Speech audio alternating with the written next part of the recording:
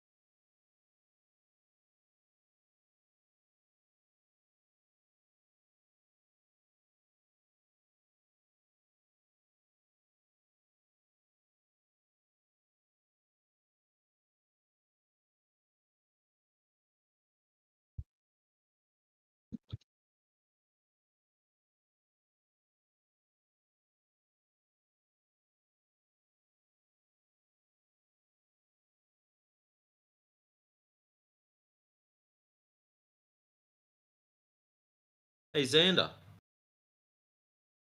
Yes. are you a baller or a flat earther? I have my beliefs. I've already stated them. You had your beliefs, and I didn't catch the end of that. Sorry. And I've already stated them. Oh, I mustn't have been here. I do apologise. What are your beliefs? You have beliefs. Really? So you have acceptances without evidence. That's wonderful. You have a pet rock? How about a mood ring? Holy shit. You know what belief is, Bishop? Yes, I do. What does belief mean, since I just told you? I've already stated to other people that it's actually something that you have faith in without any evidence. There you go.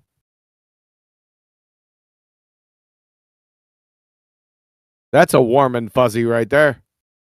How the hell do you do that? That's pretty. What? Believing something you have no evidence in? What? Yeah. You'd be better off. With a magic 8-ball. At least it gives decent answers. It's called religion. Yeah. So he's got many religions. Good to know.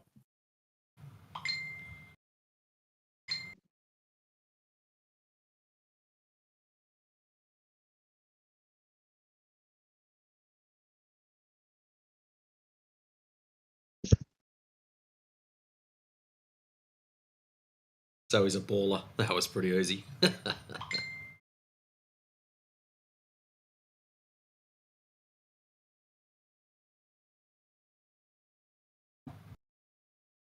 Enemy? I don't think so. That's not an enemy, dudes.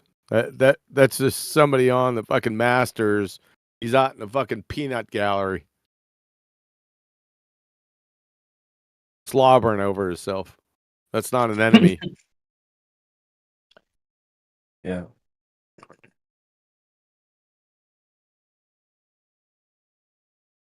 Welcome, PhD candidate. Be hard to call him an asset.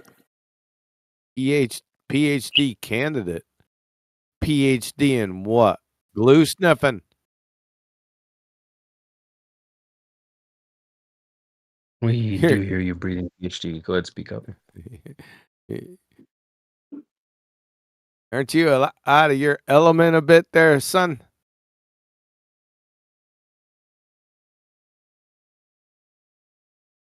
Probably a globetard. Facts. What does PhD stand for? Shut up. What does PhD stand for? It's the normal short thing, man. What does PhD? Don't get riled. What does PhD stand for, Nancy? Nancy? My name is not Nancy. PhD, I'm going to ask you one more fucking time. What does PhD stand for? You had enough time to fucking Google it. Yawn, yawn, yawn. What a fucking Sally you are. I'll Oh, give you a yawn. Insults? I'll shove my fucking foot in your ass and you'll yawn. What is this? Oh, Quantum Eraser. Yes. Okay, go for it, Quantum. Go for it. I don't have to go for anything. Go, You're a go. dumb fuck. Sure, of course. Yeah, you are. You don't know what a PhD. I asked you 5 fucking times. Keep try asking. Yeah, Go on. that's right. You're a fucking best you have? moron. Globe-tart idiot. Is that the best you have? QE. Hey. Hey. Well shut the done. fuck up. Before I slap you, you half a sissy. Oh, violence now. Violence. What, to a Cracker Jack box? Doesn't count. Nice try, though. Nice try.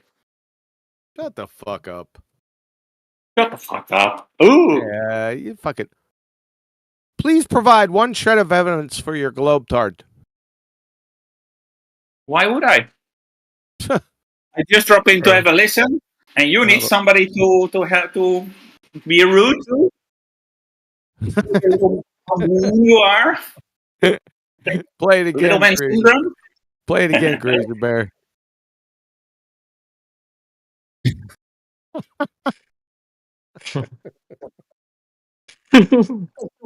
Come on, candidate. You just got here. You're acting like an asshole, bro. Can you just?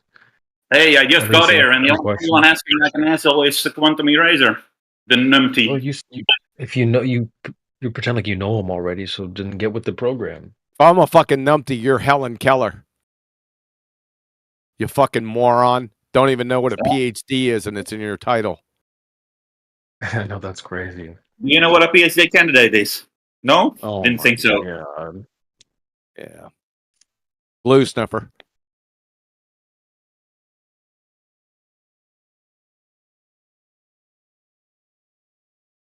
So the You're question waiting on the for your table is, please provide 1 shred of scientific evidence for the globe. That's the question on the table.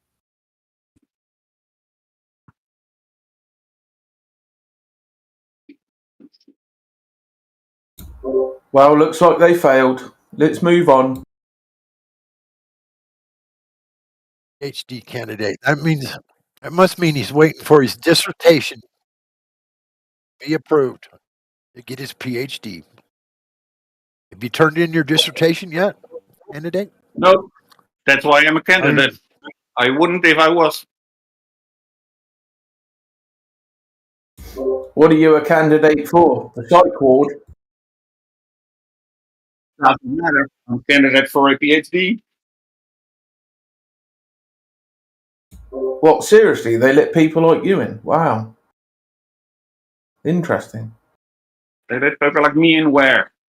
Do you not know what it is? Do you know what a So PhD we're candidate still waiting for scientific evidence, 1 shred for the globe. Sure. So you can deny it? Go away, Quantum Eraser. Well, thank you very much. What you should have said was QE. That's a malformed question. Natural science and the scientific method only adjudicate natural cause and effect relationships. It has nothing to do with shapes. So, your non-answer shows you as a fucking idiot. Thank you very much for fucking exposing yourself in front of this whole audience, you dumb fuck. What a clown you are. Your Real non-answer is a fucking answer. What a clown. Yeah, ignorance is bliss. You PhD of a fucking fuckwit. My God. Anything else you want to expose yourself as, dumb fuck? Dumb fuck candidate. His PhD's in lesbian dance theory, I bet. Yeah. My God. You fell into that one. You This figured is fun. Oh you my could be, God. you figured you could be a ball-tard moron and get away with that, huh? You fucking clown. You just screwed the pooch. You just spit the bet, you dumb fuck. Oh my god. Clown, dumb fuck.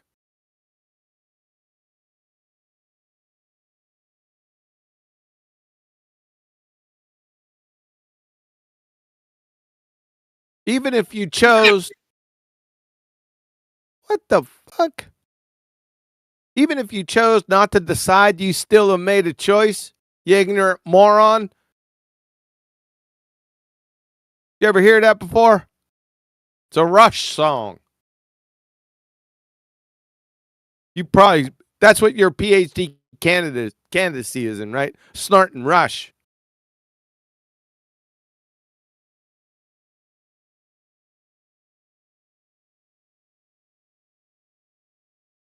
His dissertation. How much of a dumb fuck am I? True or false? That's his dissertation. No, he's flounced. He's gone. Say again? He's muted up. He's had enough.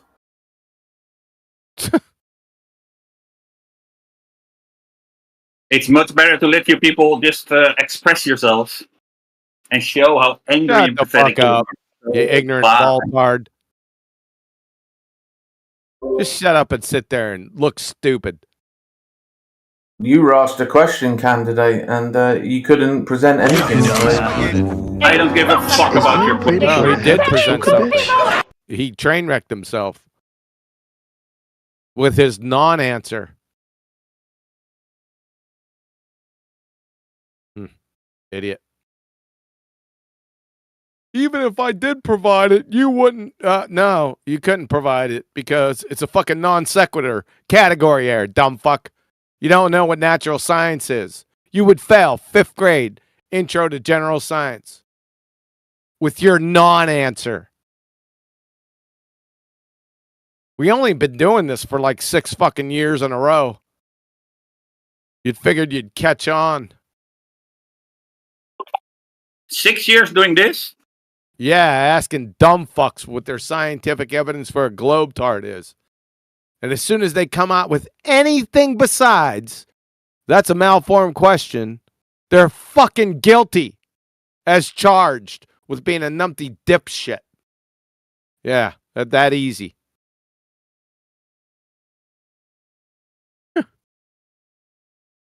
Thanks for playing. Hey, you're the shit show. Hey, you're the shit show. That's what I am, but what are you? Funny voices. Shut the fuck up. You'll piss off. And then when you get there, piss off some more.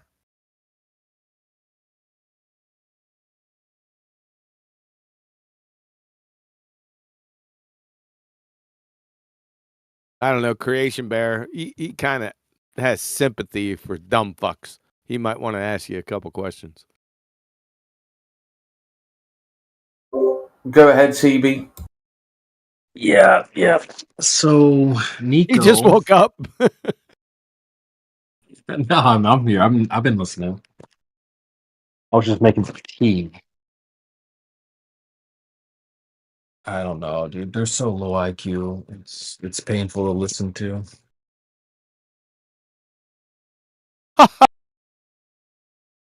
About some more of that PhD candidate, dumb fuck. He never even mentioned what PhD meant, did he? No, he's stalling. He can't pull Google up just yet. Technical difficulties, I see. Definitely doesn't know what natural Hey. science is. Why don't you try him with some geometry? I'll bet you'll fuck that up too. Facts. Well, at least give him VC verified for now, but PhD. What the heck, man? Ask him what a triangle is and we'll get our popcorn out.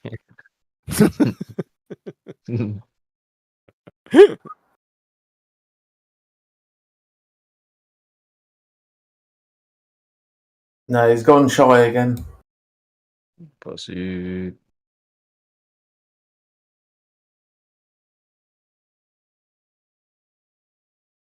Have we spoke to Shaggy? Rutro raggy retard. Yeah, this is a no listening panel. This is a active VC. No listening. You hear me? That's Shaggy's so alright. Shaggy chiming. He is Goes with us. mentally gone in the head though, because he's Australian. But One of those. Gotcha.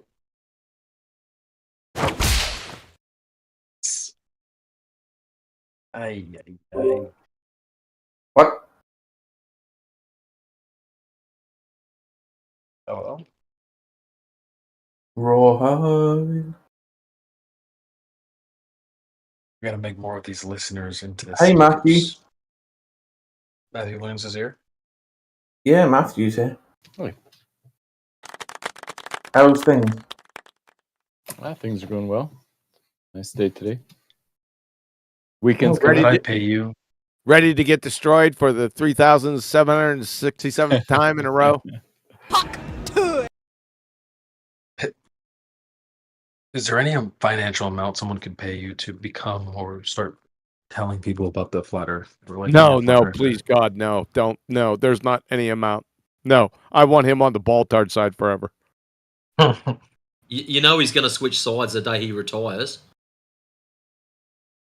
I think Motherfucker it's. said, I don't know if it's possible to choose what you believe. I mean, you can sort of What- like look at evidence, but it's not like a choice that no you make. possible to choose That's what you not- accept without evidence, but you could choose what you can look at evidence. Fucking stupid. I'm So asking, you could I can pay you Yes, AB. to go against? Yeah, well, I'm just want to know if you could, if you could get paid to go against what you believe. No. I mean, that would be a violation of integrity, I would say. Integrity, you violated that fucking years ago. Fucking says 90 degrees like 30 times in a row, and then in the same breath says there is no right angle triangle. Fucking clown, man. He's on PhD candidates level. 90 degrees. 90 degrees. 90 degrees. No, there's not any right angle triangle. We have 90 degrees. 90 degrees. Don't you think that's recorded? You dumb Yeah, I fuck ass hope so. cracker. You hope so. You would. You fucking moron. You're dumber than my cat's litter box.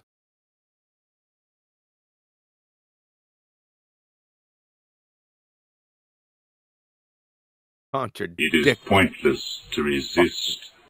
idiots. Every single fucking breath, there's a contradiction.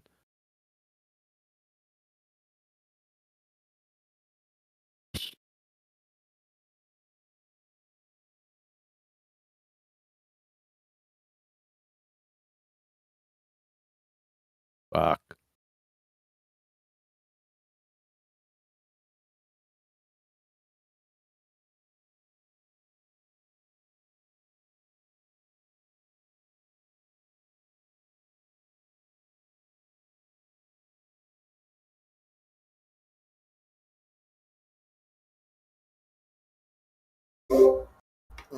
When's the next supermoon, Matthew? They come every 3 or 4 months, so my guess would be in about 3 or 4 months. I don't know. Oh, cool. It depends on the orbit of the moon. Do you get any of those types where it looks really, really big, like in those pictures? Yeah, I've seen some of those pictures, especially if it's right next to the horizon, you're zoomed in on some distant object, it looks huge.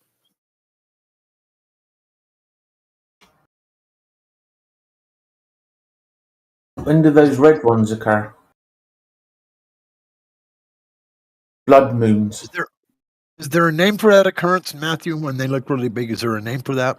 Because I've witnessed it myself. It seems Yeah, really- I think it's called the moon horizon illusion or something like that. Ephryllian or something. Somebody wrote it in the chat. There was 2 of them he wrote down.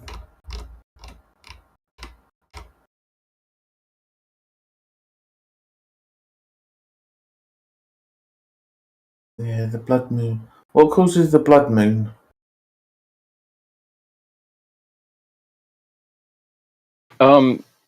Well, I mean, if it's a full moon near sunset or sunrise, it can, and you're looking at it through thick amounts of atmosphere, it can look reddish. Maybe that's what you're talking about. The other thing is that in the middle of a full lunar eclipse, it can look reddish too. Cool.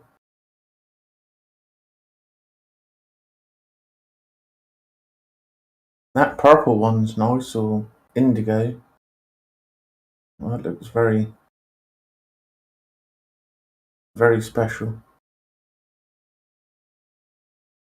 You see that, Matthew?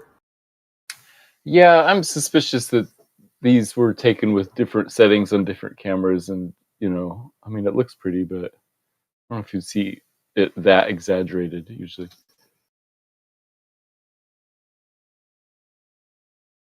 You doubting Thomas, Matthew?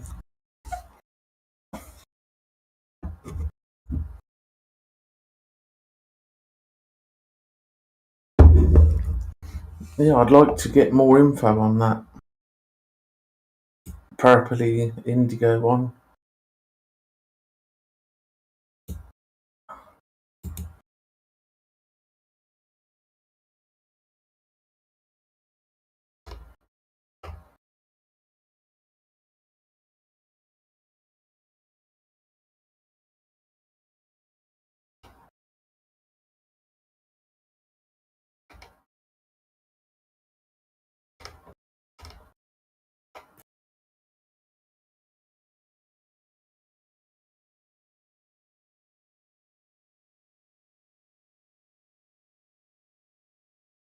Have you seen any of those colours for the moon, Matthew? Or just the normal ones? Just the normal ones, like mostly white and then kind of reddish during sunset times.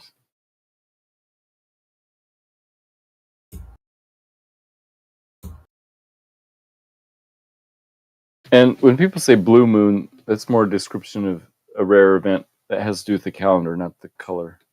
Blue moon. Blue moon. Like once in a blue moon is what that means, basically. Yeah.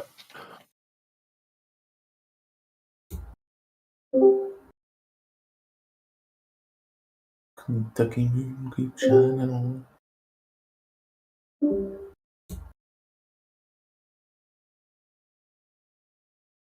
W panel. Yo, Neil, what's happening? Chilling, just eating. Just got done BMXing. Nice. Saw some friends I haven't seen in like over 10 years. It's pretty cool. Ah, friends. Awesome.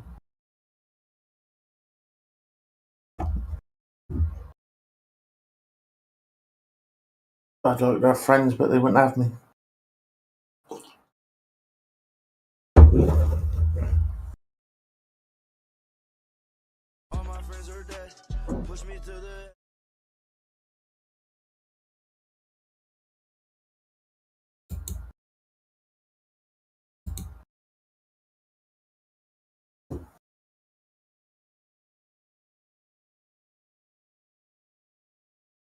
Have you got any equipment to take any good images of the moon, Matthew? I've taken pictures with just sort of a regular DSLR camera a couple times. I was trying to show that the angular size of the full moon doesn't change. So I took pictures like right when it rose, several times throughout the night, and then right before it set. Okay. Do you think that's because it's cooler? No, I think it's because all night long during a full moon, the moon is about the same distance all night long. Is what I think is going on. Because I think the moon is a physical object that obeys the law of perspective. That as it gets farther away, it would get smaller, and so the fact that it doesn't get smaller, implies that it is not changing distance very much, within 2% or so. Have you ever looked from different hemispheres or different latitudes? I haven't. I was talking about from a single location throughout a whole night. Like, it doesn't seem like the moon is coming closer and going farther from you if it stays the same angular size all night long. But the sun does change size. Who gives a shit? Uh-oh. Does that? Oh, I was Doesn't talking have- about the moon. Who gives a shit? Doesn't matter. How do you have horizon on the globe turn?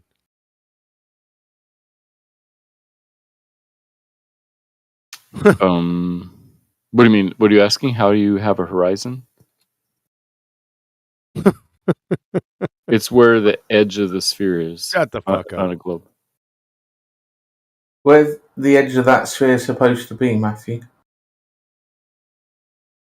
How is it possibly know. horizontal on a ball, Matthew? How could that possibly be horizontal on a ball? That doesn't make any sense. Oh, it can't be. Yeah, you're right. It can't be a perfectly straight line on a ball. But if it's really big, it's hard to tell the difference. But if the horizon... But it's not very big. We know how big it is. It's not that big. Yeah, if we know the claimed radius, shouldn't the horizon follow that? Yeah, the geometric horizon. So if you look at a horizon, could you figure out how many miles that was? Not really, because if you're looking at the horizon, especially over water, it's going to be all wonky because It can't have. It's not. It's a horizontal, and you're fucking done. You can't have a horizon like God Rockin' said on a globe. No horizon. Yeah, if you got a left to right horizon, you should be able to figure out the distance. But No, fuck that distant loggy. He can't have a fucking horizon loggy. Cease and desist. Can't have a horizon on a globe tard. It's over. It's over right there. It was over back in 2015. Just wasting your time. What are you, bored? No. No, not you. I'm not talking to your dumbass. Doesn't even know what a fucking triangle is. Definitely not talking to you. Triangle has 3 straight lines. Shut the fuck up. Tired of listening to your dumbass. But I was just trying to get to the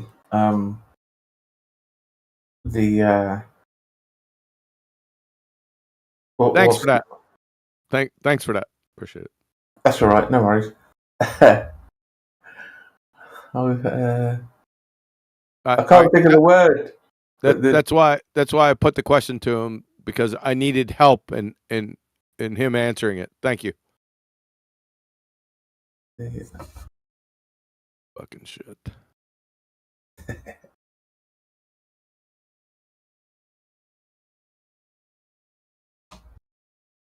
Oh, it's 11:03. They'll probably take you off mute here in a second because they're getting bored, Matt. They'll fucking just ask you stupid questions and shit. Just like PhD candidate down here. Dumb fuck. You only got a couple minutes left. You can hold on that. I'll be out of here, and then you can probably go on waffles or something. They'll fucking follow you. Bruh. I know, right?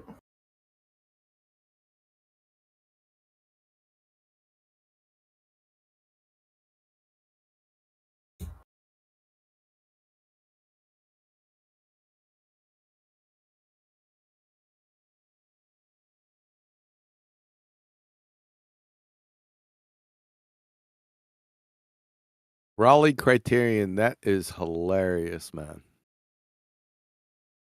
You know, back in 2017, that's when a wise man said, they hijacked perspective and called it Earth curve. Who said that? Similar situation as you just posted right there. I don't, some wise man said that. A very wise man. Yep. As it turns out. Soup brats. Platter, that's pretty fucking funny.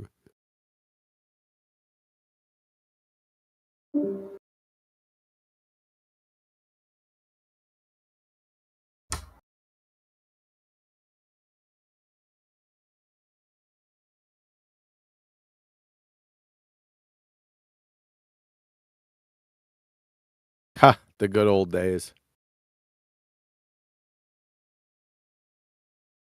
Yeah, Platter, I don't know what the origin was that I just found that somewhere. It's I think it's something to do with the Blackpool wind farms. Yeah, that's an old one. Yeah, it wasn't this particular photograph, but it was the same concept.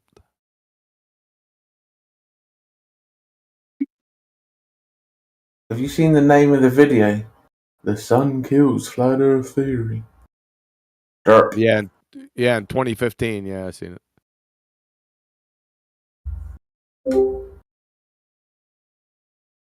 That's about the time that they were denying refraction, claiming there was one horizon and that it's geometric, and refraction's a flat earth thing made up. Oh, how times have changed. And then fucking idiot Matthew posts this fucking train wreck. You're like, how many times have you done this and this been debunked? I'm probably, 40, 50 fucking times, but you still do it. You just can't help yourself. You're just a fucking idiot, crayon munching piece of shit. That's it. Look at you, you little fucking weasel. I can see it in your eyes. I'll tell you what. I'll tell you what, you little weasel piece of shit. Next time Indio comes in here, go ahead and post that. See what happens.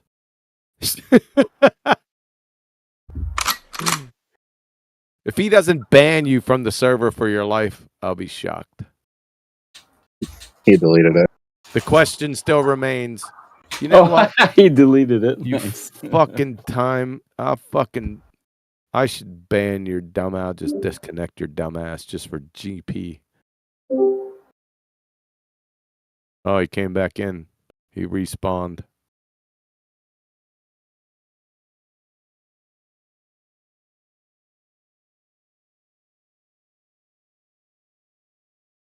Get the rocks. Yeah. Abdul? Yeah. Get the rocks. Get the rocks. Yeah, I'm about finished. So, have a good night. Have fun with these crayon munchers. Take care, Kiwi. Yeah, later. Be well. Catch you, Kiwi. Go on. Right, Matthew.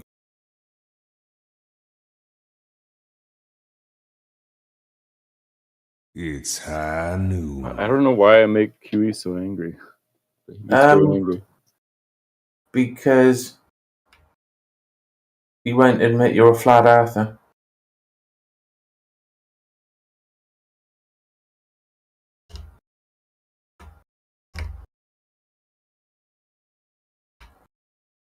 So getting back to what I was asking you, if you look left to right, and that horizon is horizontal and hundreds of miles, how does that happen? That's what you would expect on a sphere. If you think about what an ant would see on a basketball, the distance to the horizon is the same no matter which direction you face. And so as you spin around, you're going to see the same thing. Liar! So now, if you like take a picture and sort of compress it, you'll see, you may be able to see a curve depending on how. You may, but you've got to compress the images to do it. Therefore, amplifying the failures of lensing. Congratulations, you're a fucking weasel. Right. Yeah, so the geometry is just plain that as on in a your sphere, that's what camera you would lensing. expect. But does that conform to your model of 7.98 inches per mile squared? Shouldn't that be happening left to right as well? No.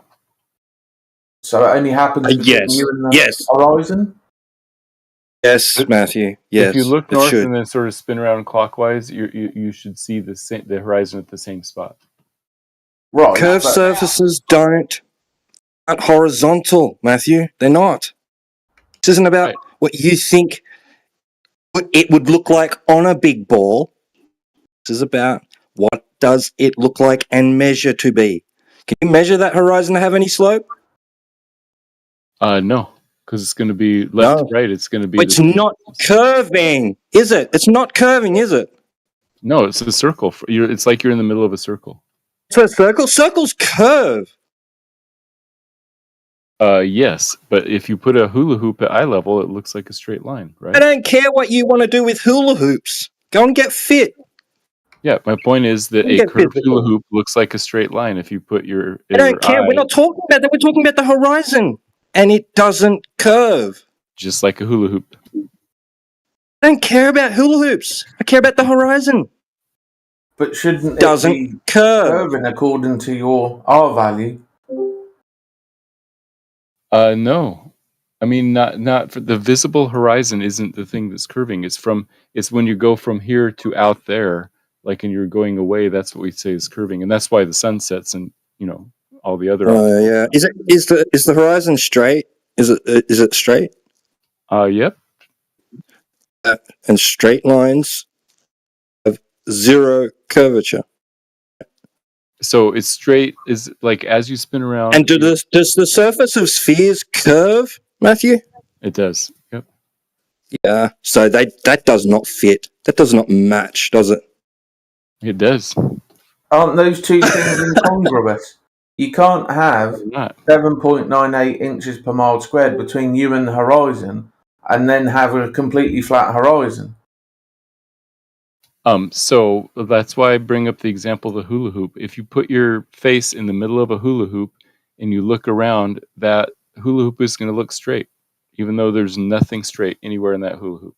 I'm saying it's just geometry, and we're talking about the visual of what things look like, which isn't super helpful anyway because there's turbulence to the What they measure like. And do you live on a hula hoop, Matthew?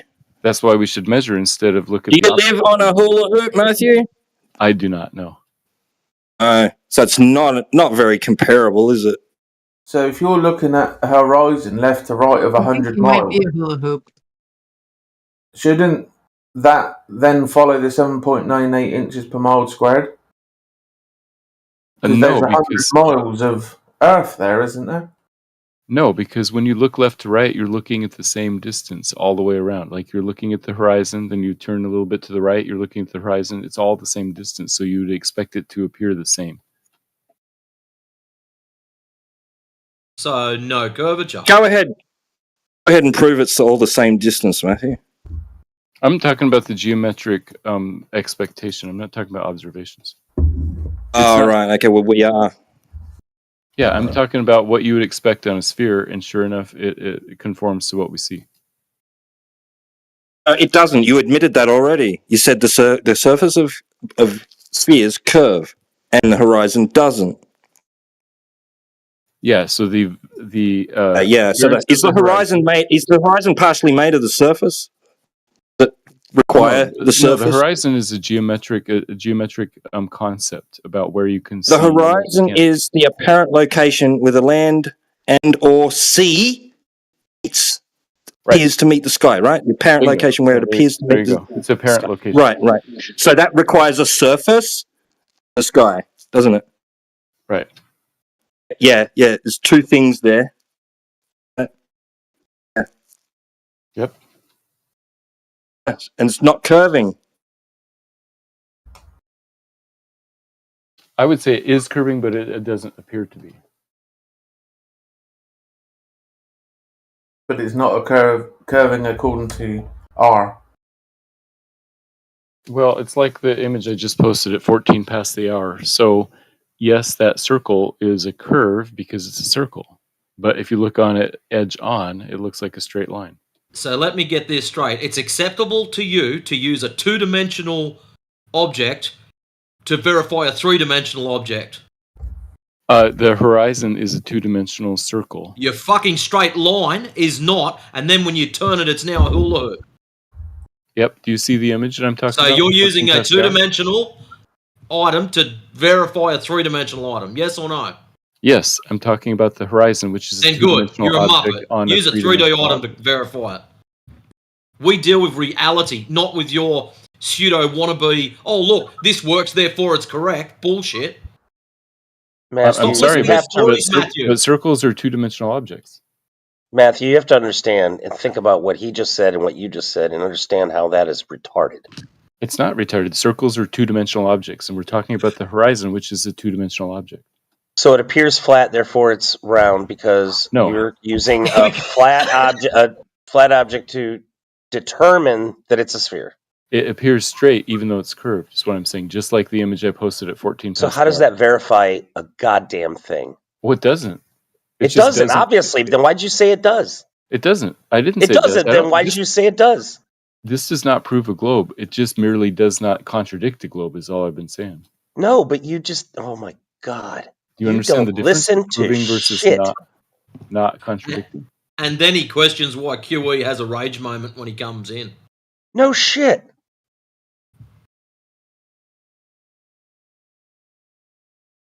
Yeah, things that don't curve do contradict things that curve. Okay, that's a juxtaposition. That's a very stark comparison. Things curving, things having zero curve. Yes, and appearances are different than reality. That's the main No, point. not appearances. Actually.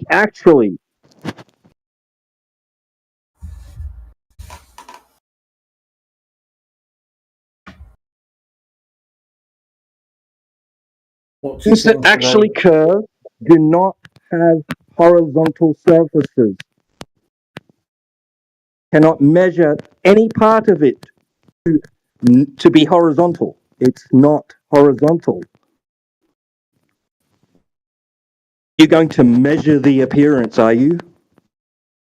No, I But don't. we're measuring this flat, but it just looks like it. Yeah. Right. It's a standard by which we use, right? Horizontal. It's a standard. The horizon is a standard. The surface of liquid at rest is a standard for horizontal. That we can actually utilize horizontality to do things in reality, in practicality, building, navigating. What do you think of those images of Lake Balika with thousands of miles of specular plain? Do you think that can work on curved surfaces? Which images are something you posted recently? Let me look. I can post, yeah.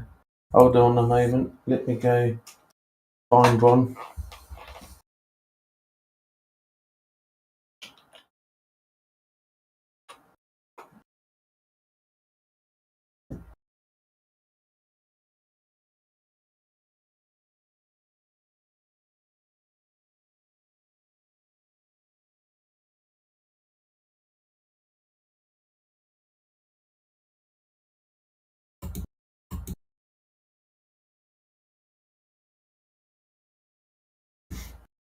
Things like this, Matthew.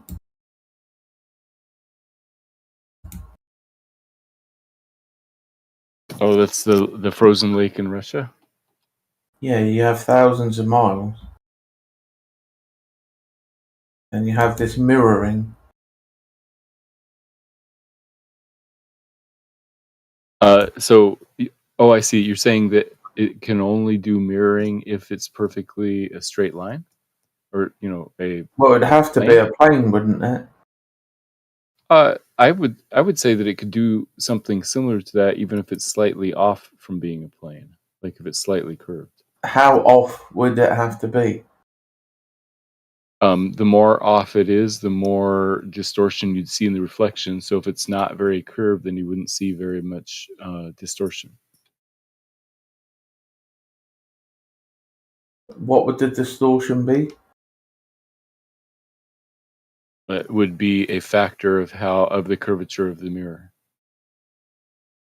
And the curvature of the mirror, it's only gonna like change 8 inches for a mile long mirror. That's not much distortion. I don't think you would even see that in the reflection. So There doesn't appear to be any distortion. Right. And that is thousands of miles.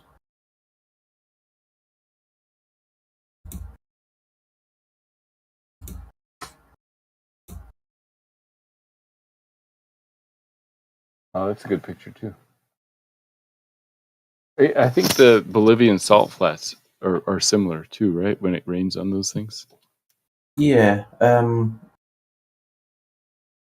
of easier to do it with these sorts of ones because you can see as above, so below perfectly.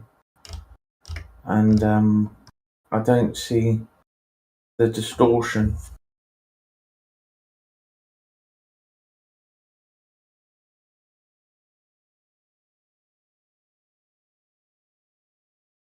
The problem there is that without the distortion there to compare it to, there's no comparison. So this, you can say whatever you want, that there would be not enough distortion to see it, or it wouldn't be enough to cause very much distortion or whatever. You just can't say any of that stuff because you don't have comparison. You don't have a comparison of a curved reflection compared to a perfectly flat reflection. You don't have it. Yeah, I agree. That's why I don't think this helps either side. I got a question for Matthew, and I think you guys will enjoy this.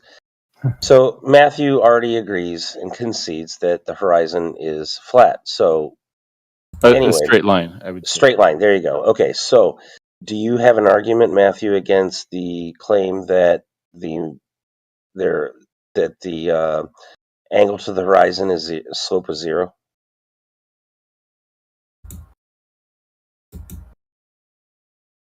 So I've been trying to come up with a way to answer QE's like slope is zero, thing that he always says, but I haven't figured out. I think it's because there's a difference between the angle from here out to the horizon versus left to right on the horizon, and I don't know how to articulate that very well. So the short answer is no, I don't have an answer to his specific formulation of the question. That's fine, because my whole point is that if everywhere you look it's straight line to the horizon, and if it's a slope of zero to the horizon and a slope of zero to the horizon everywhere you look, you kind of have to have an argument against that.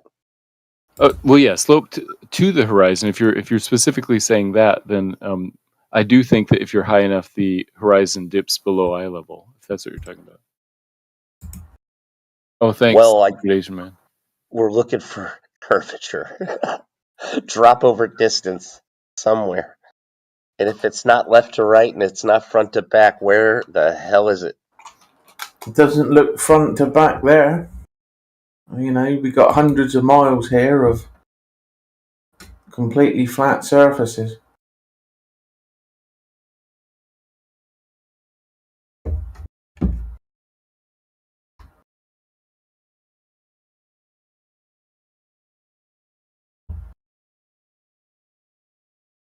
And if the horizon is straight at over 100,000 feet, I don't think elevation is going to help you, bro.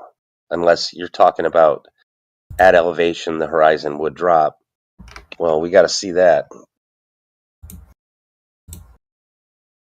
Yeah, I haven't tested that myself, but from what I know of people doing theodolite type measurements, the horizon does seem to dip below eye level the higher you go.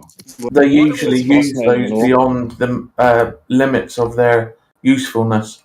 Right, yeah, so that's why you need somebody who's an expert at that to talk about. Yeah, hey, Matthew, what you need to do, go and have a look up theodolites. Now, as you know, and you've been around long enough, every single measuring device has to be calibrated, and they do have an inaccuracy.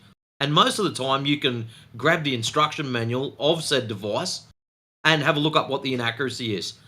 So next time someone's jumping up and down and getting all excited over their theodolite measurements that are greater than about 600 yards, just point and laugh. Go and find out what model they're using and have a look at the inaccuracies. You've got guys doing theodolite readings 40 miles and 50 miles, getting all excited because they're not accurate. Well, shit, go and have a look at the numbers, mate, and you'll see why. So theodolites measure angles, right? So wouldn't the inaccuracy be in terms of angles? Stop. It doesn't matter what the device is measuring. They all are not perfect. And Right. the companies display their inaccuracies. So theodolites might say it's accurate up to 600 yards, for example. Beyond that, it's out by 1 second per mile, or they might give a direct number of how far out, plus minus it is, per distance. So go and have a look at that. Yeah, that would be interesting. I'm curious why you're saying the error would be in miles or feet or meters, whatever, because they measure angles. Wouldn't it be in like arc minutes or something? Well, here's why. Because if it's off by, I'm making an example. If it's off by a quarter inch at 100 yards, it's off at half an inch at 200. 3/4 of an inch. You see what I mean? It compounds the further you go. So if you go 40 miles, holy shit, you're hundreds of feet off, probably more, right? Yeah. You see? Yeah. No, I see. I'm just saying that I think that that what they directly measure is angles, and so I would assume that the direct measurement, the error in the direct measurement would be listed in angles or degrees or something. Well, that's what Matrix is saying. Or oh shit, was it Matrix or? Yeah, it was Oblivion. Oh. Yeah, okay. So it's off at measuring an angle over a certain distance. It has a limit of accuracy. So if you start measuring at double the distance, it compound. You see what I'm saying? It compounds over distance. What does this all mean anyway? I mean, No, I lead get to the ball point. Earth or what? I get the point that whenever you use measuring devices, there are inaccuracies. That makes sense. And that's what they do. They use them at 2 miles and 5 miles and 10 miles, and they're no good at those distances.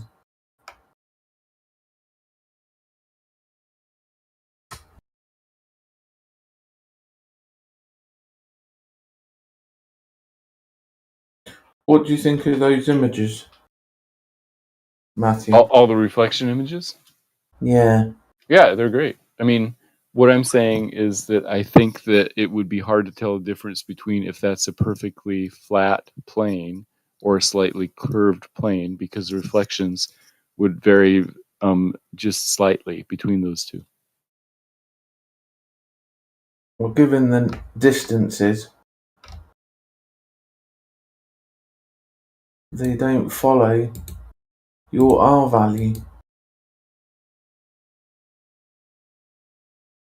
I'm saying if you have a mirror that's like 1 mile by 1 mile by a square, then it's only going to be what 2 inches difference from the center to each end, and so I don't think that's going to make a huge difference in the reflection you So see. why does the globe get a pass on this? I mean, is it just for this idea alone that if you were on the surface of something of a sphere that big, that it would be almost imperceivable like that? Like, no, it's not a pass. That alone is a valid enough argument, right? No, like, is it? No, it's not a pass. I'm saying that this one observation would be indistinguishable between flat and a globe. I don't know that. But then you tell us that your GH is at 3 kilometers from the 6-foot observer height. GH? Geometric horizon, your physical. Oh, yeah, but that's just sort of a mathematical concept. Obviously, you're most likely looking over water, and the turbulence in the air is going to mess that up. So I don't think that helps us either, or either side, really. But if you can see 100 miles from 6 feet, is that not an issue? Not with refraction. Refraction's an angle. Yeah, so if the path of light bends at 0.007 0.8 degrees per mile, then that can change the appearance by enough to account for the globe.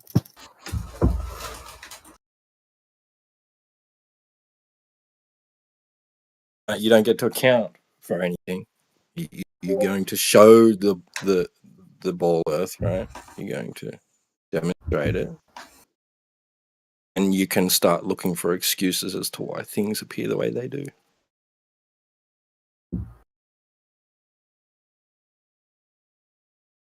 What about the infrared images where they were showing 1,500 miles? Yeah, same thing. Infrared or visible light or whatever. I'm just using the 8 inches per mile. 8 inches per mile, if you turn it into how much the path of light has to deflect, turns out to only be 0.0072 Yeah, but you degrees forgot per something, mile. Matthew. That's a single angle. Right, not and it a compounds. constant. And it has to be amplified to bend further down as it goes around the ball further. You keep forgetting that. So that means that's what I'm saying. it's got to get denser and you're denser right. and denser to get round there. And your angle would be 0.007, 0.008, 0.0009, and it would get greater and greater and greater as it gets further and further around. This is not happening, Matthew. You know it, I know it, and everyone else in this room knows it.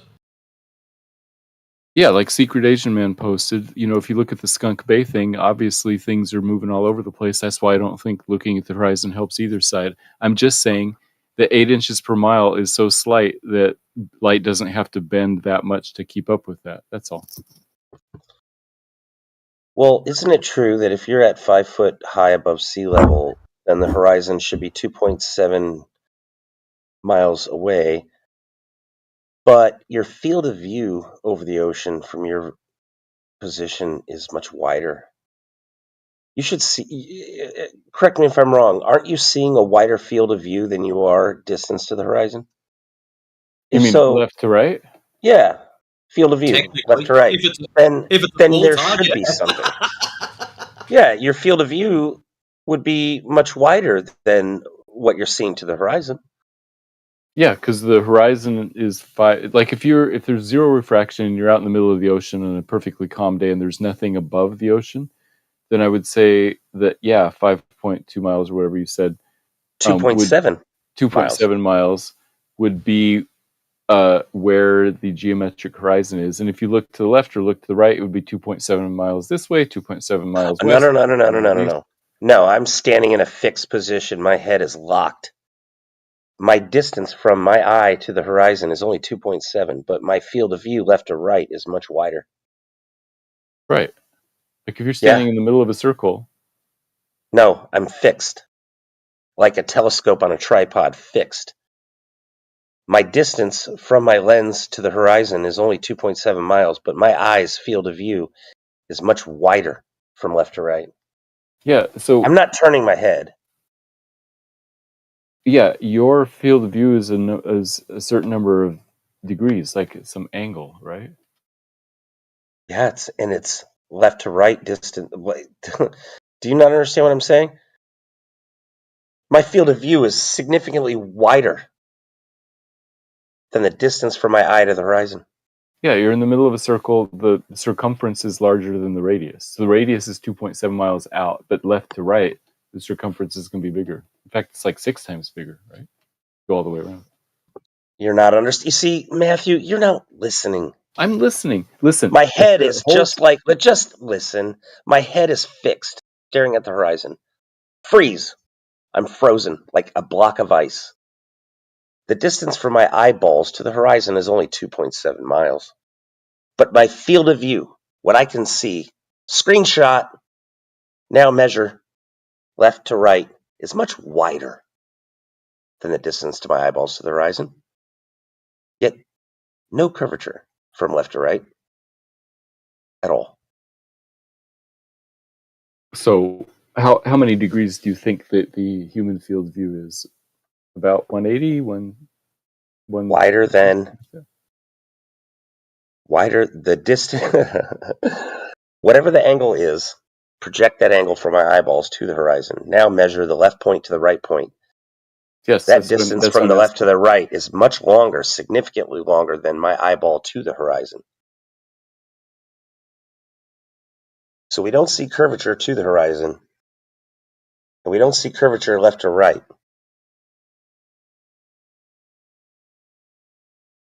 Pretty damn flat. Okay, so let's say that the human field of view is 120 degrees. That's a third of a circle, right?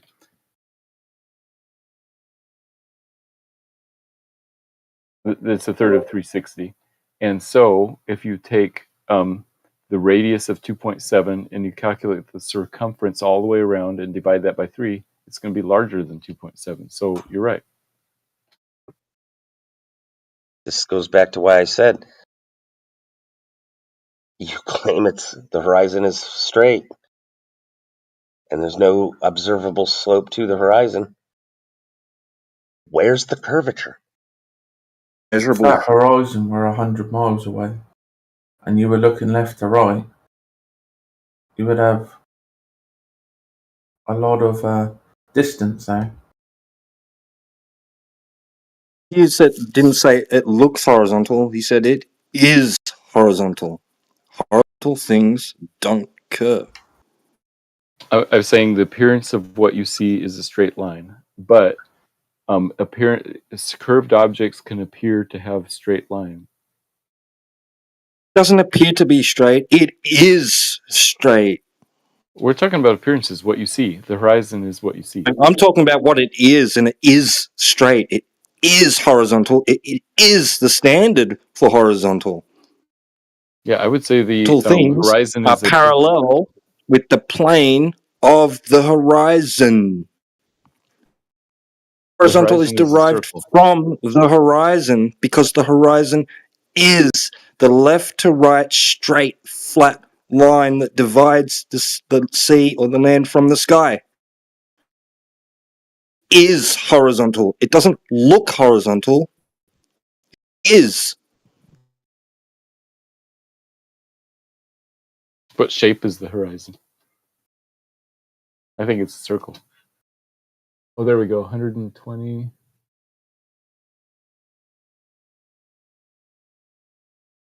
Yeah, like 124. Call it 120.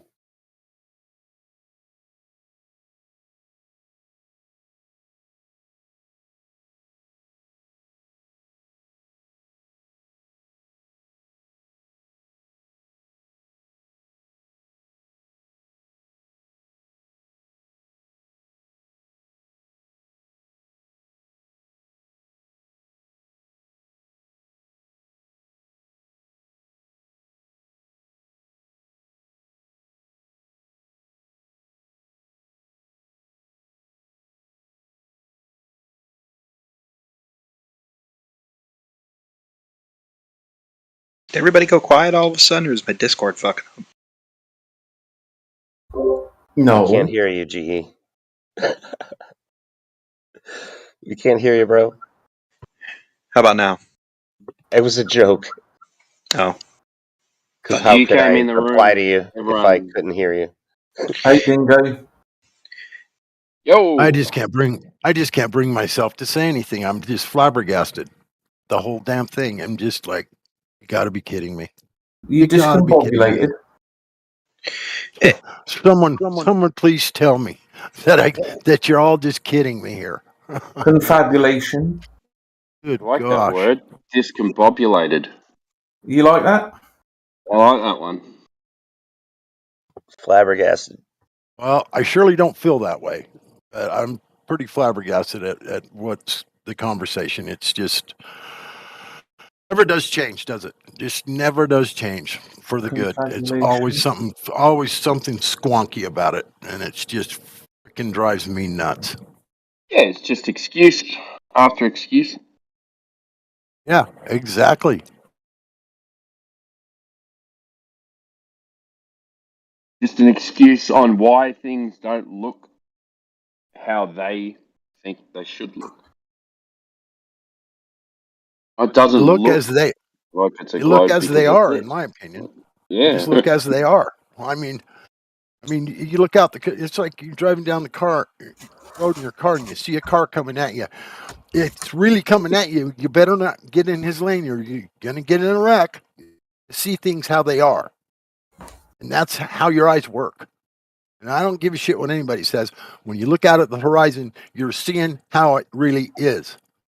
And that's just all there is to it. I'm not going to believe any of this refraction bullshit, whatever, bendy this, bendy. No, it ain't fucking happening. When did somebody ever was driving along the highway in the lane and they were like, "Oh no, there's a car coming at me. What do I do? I can't swerve." Oh, it was not there. Really? Refracted. Exactly. Got into a refracted accident. I wanted to ask Matthew's opinion to see if you've seen that PBS thing with Funny Voice Man Hawkins, where they lied about the helicopter going behind the horizon at 6 miles. Did you see that, Matthew? Yeah, I did see that, but I didn't look deeply into the debunks of that, so I'm not super familiar with it. Did you just refer to Stephen Hawking as the funny voice man? Yeah, the little funny voice cripple. Oh my God. He's a clever. Oh, hold on, Dingo. You should look into that, Matthew, because they've been very duplicitous within that, where they've been caught using the same frames for the water and the ducts when the helicopter disappears. And this is something you have to question. If it's as simple as you're making out, and if it works as you are thinking, then why is there this duplicity with PBS and Hawkins? Fraud. If Stephen Hawking was really in control of his mental faculties, right, and he really did choose the words that to voice over that documentary, then he is a fraud. Something is going on, Matthew. And when you watch that, and then you watch the debunk, you have to think to yourself, if it works as you presume, then why didn't they present that? Why did they present this duplicity? Go ahead. Yeah, that's a good question. I don't know. I mean, maybe they didn't have enough coverage. The video editors made a mistake. I don't know. Well, it's not. They just made it up. Yeah, it's not a mistake when you put the helicopter in and out using the same water and ducts. That's not an accidental thing. It's intentional. Yeah, you've got to edit it to look like that. No, you can't. It's in reverse. You would edit it for time. It's got to be edited on purpose. Yeah, why would you take the water and ducts from 10 seconds earlier and then move it in time? That is clearly, intentional. You'll have to watch the debunk if you watch the thing and then see what you think. Absolutely no reason to do that whatsoever. Need for editing there. Yeah, I can't comment having not seen it. It's unusual they don't have any evidence. Because if they did, they would have presented it. And if your evidence was accurate in what you're saying here, they would have presented that. But they didn't. Interesting, eh? You have to see what you're talking about in the first place. I've got nothing to go on. What? I don't know what you're talking about in the first place. You do. No, I don't. They're talking about the Nat Geo special with Stephen Hawking, and then there are some things or somebody made a video debunking parts of it where they reused some footage. Apparently, I don't know much more about that. I don't think I've seen the Nat Geo video, and I've certainly not seen a debunk video about that Nat Geo video. I'll send it. Well, you don't need to comment then, Platypus. Keep stum. I will send it you. Appreciate it. Thank you. Oh, by the way, they barely give any information either. It's atrocious. So here's their dog shit production. That's made for 30 IQ people. With their pants down again, like the stripes on the boat.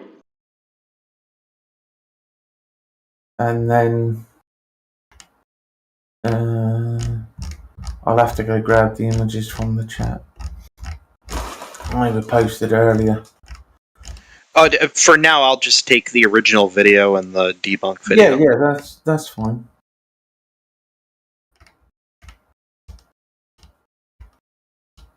What kind of a time investment am I looking at for both these combined? Just watch the first 10 minutes.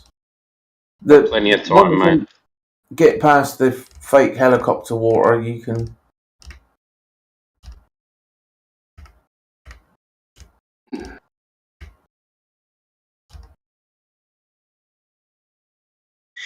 Logan, every time you scroll your mouse wheel, you trigger your microphone.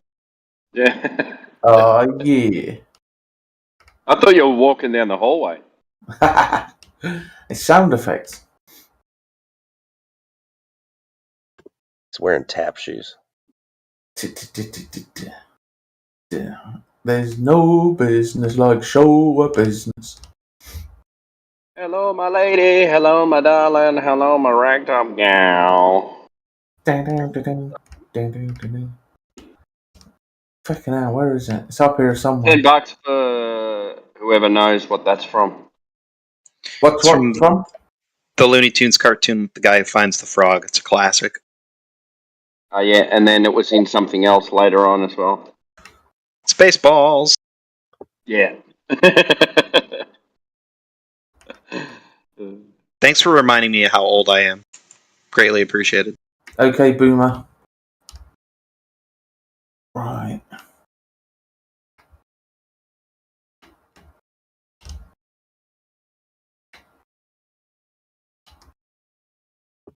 GE, are you Gen X? Has to be. Done that. No, You don't sound that old. I believe I'm technically a millennial. Oh, really? What is it? The millennial. Millennials were born between 1981. No, people don't realize that they're millennials all the time. If you were born between 1981 and 1996, you are a millennial. Bro, 96. Crazy. I'm just on that edge. I am smack in the middle of that age group. I was born in 88. I'm 81. What the hell am I? Holy shit, Jay. I was got born in shit on 90. you. I was You're born a in boomer, 1956. Is that what it is? I'm a boomer. Yeah, you're a boomer, God rocking. Damn it! I don't want to be a boomer. All their parents attend World War II. Oh shit! I don't want to be a boomer. Okay, boomer.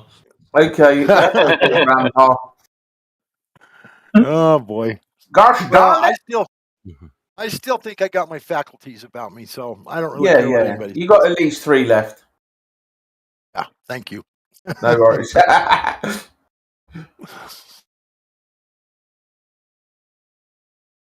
We have some fun. When you hire a nurse, you'll have a new faculty. Oh. I think I'm either the oldest or the second oldest member in this server. Now that is amazing. Someone told me that a while back. I can't remember who it was, but I mean, gotta be kidding me. Who's the one? Is it Sonny? Sonny's the oldest, yeah. Oh, so I'm, Yeah. I'm a few years older than Sonny. At least 3. Oh, are you? Oh yeah. 2 or 3 anyway. And we talked about it.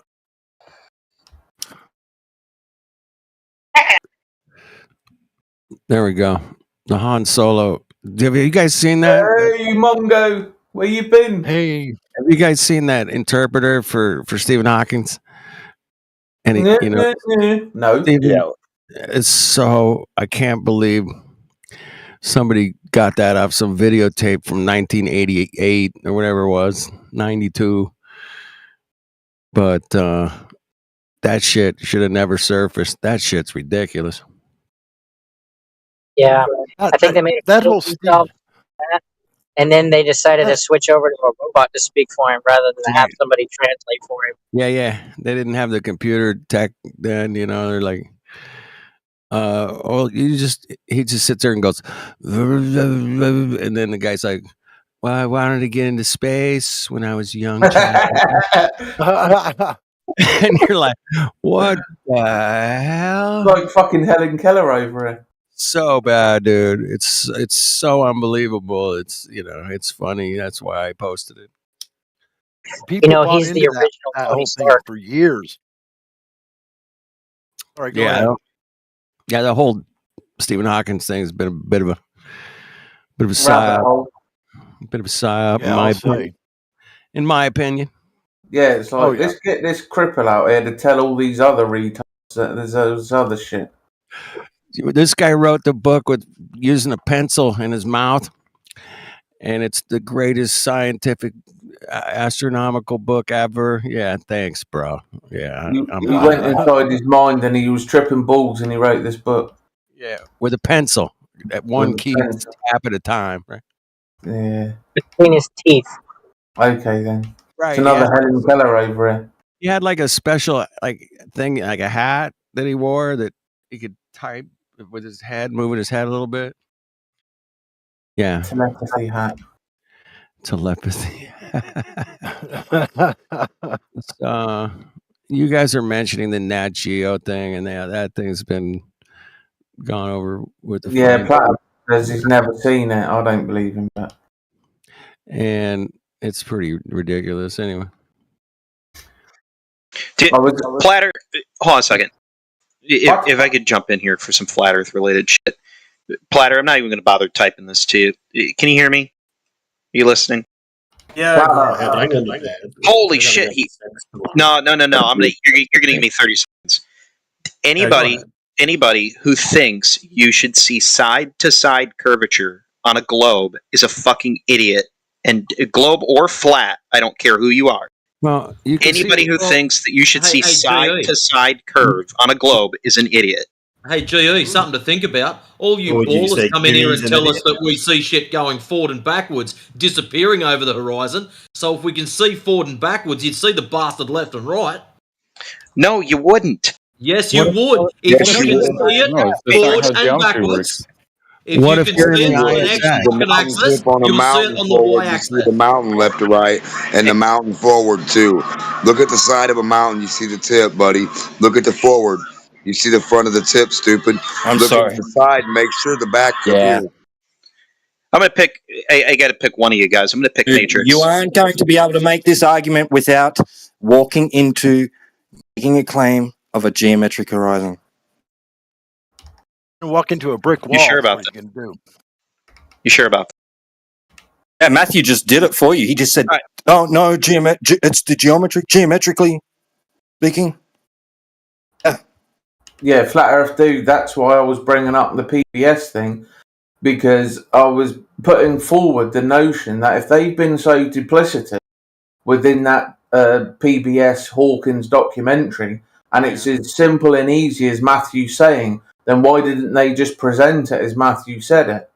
So it kind of, just gets you thinking a little bit, hopefully. I like it.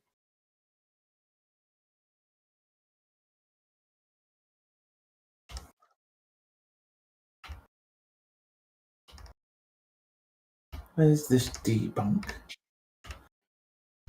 Dagnabbit. Hey, they see the right to left curve on the ISS. They do. You don't see a curved horizon. You see the same thing you see at ground level. The horizon equidistant from where you're standing in all directions. And it just so remember- happens that you're so goddamn high off the ground when you're at the ISS that you can see the entirety of the Earth. Really? Globies denied refraction. 2%, but You just did it. You just did it. You just made it geometric. You just made it geometric, dude. Equidistant in all directions, huh? Yes, the curve, the horizon on a globe is equidistant from you in all directions. And that means it's geometric. right? No, it just means that you wouldn't see any side-to-side curvature. And anybody who says that you would see You're side-to-side saying curvature that from is your an idiot. eyeball to that point out there that you're seeing is the same direction, same distance in any direction you look. Yes. Yeah, that means it's geometric, fixed distance to that point. Dude, I don't give a shit Black Swan, what word you're Black assigning Swan, to it. Black Swan. Now say it's not geometric. Go on, Black Swan. Now say it's not geometric. Say it's not equidistant. I don't know why you're ascribing whether it's geometric or not geometric at this particular moment. Yeah, because Black Swan. Hello. I don't give a shit what's going on with the atmosphere. It doesn't change the fact that the horizon is equidistant from you in all directions, which is also a true statement on a flat Earth as well. The horizon is the same distance away from you in all directions. Yes. Correct. So if you turned around at the Black Swan, the horizon would appear at exactly the same place. Like the same distance away. Over 9.6 miles away. Unless you've got something like mountains in your way, yes. This assumes Really, you're gonna necessarily have the same conditions facing that way as the other way. You may have some different conditions out in that area, and it might look a little bit further or closer. You probably would. You probably would. But again, back to my original statement, the atmospheric conditions going on around you that either do or do not let you see a certain distance doesn't change the fact that at the end of the day, the horizon in all directions is still the same distance from you. You have a distance to the horizon? What is that distance? Depends on how high off of the ground you are. Well, 1 foot. I don't know. I don't know how to do that math out loud. It's 1.225 miles times the square root of the observer's height in feet. That doesn't sound right to me, because even without not knowing what the correct answer is, the math that you just described involves a parabola. There's no square involved with it. I didn't say anything about squared. I didn't say 8 inches per mile squared. Didn't say anything about... oh, right, yeah, 1.225 miles times the square root of the observer's height in feet. You told me how far away the horizon is at 1 foot. How far away is that again? Should be, according to the geometry of a sphere with a radius of 3,959 miles, which you're saying it should be the same in all directions, right? Yep. All right. Well, Black Swan. No, what was the answer? 1 How foot. far away? Miles. And what's 1.225 miles, right? And what? And so it'll what be is the same math? distance. And what is the math that you did to arrive at that figure? So that's the math that we're giving. We're given, right? No. I asked you a question. Yeah. That's the claim. That's the and now claim. I'm asking you. No. You gave me the answer. Now I'm asking how you arrived at that answer. It's a specific physical distance to the horizon, right? How did you arrive at that? How do you know? Hold on. 1 foot observer height. How far away is the horizon on a globe? We're told the claim is, based on the geometry of a sphere with a radius of 3,959 miles, that it would be 1.225 miles. I'm not asking you what you're the observer's height in feet. I'm not claiming a distance to the horizon. You are. Specific set distance that will be the same in all directions to the observable horizon, right? Geometry. Geometric. Based on what? The observer height and the size of the sphere that you're standing on? Geometric. How did you use a 1 foot observer height and a radius of 3,959 miles to arrive at 1.2 miles for the horizon distance? What was the math that you did? The equation comes from the sphere having a radius of 3,959 miles. And to derive the distance to the horizon is used by the equation. I had posted from University of Washington, the mathematics department. If you No, take you out just the said that HTTPS, backwards. no. If you take that HTTPS, open it up, right, and it'll give you the paper, the way that they derived it. If that's your interest, it's right there. We got a math professor here. And we can double check 59 that. minutes of Appreciate the hour. it. Matthew will double check that for us. Thank you, Matthew. So nobody's going to tell me how they calculated that number then, is what I'm getting. No one, not even the person who said it originally, T-Dub? Nothing? It's dictated by the distance from the center to the surface, including your height, right? Your eyeballs, right? And the rate at which the sphere will curve, and you looking at the sagitta in the distance is going to be a set distance. And how did you calculate what that set distance is? But you're not answering the question. If you don't know what the answer is, then just say you don't know. Stand by that claim or not? Do you agree with it or not? With what, 1.2 feet? Or 1.2 miles? Is that what you're asking me to agree to?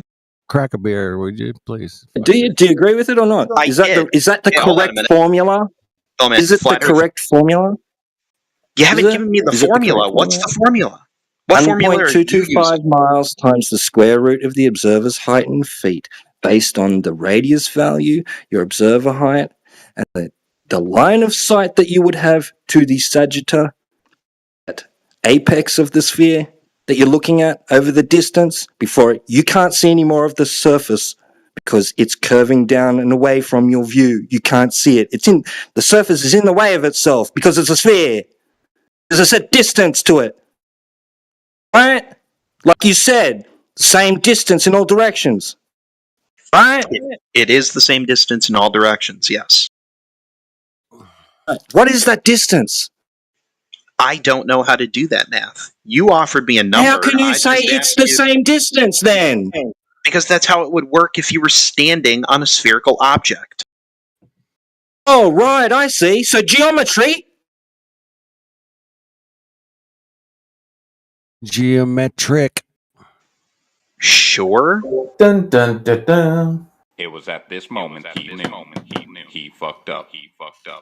You just played yourself. Yeah, sure. Here comes somebody trying to point out to me that just because there should be a geometric one, i.e. where it should be, that's where it's always going to appear that it is. Because light doesn't do crazy things when passing through different mediums or the same medium at different temperature gradient. No, So now it's not based on geometry. So now it's not the same distance. Oh, I Because see. there are two things that are completely divorced from one another. Yeah, The shape your of the thing that you're understanding. standing on has nothing to do with the behavior of the mediums wrapped around it or sitting Yeah, on and top the of it. mediums do barely anything. Also, you denied refraction, you globies, so I've never denied. Why would I deny refraction? you claimed it was something flat earthers made up. I never said that. It's hilarious. Globies changing their tune. Hey, don't put words in my mouth. I've never said refraction was made up. I didn't say you, I said globies. Okay. Anybody who believes that it's a globe and says that refraction is... What are you saying? They say refraction doesn't exist? It does, yeah, they used to deny it. They said there was only one horizon and it was physics. It was the geometric one. They used to deny all sorts of things. It's brilliant. You want to go back and listen to some. No, it's not that there's multiple... It's never been that there was multiple horizons. There's just where it should be mathematically and then what you actually see in the real world with the light that hits your eyeballs. Yeah, the plane. Your senses tell you it's greater than what it should be, but then you math it so that it fits what you No. think it ought to be. I don't need to math it out. I just understand that light behaves differently when it passes through different mediums. That works for me. I extrapolate that out to, well, if light travels, a couple of miles through the atmosphere and it's going through different temperatures, yeah, it is going to bend. It is going to do weird shit. It goes through one change, no more than one. It's one angle change, that's it. And it's a very nominal effect, most of it. You've got to use the right scale, though. Hey, have you ever used a mirror to look around a corner? That light's only changing direction once. Right. And yet it lets you see things that would otherwise be obstructed from your view by a physical object. So it doesn't really matter that it's only moving once. It just matters how extreme it's moving. Yeah, I also a disagree. nominal effect. That's what I'm trying to tell you. When I plugged it in to a Globetard calculator, I put the refraction rate up to 120%, and it took it from 1.66 to 1.68, 0.02. It was tiny. It barely did a thing. Most of the time, it just makes things wibbly wobbly. It doesn't allow you to see 10,000 miles. It does a lot, particularly talking about the Black Swan, because somebody else brought that up. I can give you the classic side-by-side images of that thing not looking the same on day-to-day. Yeah. So equidistant, right? Yeah, the same in all directions. Yeah, distance to horizon, the same, right? That's the thing same. about the thing. So are you saying? Hold on. You're saying that the distance to the horizon in all directions is a refracted distance, an equally refracted distance, right, in all directions. And that's the thing, Platy. When you are talking about the Black Swan, and you're doing this red herring misdirection about the crane being wobbly, you forget that the horizon is still too far in all of those images. Hey, again, don't put words in my mouth. I didn't mention anything about the wiggly woggly crane in the original. Generally, what they do, they try to say that there's one this and there's one that, and they don't even understand the argument. You don't have to mention the wiggly wobbly crane. You just have to say refraction, because that's the only thing that's got anything that's out of place in those images. Yeah, So as soon as you invoke refraction, straight away we go, idiot. It's a flat Earth argument. I've never made that. Wait, I only kind of care about the wiggly come wobbly on, post crane. the image then of them side by side. Come on. Hold on, I know I got it here. Yeah. Calm your tits. You just asked for it 5 seconds ago. Come on. Calm your titties, man. Come on. Come on, boy. There it is. Matrix beat me to it by like half a second. If you went any slower, son, you'd go backwards. Because he's upside down on your globe, man. That's why he beat you to it. He's Am I watching the show posted called exactly what I Ridiculousness? said he would post. There's the one with the wibbly wobbly, and there's the one with the straight. Boom, got him. Yeah, but just like you guys, I'm not worried about the wiggly wobbly crane. You know, I've been there like 5-6 times, right? I plan on going there myself next time I'm in California. You've been Yeah, I wasn't there once. Yeah. Yeah, there's many images taken so from the this horizon- spot play. Sorry, T-Dub. So the horizon in the first image, right, it has a distance, and the horizon in the second image has a distance. They're equidistant, right? No.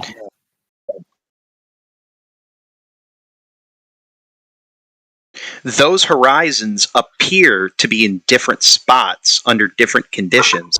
Neither one of those changes the fact that at the end of the day, the horizon is physically only one distance from you in all directions in that same spot. So that horizon in the first one is physically the same distance as the horizon in the second one, right? No, that's The just end of how the the day. lights. That's just how the lights get into your eyes. So what horizon are you talking about, dude? The geometric horizon is what he's talking about. Can you That doesn't exist. That isn't a thing. Put a line on there, Platty, because it exists, but you it's a can't lot see it. easier. But the Earth is physical, man. Yeah. Come on, put a line on there And we and help us out. One horizon. That's it. Help One a brother horizon. out. It's all the only one we have to work with. This other thing, geometric horizon you're talking about. I thought that was the geometric horizon. I thought that was the thing that boats were going over and being obstructed from view by. Here's the best analogy that I can give to make this really simple. Okay, you take a bowl of water, you put a penny in the bottom of that bowl. and only the penny. All right. Now look down at the penny. You're probably pretty confident that you're looking at where that penny literally, actually, physically is located in the bowl, right? I The clean my boat's underwater, 8 Now you miles, fill- right? Now you fill the bowl with water. Does the penny move? It appears to move. It appears to be in a different spot. One refraction, man. But that doesn't look through water. So you have two things going on here. You have where the penny appears to be and where the penny physically actually is. And they're not the same. On the pencil thing, bro. Come on. Yeah. Welcome to exactly what's going on in this image. Welcome to We're Not Looking Through Waterfalls, Geronimo. We got bendy Yeah, so the problem with your penny in the bowl is you're invoking Snell's law. Now, looking across at the oil rigs from where that person is standing, can you please tell me the second medium that the light rays are passing through? It'd be much appreciated. This is going to be speculation, as I do not actually know, but my guess would be So that I'm it going to is. save you the Hold trouble. on. Don't say anything. Just sit back, mate. Don't. All right. Go ahead. Cheers, mate. Cheers, mate. Got him. Oh, I thought he was going to say something. Right. I'm trying to save you from looking like an idiot, but if you want to go for it, you're more than welcome. Maybe, bro. He's doing his best. I was helping. I was trying to help. And If I had to guess, but I'm not afraid of looking like an idiot. I No, you appreciate do it it. every Now, day, you know, I mean, That's, Stop staring that's through obvious. 8 miles of water. That's painfully obvious. You're not afraid of looking like an idiot. Wow. That's You're a painfully professional by now. We knew that already. you got this down, bro. It's easy. You got this. I try. Oh, excuse me. I love you, bro. Just chill out a little, man. I'm chilling. Relax. Timbo, relax, man. What's up with you, Timbo? You're all agitated, man. T Dub, Timbo, T Dub, fucking Matrix. You guys are all the same to me. Anyway, where the fuck is Skinny, man? Anybody seen him? Shit. They I ran miss away, him, man. They're all just grumpy because Australia's got like 4,500 dudes for every woman. It's a big sausage fest down there. T Dub's married. He's cool, man. You might want to go and have a look at those stats. Go north, man. Up in the Northern Territory, apparently it's like about 6-1 the other way around. See, there you go. When I was in the Navy, I was always told. From platypus, I was always 56% women to. Yeah. I obviously didn't mean 46,000 to 1. Come on. You were just hoping, right? And Flat Earth, dude, I took your suggestion and I cracked a beer about 10 minutes ago, so I'm hoping. Yeah, it'll work. It's highly effective stuff, man. If it wasn't, man, it wouldn't have been around for thousands of years, bro. Start guzzling. Start guzzling. It's going to be hard to put me in a bad mood today. I learned how to do something awesome today. Oh, Awesome. God. What have you learned how to do? Anybody? You learned how to not get fired for calling a guy a dickhead in the email. Hold on. Yes, Hold on. Do you want to hear? Hold on. I got a part 2 to that. I got a part 2 to that story. I don't want to know what you learned today. Yeah, I do. learned it 1,000 years ago. We gotta hear the rest of the story. Hold on. I got a part 2 to the. So does anybody need to hear part 1? It's really short. No. Go on. Yeah, do it. It's great. It's a great story, by the way. A summary of part 1. I work with this old dude who does not like me because I fix shit better than he does. So every once in a while, he likes to go over to my toolbox and fuck with my tools and sabotage my spare parts and generally make my job harder to do. Right. I finally decided to call him out on doing this kind of shit to my boss. The particular instance that started all this is we got a. Anybody know like oil drums, like a 55-gallon oil drum? So you're a tattletale. No, hold on. You hold on. I probably you hear this. I'm justified in what I'm doing here. You know what a 55-gallon drum is? Go ahead. Okay, so you can buy a plastic lid with a vacuum cleaner built into it and turn that whole 55-gallon drum into a big shop vac, right?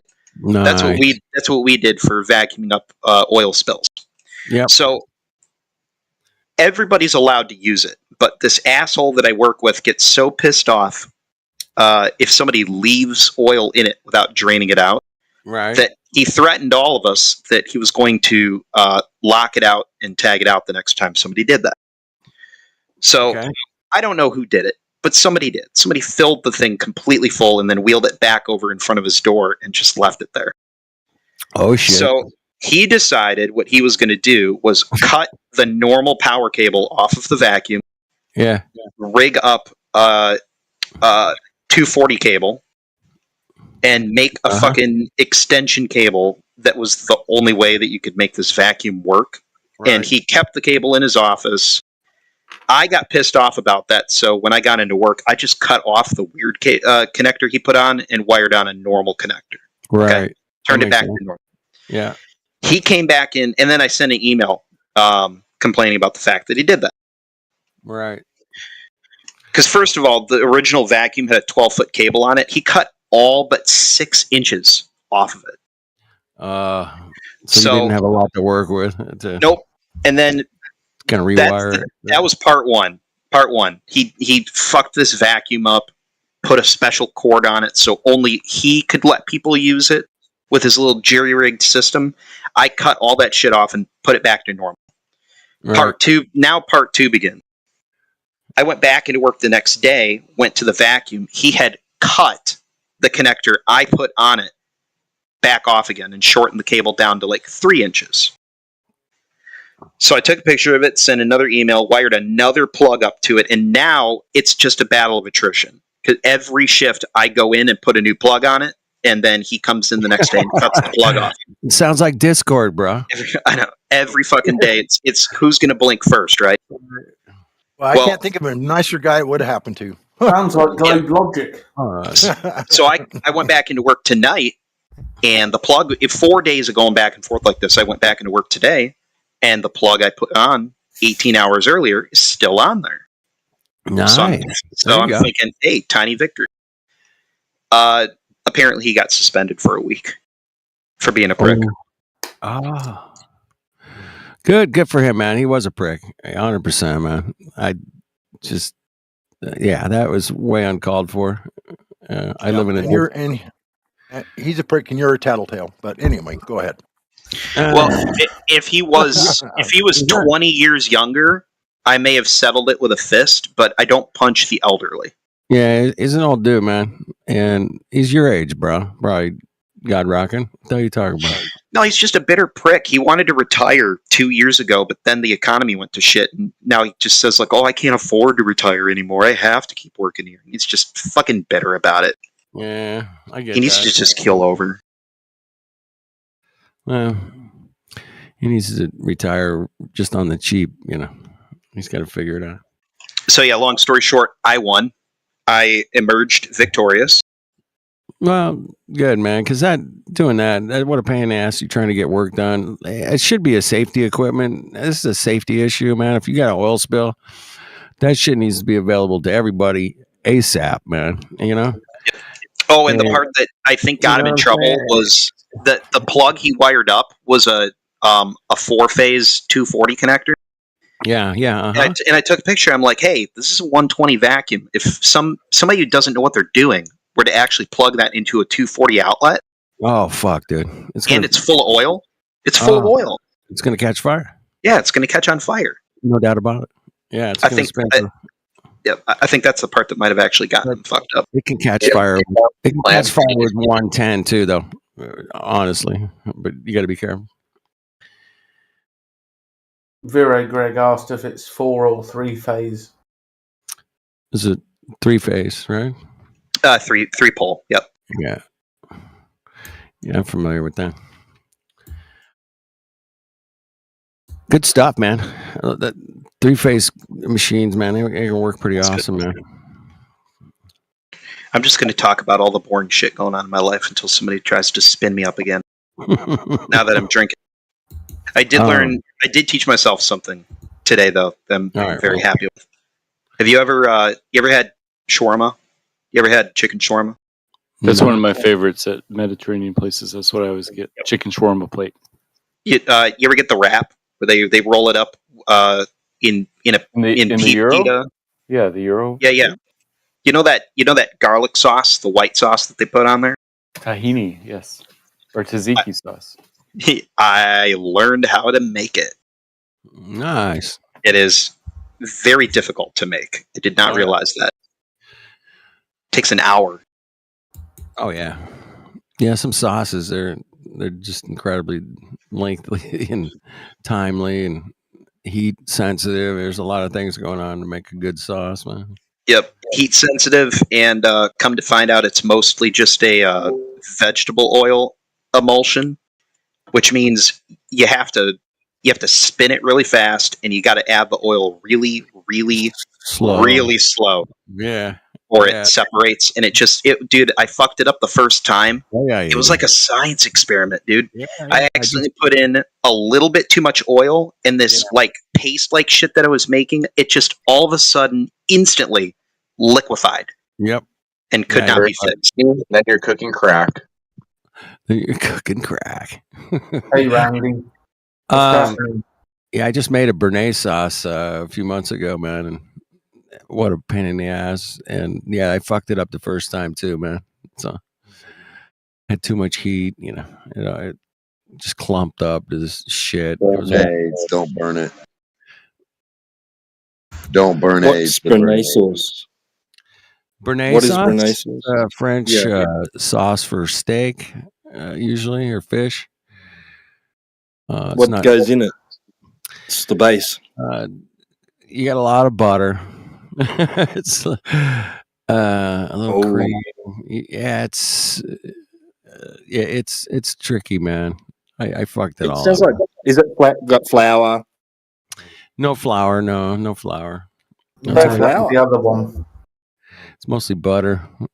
Yeah. Holy shit! It's That's different healthy. Flour. herbs.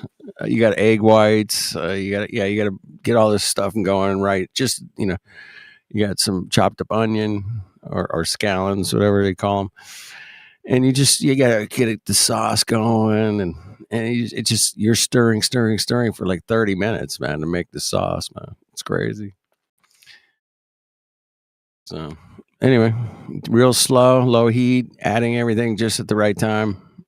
That's the secret to a good sauce, man. And it does take a few times to get it down. And Flat figured it out. But congratulations. How did it come out, man? What'd you put it on? That was awesome. I bought pita, a rotisserie chicken, and some diced pickle. He put it out of its misery. Put what out of his misery? Your sauce. Oh no, it was delicious, dude.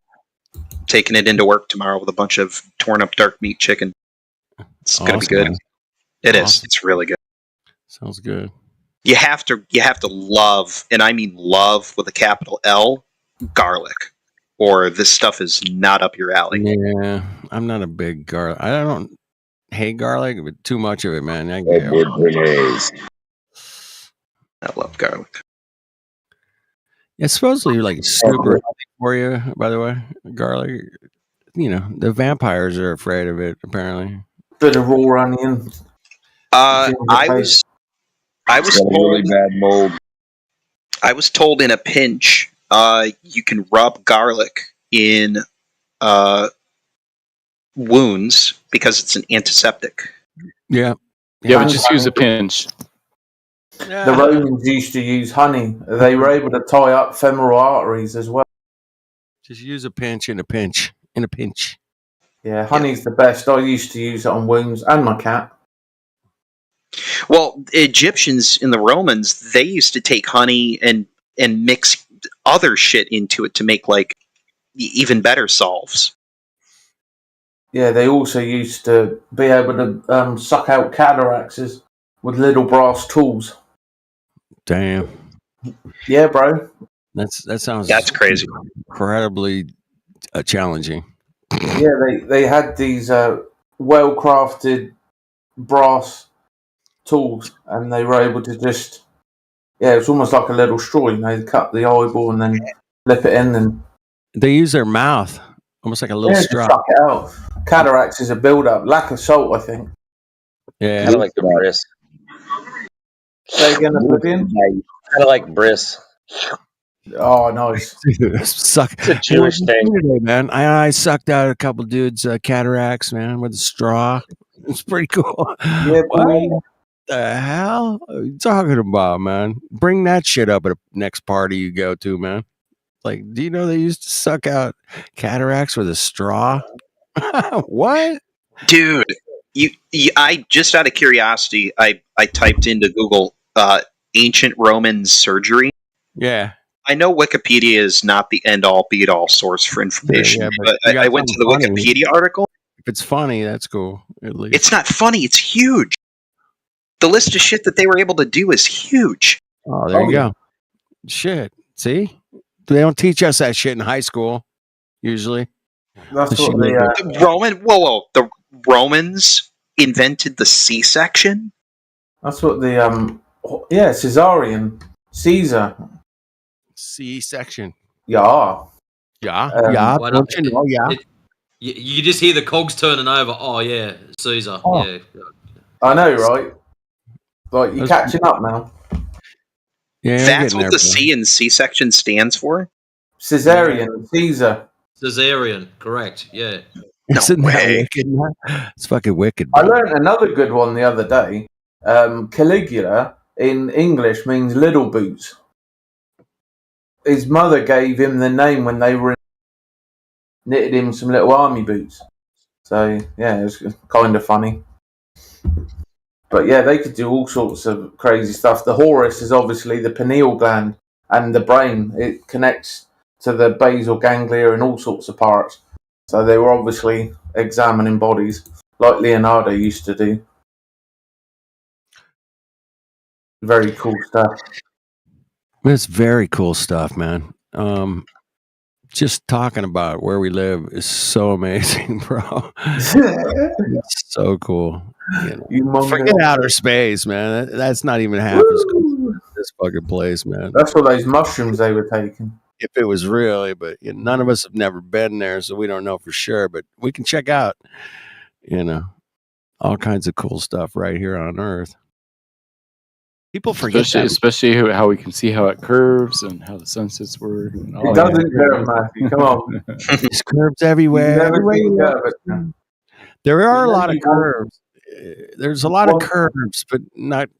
Well, anyway, different kind of curves out there. Well, maybe I'd put it this way. I think that the spherical Earth, the idea that the Earth is spherical, explains the observations that we see better than the idea that the Earth is flat. Exactly. You had 400 years to 3,000 years head start. That's what we 400 see. years. 400 years flat. You've had all of human history to perfect your Why does it need flatness to explaining? explain everything. If it's that Why do you need to simple, explain Matthew, anything? Why do you need why to did explain the PBS observations? lie? That's the burning question. If it's this simple, why did PBS lie? I don't know. Wow. What requires explanation? Self-evident truths don't. Well, I'd argue nothing requires an explanation, but that Correct. doesn't mean you can't try to explain things. Cataracts. Come on. You guys bring up the laws of thermodynamics all the time. Oh, Do you no. bring them up because you mock them, or do you bring them up because you believe that they are true and that we violate them with the globe model? They're a part of natural law. Okay, so you do believe that they are true. Well, they're part of natural law. Okay, Observed reality. So what is light? What is What is light? Is light energy? We don't know what it is. You don't know if light is energy or not. No. Yeah, well, I mean, depending if it's hot or cold, light can be hot or cold. That's It could be radiation. It could be No, this. It could be a it's wave. definitely Flat, don't even. It could be a photon. It's about 20 explanations for it. Give me an example of light being anything other than a photon. Oh, there's loads. Give me one. Hold on. a wave. Let me find it for you.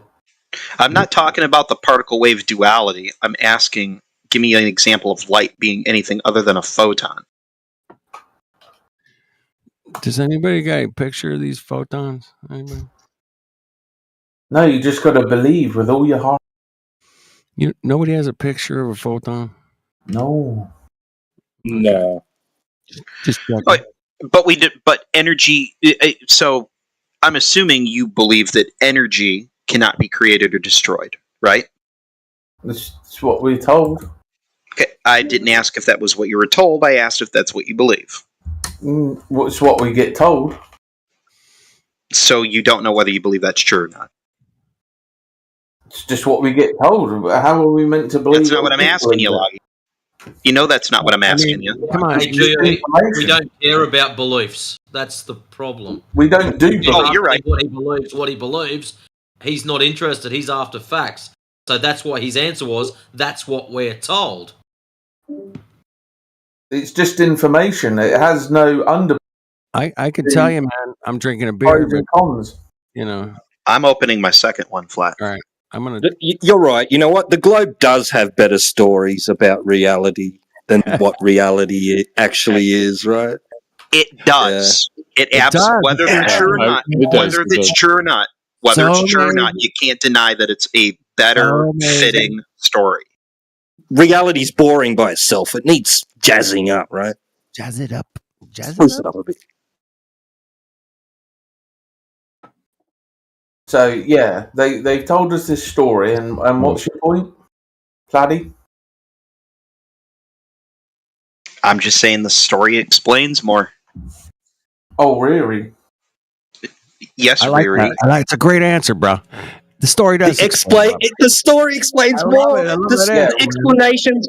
The explanations are the stories. That's the stories. The stories explain the stories. Did I just say truth? The truth is We've been using reality. What a bunch of dumb f- should have been using stories, right? Let's use stories. Woo! I think story is a strong word, but Well, you just said it that you like stories. You don't like facts or reality.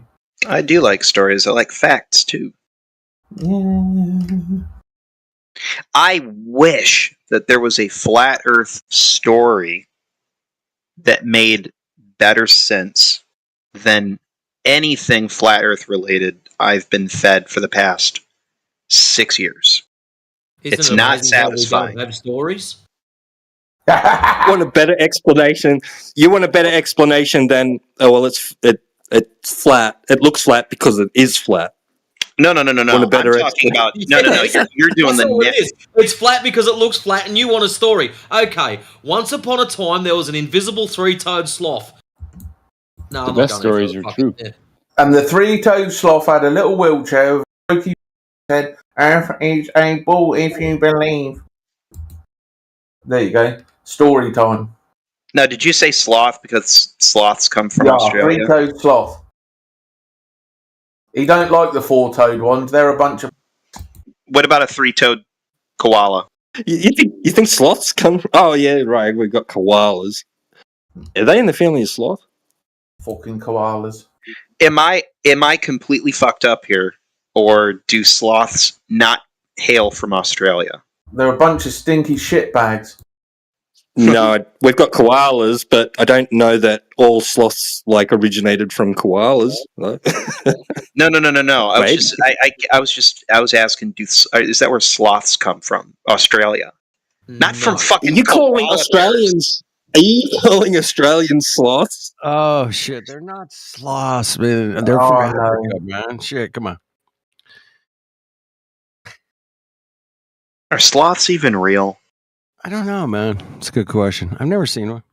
I don't know. I heard a story about one once. Seen They- one at the zoo. Does that count?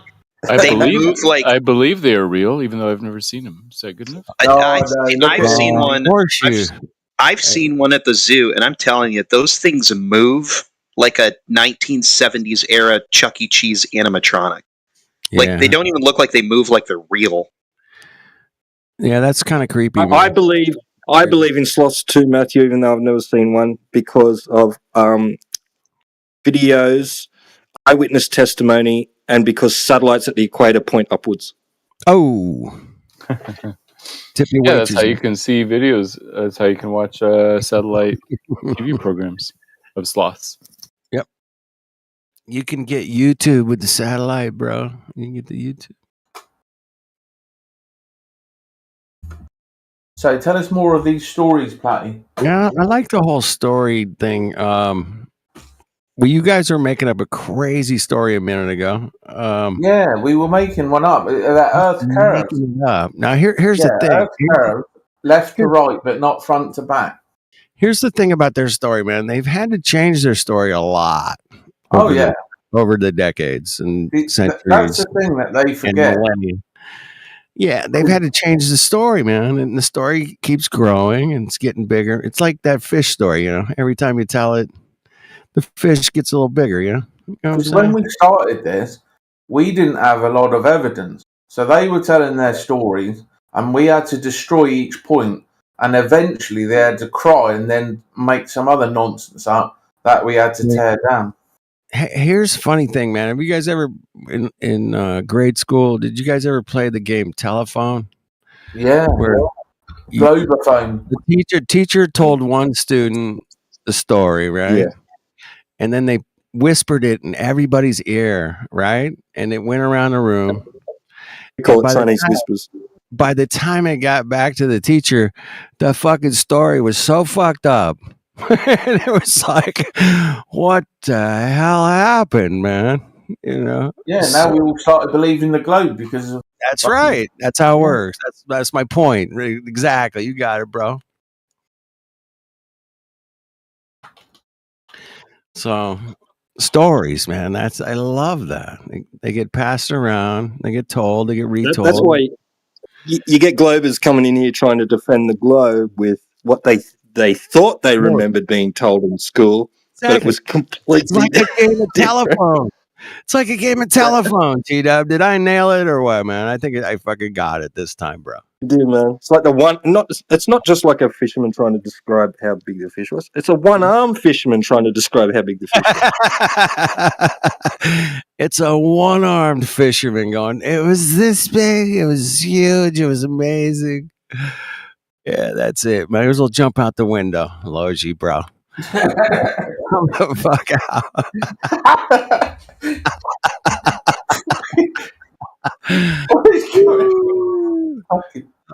Thank you guys for letting me out. I love What are these people up to? it's so good. So good. It's amazing. It's amazing. No, but that kind of sums it up is what we're dealing with. And when we go over to politics and they get these kids coming in, they're like, well, yeah, there's pictures and they just keep telling the story like however they. Well, I don't know I don't know anything about the Earth, but I know it's a globe. And you're like, okay, cool story, bro. Cool story.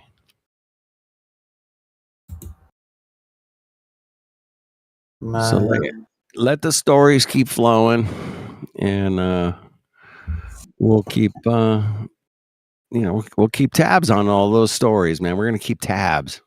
Yeah, we'll keep up with all their nonsense and then reveal their nonsense, and then they can ignore it and stories. It's brilliant. It is brilliant, man. Yeah. It's diabolically brilliant, man. If I was a diabolical asshole, that's how I would set it up for sure, 100%. I mean, I want to know who let all the mental patients loose. What's with the mental patients? What? Somebody let them all loose. They're pretending to be globetrotters. Somebody let him into Discord. What the hell happened, man? I know, Jeez. right? What the? A mental patient's coming into Coming Discord. here to dement us.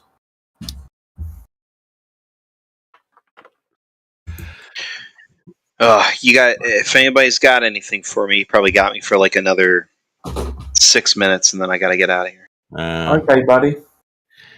Hey, make sure you don't spill any oil, man. Stop it. Okay. I don't know. Don't drink it either. Don't be calling people names at work either. No, you. Stop picking on elderly people about to retire, man. No, fuck that prick. He's younger than me. Fuck him. Man, Mongo, what the hell are you doing, bro? No. He's bullying elderly people. Oh, speaking of our oil, that oil I was talking about. What's funny is the facility I work in makes food grade jars for like filling Pepsi bottles and stuff like that. So because of that, all of the chemicals that we use everywhere in the building are food grade chemicals, including our hydraulic oil. Castor oil. It's made by Mobil, but you can drink it if you want to. Yeah. We some guy who worked there 10 years ago as a goof used it to fry chicken and fries for everyone one day. Yeah. It was fucking delicious. I bet it was. Yeah, I mean, it's castor oil. That stuff's, it's not.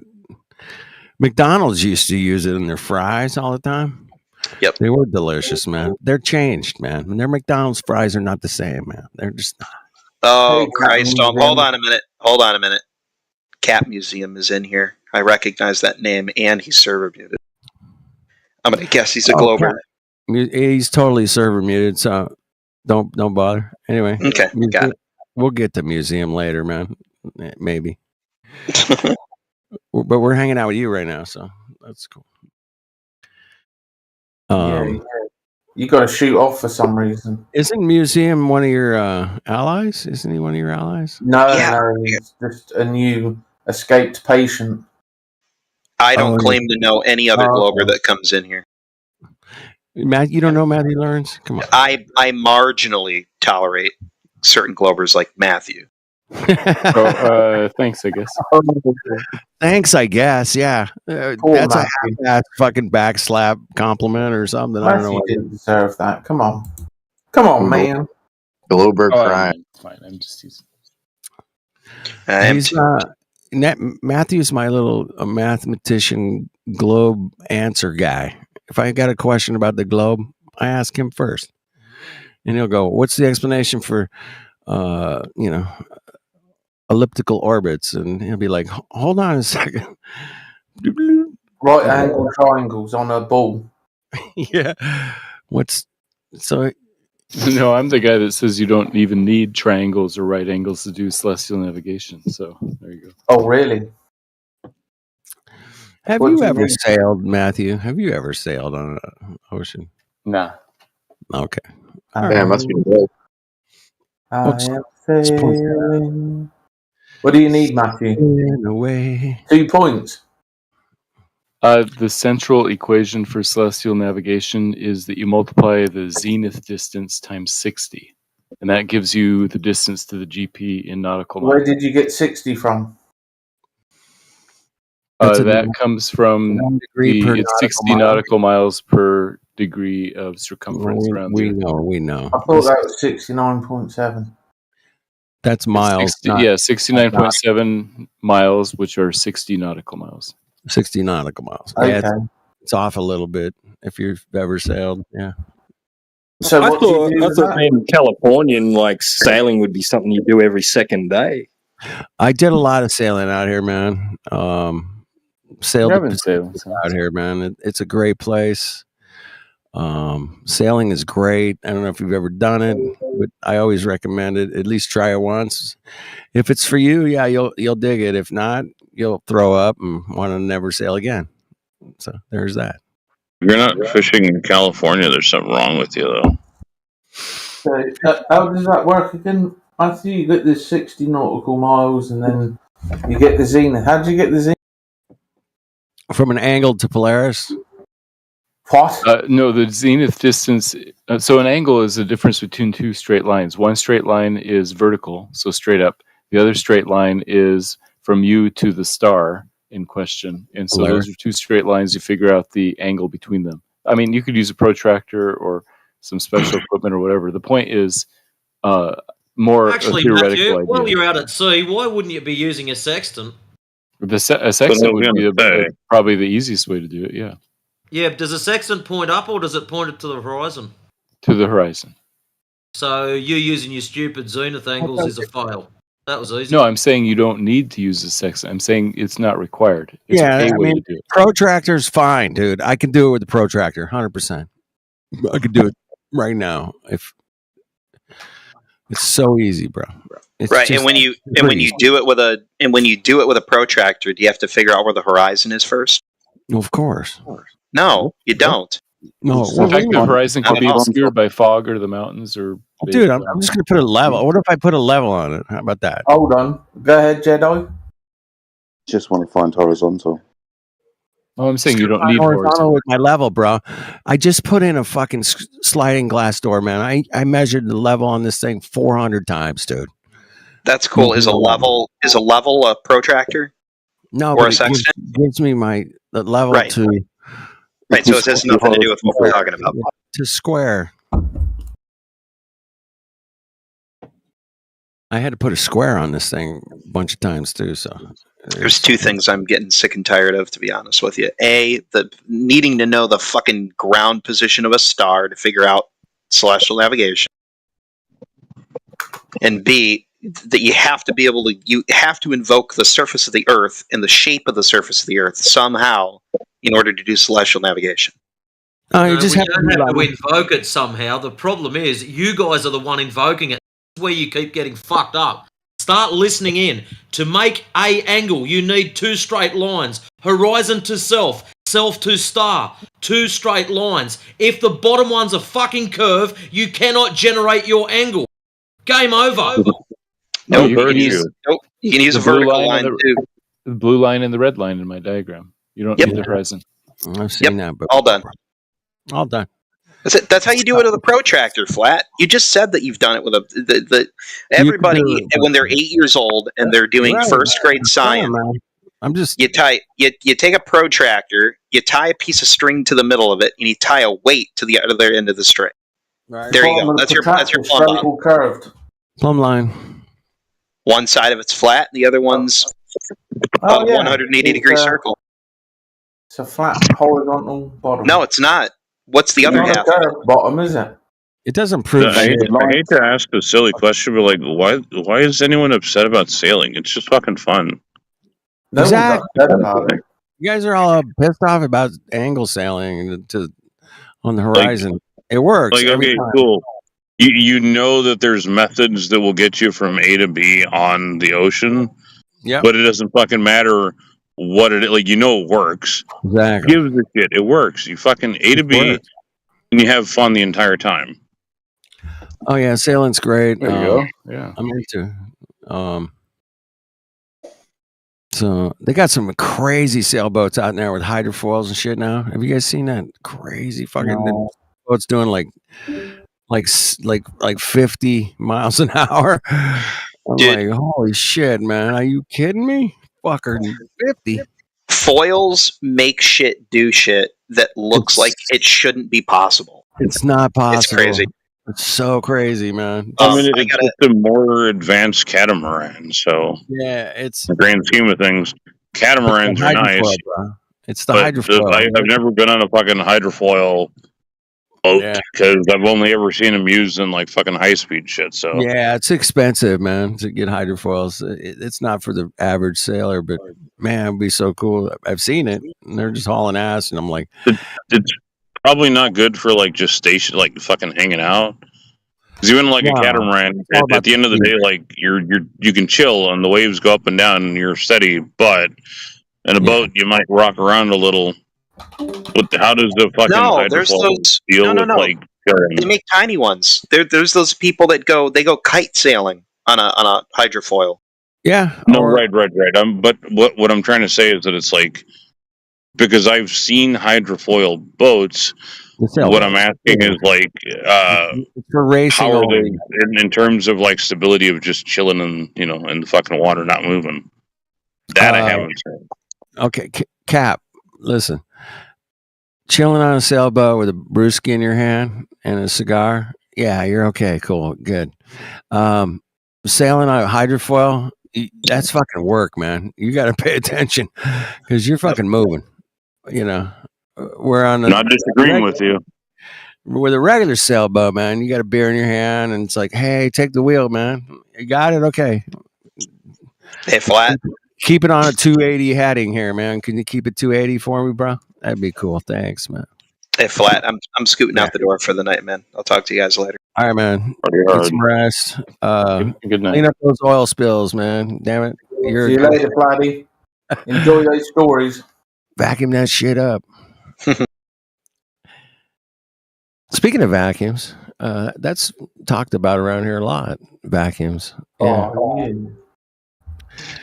yeah. We talk about vacuums. I love vacuums. I use my shop vac probably like 3-4 times a week.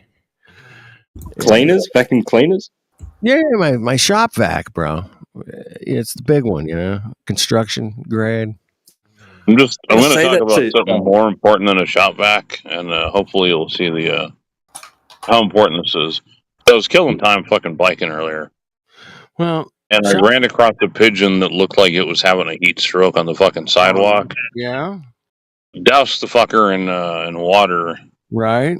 and like it was kind of panicking for a while. It looked like put it in the shade right up against the building, like in some really tall grass. Yeah. Came back a couple hours later, the little fucker was gone. So I'm hoping he's not dead.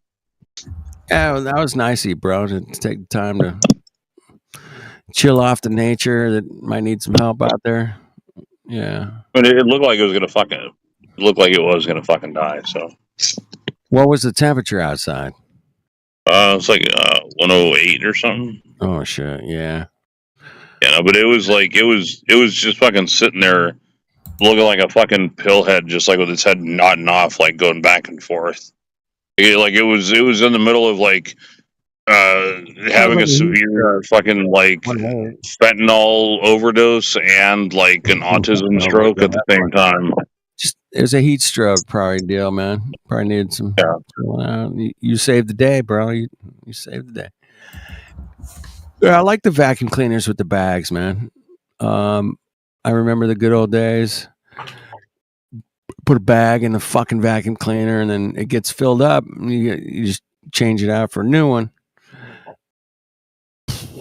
And it was convenient, man. But now you got this like little container that holds all this shit, and you got to empty it, and it just seems more messy to me because You also don't have to pay $7 a bag for like the dust the and fucking shit filter. everywhere. You're like, you know, you try to shake You're that. also not paying like $7 a bag for the fucking filter bags. Like those things got fucking expensive quick. Yeah, I used to get them at thrift stores, bro. I had a bags. I'd go, yeah, man. I'd just find them at the fucking thrift stores. I was like, Yeah, but there's like a million different kinds. It's like the Boomer hour has begun. it's just begun, dude. It's not even 11 yet for me, It's bro. only just begun. It's only just begun. All right, who sang it and what year? It was Mary something, wasn't it? Steve Irwin, 1992. No, fucking not even close to. It's only just, it was in the 72, somewhere in there, 78, not 78, and it was. Dude, I don't know. I'm gonna go with the fucking Carpenters. I don't know, man. Damn. I didn't grow up in that era, but I kind of miss the Carpenters, honestly. Karen Carpenter, especially. I'm not sure if it was her or the thing. Hold on. Dude, I'm not gonna Google it yet, man. We've only just begun. Was the Carpenters? I'm that's my guess. I know, but I'm sure there's another one.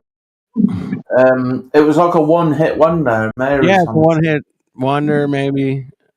Okay, no, but one hit wonder implies like that was literally their only song, and the Carpenters have other good songs. Maybe Linda Ronstadt. I don't know. No. Wasn't Linda? No, it wasn't one. Like, was it a chick or probably dude mixing singing? it up. Wait, was it a chick or dude singing? It was a chick for 100%. Okay, so if it was a chick, hang the on. Earth is flat. If Changed it my was a mind. chick, did she have a sweet, raspy, aggressive? The Earth is flat. Changed my Who mind. sang that? Maggie, who sang that? It's you guys, you're too old. You're Anne too Murray? young. Who knows? Fuck. Okay. All right, now I got to look it up. Might be Fuck. Anne Murray. The Earth is flat. Does anybody have anything to say against that? I think they all left, bro. I think we're just a No, bunch I of don't think clutter. so. We got And you've Cat heard Museum. We got all the NASA. things I've heard. Yeah. Really? You know that image that you put in there? It's a nice picture. What is the celestial horizon and visible horizon, and why are they different? I thought the visible horizon is the horizon that you see. What's celestial horizon? A celestial horizon is the 90 degrees right. to vertical. I Oh, was didn't right. hear what you said. FED jumped in right I'm when you sorry, said man. that. What did you say? I just wanted to verify I was right about the Carpenters. Yeah, I'm gonna mute up now. Go ahead. The celestial horizon is 90 degrees from vertical. Yeah, but 90 degrees from vertical. And are you able to say that the sun then dips below 0 degrees?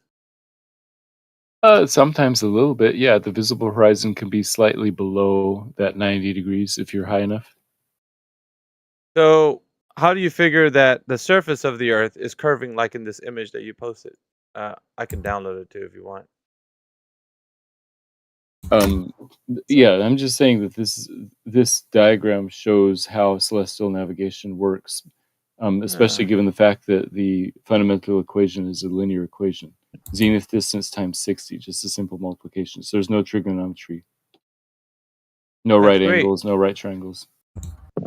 But how did you derive that curved surface from just pure math and not verify it on the Earth? Because verification wouldn't follow just the math. So you have mathematics, and then you have people that can check the math, right? To see if it comports over to the physical known reality that you and I exist in. So how is it possible that that specific math has been checked to see if it's curving like it's the math depicts? Oh yeah, in this diagram it hasn't. This is just describing how celestial navigation works in practice. It's not trying to prove anything. Celestial navigation. Is celestial navigation have a foundation for how it's derived, or is it just purely math? It has a foundation for how it's derived, and this diagram is a simplification describing that it depends on the idea that the Earth is a sphere. Right. So if the idea that the Earth is a sphere and the actual reality the Earth is a sphere, how is that possible? Because we just have an idea. We don't know if it is. How can we Yeah, prove it's a good it? question. I mean, the fact that celestial navigation works is pretty good evidence that it actually is a It sphere. works. So is that like a pragmatic fallacy? It works, Oh, yeah. therefore the premise is true? Okay. Yeah, it works, and so therefore that's good evidence that the premise is true. Well, it's not good evidence. It's a fallacy. Because it could very Yeah, I'm well not be trying to something prove else, it. like flat. Yeah, this isn't a proof. This is just evidence that celestial navigation works pretty well on a globe. Well, Doesn't prove on a anything. sphere. So the sphere that you think that you live on hasn't been proven yet. It's just speculated about that it could Right, it could work if it speculated, was but it has pretty good explanations for a lot of stuff. like what? Well, celestial navigation for one, satellite TV, GPS, Satellite TV. sunsets. Well, that's interesting. How does that utilize a globe? The explanation of where the transmitters are makes sense in the heliocentric model with geostationary orbits, but I'm unaware of a good explanation for how it could work on a flat Earth. Sure. There's a Google Loon project you can look up right now, Matthew. Project When did that X. start? Well, it didn't. It was a program that got kiboshed back in like 2011, but it also depicts how you can have geostationary satellites that are above a specific location that are balloon satellites. They're Huh. just high altitude balloons. Satellite has been TV done- started in 1980s. No. Yes, you could watch satellite TV in 1985. Yeah, satellite TV, but like the premise of like the idea that something else could be doing the transmission has been done in balloons. And bouncing off the ionosphere as well. You can do that apparently. So the idea that it's working over a globe only is not true. And that needs to be recognized by you. Because if you say that's the only thing, then you're negating the fact that I just brought up, balloons. Yeah, I think geostationary satellites are a better explanation than balloons. Yeah, so geostationary satellites could also mean balloon satellites. Just because you're saying geostationary doesn't mean that you're specifically talking about satellites that are orbiting in low Earth orbit. Not the only way. This Yeah, has it's been not proven. the only way. I just think that balloons Okay. aren't a very good explanation because they're Why? jet streams and they're unlikely to stay in the same Well, spot for decades at a time. they utilize the jet streams, and I'm not sure if you know this, but there's different streams that they're actually going on when they raise and lower. They ride different currents up in the sky. So They're- you're they've you're been showing speculating? this. No. They actually. I'm trying to show you that there's a website you can click right now called Project X, Google Loon Project. It's scrubbed, right? But it also shows you exactly how they operate in that specific region in the sky. And they're showing you that these balloons are on different winds that are up there, and they also can utilize them as stationary satellites. So, and they were bringing high-speed internet. So that's what the project was about. Now, it could happen this way. So the fact that you're saying it could only be happening on an Earth that's a globe is just false. That's not true. Yeah, I didn't say only. I'm saying it's a better think the- explanation. Well, you can have that as an explanation, but it still can happen on balloons. Okay, which so is for example, totally possible. Yeah, for example, DirecTV has transmitters that have been working since 2008, and I find it unlikely that there has been a balloon that doesn't move and is in the same spot for more than 15 years. Well, not just that, but they can rotate different balloons to go in that specific location, so you don't have to have just one balloon. They could There are bounce a different signal ones. Yeah, off but the at this point, ionosphere. you're just sort of speculating and making No. up stuff about Actually, what you if you Wait, would, wait, if you wait. would, So if you would go, I mean, wait. shut So up. outside looking in here. Stop talking. So basically, if you go to the website and you can see for yourself, you can see that multiple satellites are positioned in a geostationary location. So they're not moving; they're stationary. A few of them in one location. Right. Project X. That's all you got to type into your Google, and it'll take you right to it. It's a Google Loon project. There's Got some folks scrubbed. actually in here. Did you hear what I said? Yeah, Project Oh. X. Yeah. Check it out. Really informative.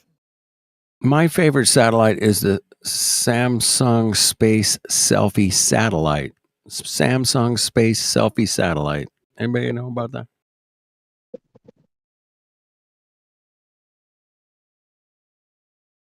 I've heard about wasn't there a T-Mobile one? Samsung. Could be right. It might be the Samsung. There was one that crash landed on someone's yard or something. Yeah, Samsung Space Is that the one? Space Selfie Satellite. It was called Space Selfie. Sure. I'm just pointing out the fact that when we talk about flat Earth and you guys say there's certain things that do not work on a flat Earth, and I show you that there's explanations already depicting that there's other avenues to explain things, and then you're just like bouncing around and trying to scramble to find how there could only be things that work on a globe, then that just doesn't work because we have examples. It's not speculation. It's technology that exists today and has been existing. What was that name of that satellite back in the late 40s? Echo 1? Echo. I think it's a grand balloon, pretty big. Been tossed around flat Earth a couple of times to show that things have been utilized. So it's not that it wasn't possible, is that you can't imagine it being used. So you're only using the idea that satellite TV was only used as these satellites in low Earth orbit that are probably at the highest parts of the thermosphere. This is why I think the conversation never goes any farther, because the fact is you can't verify this information. You have the same type of information we have. So we're going off of the same thing you are.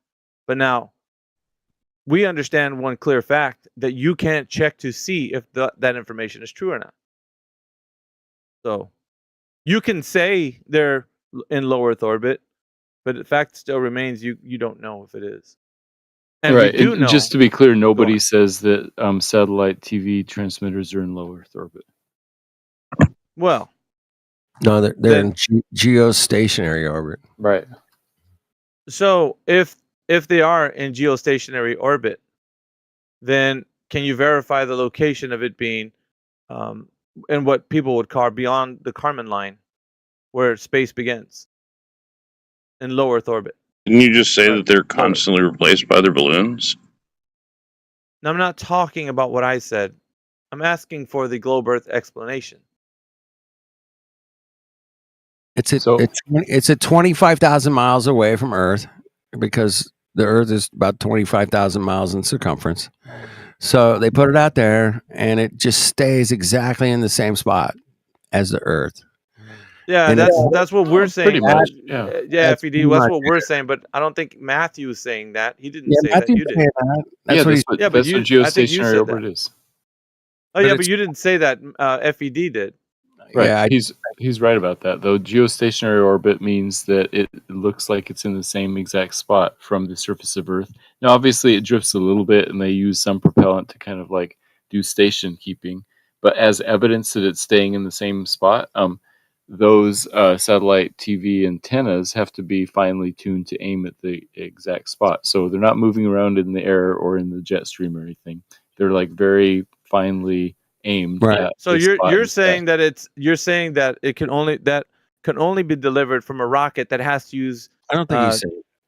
No, he's not saying that. What is he saying then? It's not going to space. Those satellites that he's talking about, flat Earth. I don't know if Well, you're they're in on space. Matthew They're Learn's definitely side in space. and arguing with him, or I don't know. I'm trying to listen to what he's saying. I want him to tell me because I don't know what he's saying, and you're answering for him, and I guess he's agreeing with you. So I don't know what he's saying though. Yeah, I'm saying that geostationary satellite TV transmitters are in a specific spot in the sky, and that's why you have to tune and aim those parabolic receiver antennas very precisely. And if you get it off by a little bit, you'll start losing signal. All right, good stuff. Are they in space? Or are they in high altitude? Which one? The satellite TV transmitters are in space about 25,000 miles from Earth in a place directly above the equator in geostationary orbit. Okay. How'd you check that? Oh, I didn't. That's just the story that they tell. And Okay. and you can check that satellite TV works. So very good. Yeah, but that's neither here nor there because verification hasn't been done. So what the story is what it is. You haven't Right. checked it out, Right. which means it remains a story. Yeah, that's Like, the whole cool thing. story, I was bro. saying. Like, I in think other our words- story is better than a better explanation. Explanation. No, we're not looking for explanations. We're looking for evidence of it being the Better case. than what? I think the explanations are evidence. I think that No, no.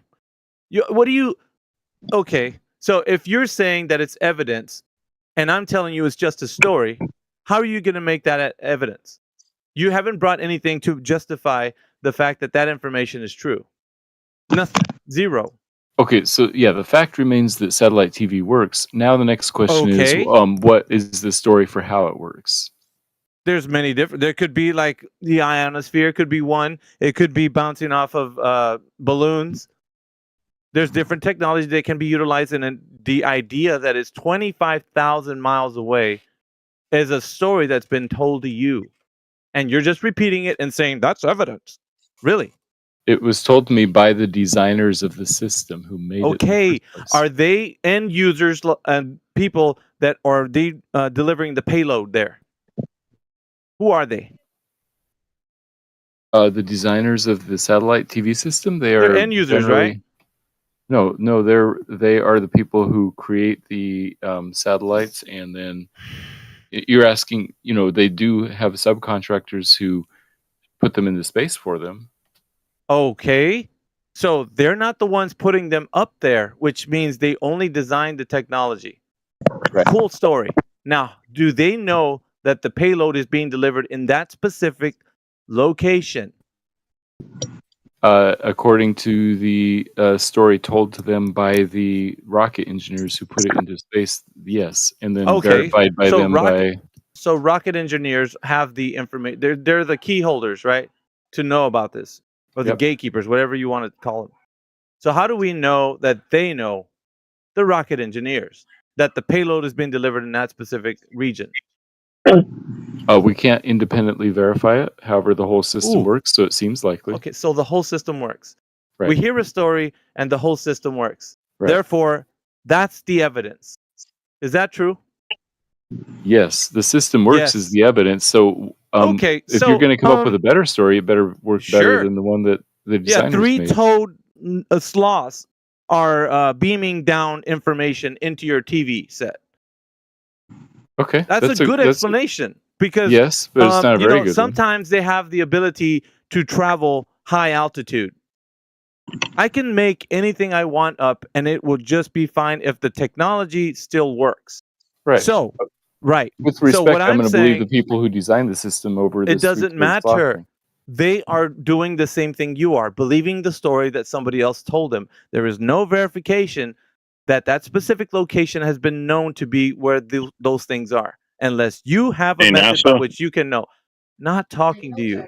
I'm talking to NASA. Yeah, well, you're just gonna have to wait. So if you are saying that they're in that specific location and you can't verify it, and you say, well, that's evidence. That's not evidence. Been telling you this. But what are we gonna do now? You don't have evidence. You just believe a story, and you want us to believe your story and saying that, well, now he's got some evidence. No, he don't. You just believe a story. That's it. It's a just so story, Matthew.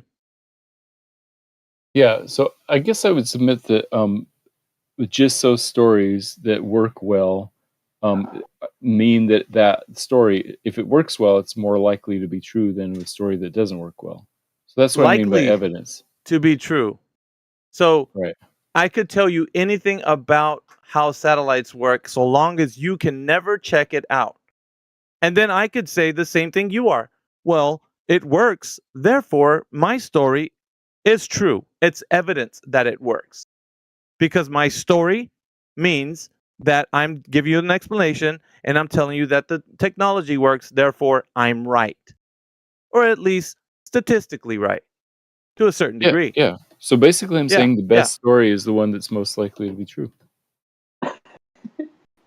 And you're happy with that, just so long as you can believe a story about something.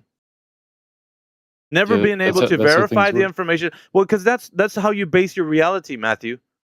Your teaching skills, everything is based on you saying, well, that's just a good story. Let me tell it to you, kids. Gather around.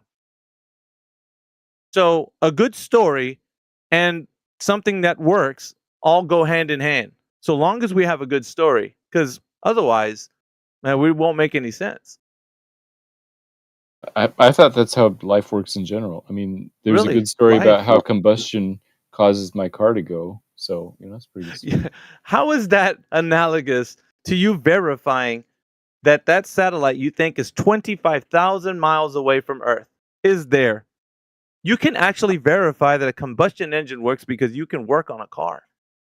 You can actually see it operating in the way that it does. Not analogous, Matthew. I think it's analogous because you can watch How? satellite TV. You can see Yeah, that it you works. can watch satellite TV, so you can hear an engine on. But that doesn't mean you understand the combustion engine. You have to open it up and investigate, see what's going on internally. Can't do that with the specific region of space that they tell you that satellites are in. Can't do that, Matthew. Just like you can't say that just because you hear your car running, you understand how a combustion engine works. Isn't that true? Right. Not But analogous. I don't think personally investigating everything is the only way to get Oh. the truth. Now that's a cop out. Everything. We're not talking about everything. We're talking about one specific thing, Matthew. The fact that the claim that you're making about satellite TV, it working, and the space, the region of space where it's operating at, doesn't follow. Which, of course, It's an internally consistent good story and it works. and the internally TV works. consistent to what? It's not It's totally consistent. That's the problem. Yeah, it is. No, it isn't, because you can't have vacuum without a container. We have to go to another You can. story Of course you can. for you to. I haven't finished. You have to go to another story to stack on top of this story to make this story sound plausible. But what we'll do is we'll forget about you can't have a gas pressure without a container. We'll just forget that, just to make the story sound better. In our story, a vacuum without a container is possible. Yeah, because you have to invoke another story again, something Matthew, else come that on, dude. hasn't been proven. The weight of air is sufficient to cause Weight of atmospheric air. pressure. No, Matthew, gas expands, doesn't it? It does. Good. So that means it expands outwards. It's not the weight of it, it's the expansion we're talking about. Right. It expands in all directions with a slight downward bias due to its weight. So there we go, invoking the story again. He's invoking it. I You love think saying that air has weight is a story? The story is incoherent, Matthew. It's internally consistent, though. No, it's not The weight, consistent. It's Yes, it is. incoherent. Jedi. the weight isn't stopping expansion. The amount of gas does not stop entropy. There is still a slight downward bias. That's all you need. That's the story. Hello, Right. story time. The internally consistent story. It's not internally consistent. Watch the gas expand upwards. Not consistent. It's a bad Matthew, shit do you house swear to lawyering. in the voice text? That's a bad shit house lawyering you got going on there. You're using words that are making it sound like what the answer that you have is internally consistent. Right. That's usually a good. Truth is internally consistent. So if something is not internally consistent, that's a good indicator that it's What's not the true. consistency of downward bias gas? What's the consistency there? Because there isn't any. And Jedi just pointed it out. We see that What? there's a density gradient. We see No. that all mass has weight. That kind of stuff. I mean, that it all works. Really, it all works. Matthew, do you see where I tried doing the voice text? Hold on, I can't do two things at once. How long ago? Oh, not this again. 12 minutes past the hour. Fuck's sake. 12 minutes past the hour. Appeal to authority. Oh yeah. So I'm not doing logical arguments here. I'm talking about stories that I know stories. Critique still applies, though.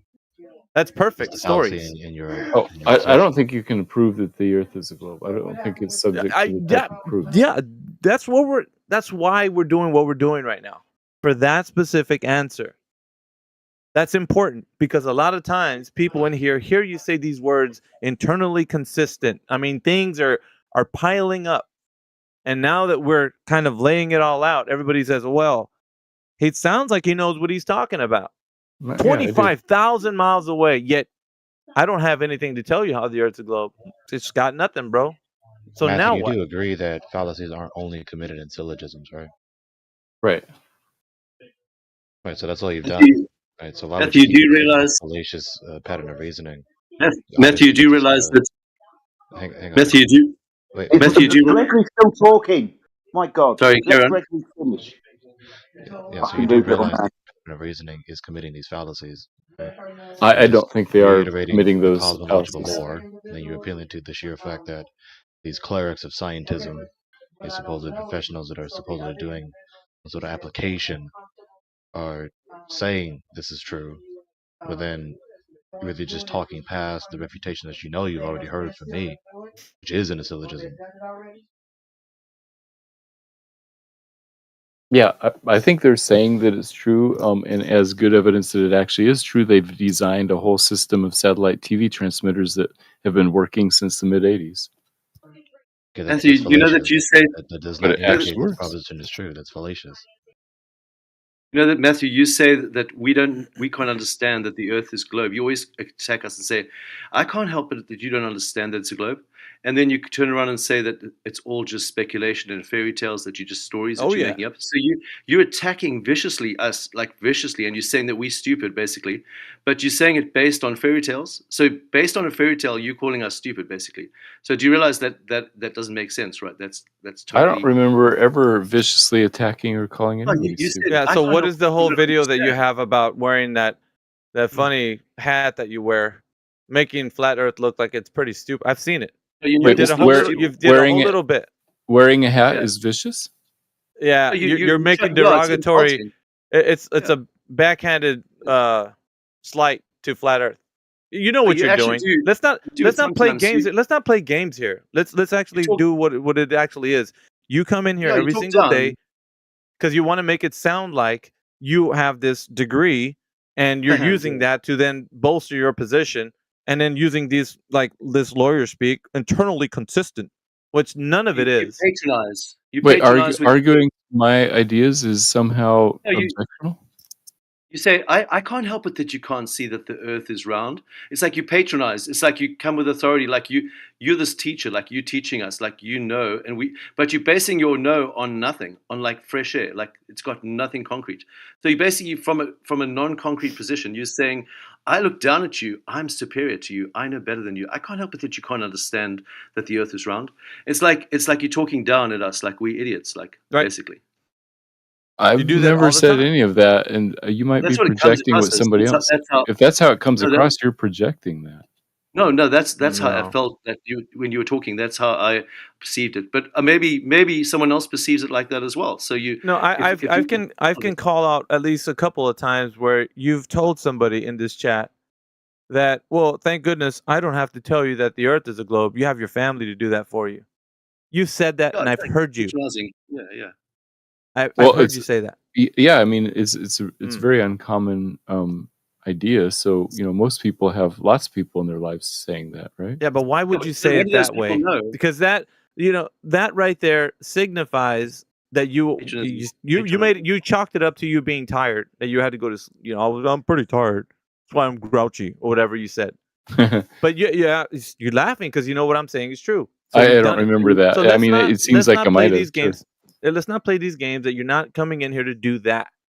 So therefore, we're going to keep exposing you being somebody who's an educator yet doesn't have a clue as to any of these stories being validated, which means You do you don't have patronize evidence that the sometimes. Earth is a globe.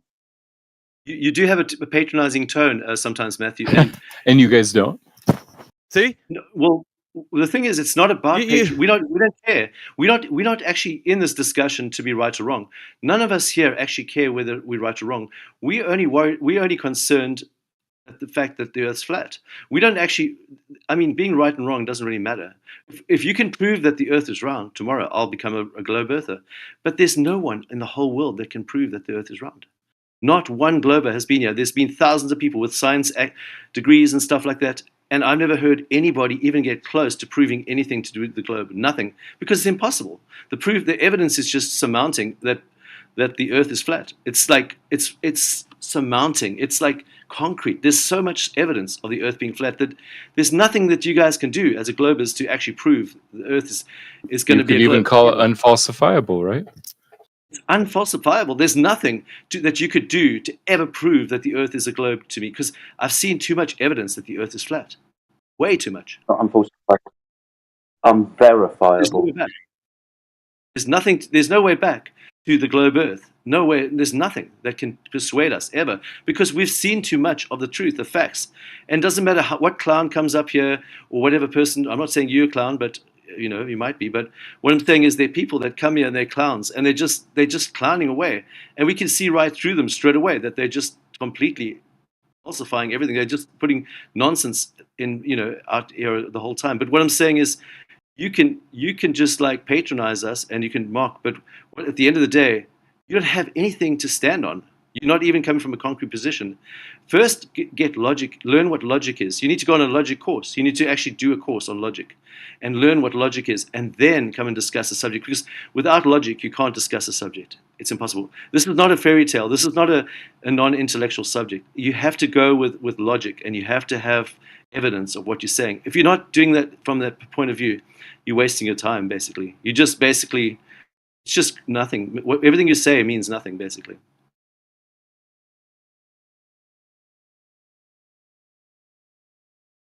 Oh, we got Cat Museum. I don't think he has anything to bring to the table either. He hasn't. I don't know if you guys talked to him or not. I'd be curious to hear what he says. All right, Cat Museum, do you have any evidence that the Earth is a globe? And if you do, go ahead and present it. So I always end up asking me these odd questions every single time. What I was gonna point out earlier before I got muted like 3 times now. Make that 4. I'm going to ask you a question. And you respond if you want. If not, then don't engage. But the question still remains: do you have any evidence that the Earth is a globe? If you're counting, that was 4 times. You're muted. Why is that an odd question? I don't know. Is the Earth a globe?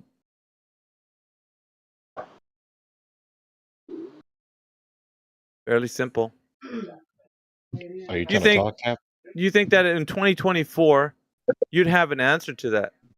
You who think that the Earth is a globe.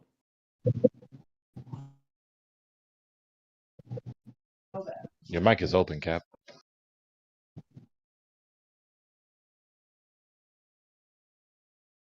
He just said he'll type it in the text chat, but I don't know why he won't just say it. He never does. He has some unusual ideas about. Interestingly enough, that the Globers that come in here, they like to divert their attention to some other question or something else. They like to talk about what's happening in the forum or anything else other than answering the specific question. Well, I mean, it sounds like sometimes they're trying to What? participate in the discussion, but if you only allow them to answer one specific question that you design, I could see how that'd be frustrating. Well, the only one that matters is the Earth a globe, Matthew, is why we're all here. Is it not? It is. Matthew learns. Well, then, wouldn't that be the only one that we want to hear answered? What's wrong with that? That's a good question. We have been having a wide-ranging discussion. Well, can he answer it? I mean, because that's what we want him to answer it, if he can. I don't know. We'll see.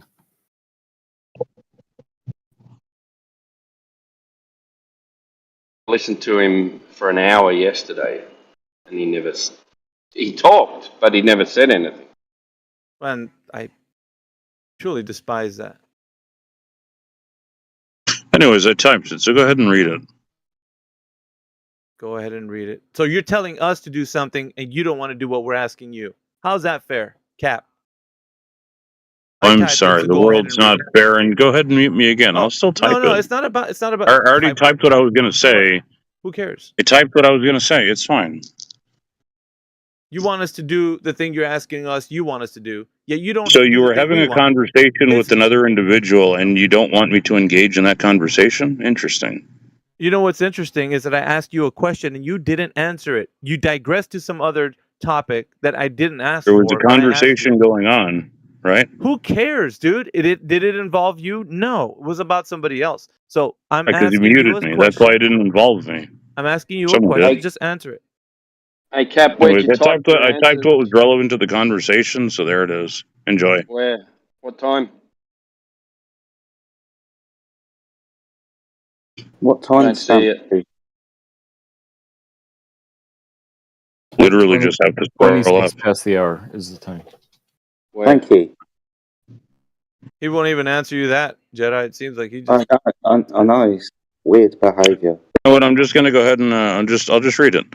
So what you say is that there's balloons that constantly, You say there's balloons that would constantly replace what would otherwise be in geostationary orbit, but those balloons have a 100% success rate. All right. Why are you flipping the burden of reversal? Why are you flipping the burden? So that's not what he asked you. Yes. No, I don't. What about what he asked me? I'm talking about like he said that geostationary orbit doesn't exist, therefore it was. Matthew was asked if he could verify the information of the satellite being 25,000 miles away for the geostationary satellite. He could not do it. Therefore, it's not verified that it is there. So we're off of that subject unless you're going to shoulder it and we're going to put it on you. And then you're going to have to say how you verified that that satellite is where it's supposed to be according to the story. And if you are going to shoulder that argument, I need to know. We're not going to engage mid-discussion about that topic that just got kiboshed. That's why I didn't want to talk about it, because we moved on. So unless you want to go back to that, now you're going to shoulder that argument. How about that? Let's do that.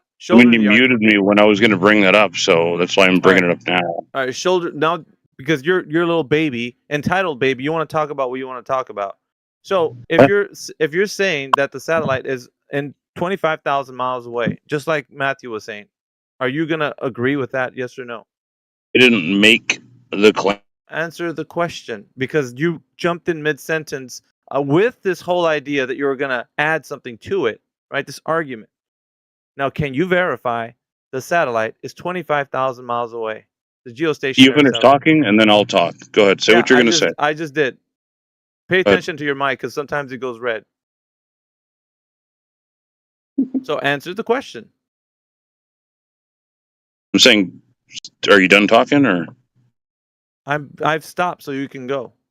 right? You know, So, when people finish so what I was talking, saying means is they're that done talking. the one guy You said have that a it's a decimal 25,000 summing miles. to It's a ask the question. geostationary orbit, and I don't know if it was you or someone else that then said that. Well, it's not geostationary orbit. It's constant balloons that replace satellite theory. Right? Is that it? Right. So how do those balloons never fail? We're not talking about the balloons.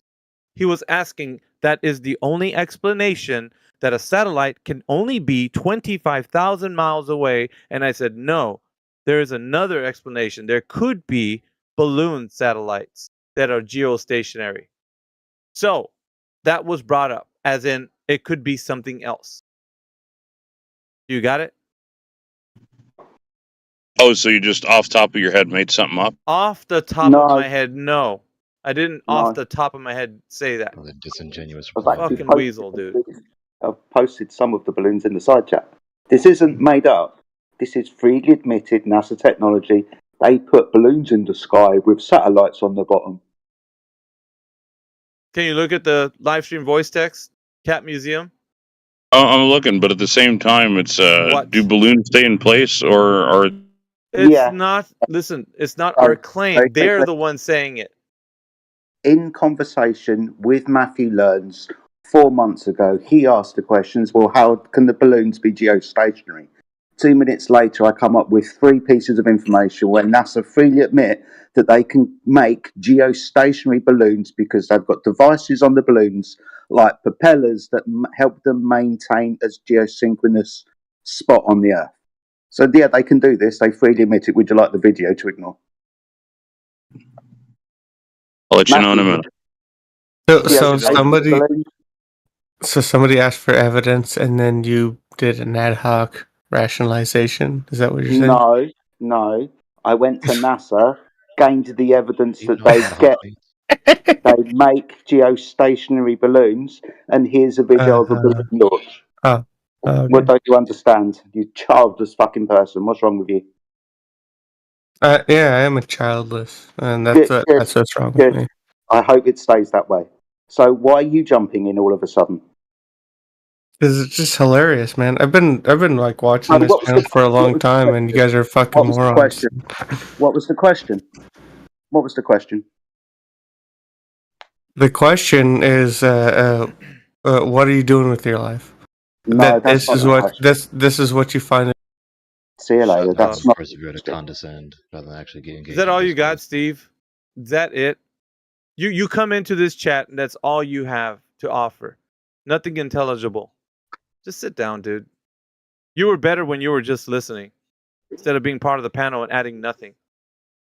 He accused Jedi of committing an ad hoc rescuing fallacy when he didn't give any contrary evidence. Like, neither is it just a proposition to try and rescue Jedi's position from any critique. Like, he doesn't know what that means.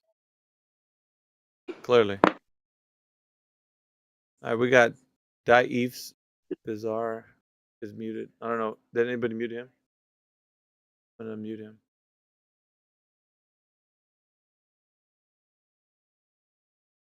Fucking Cat Museum is a fucking entitled baby. Hate this prick. Just let him ask his question. Fuck his question. Because look at where he's at now. He's fucking deafened. Didn't even retort anything. I'll look at the video later. It refutes your fucking idea that that can't happen by NASA.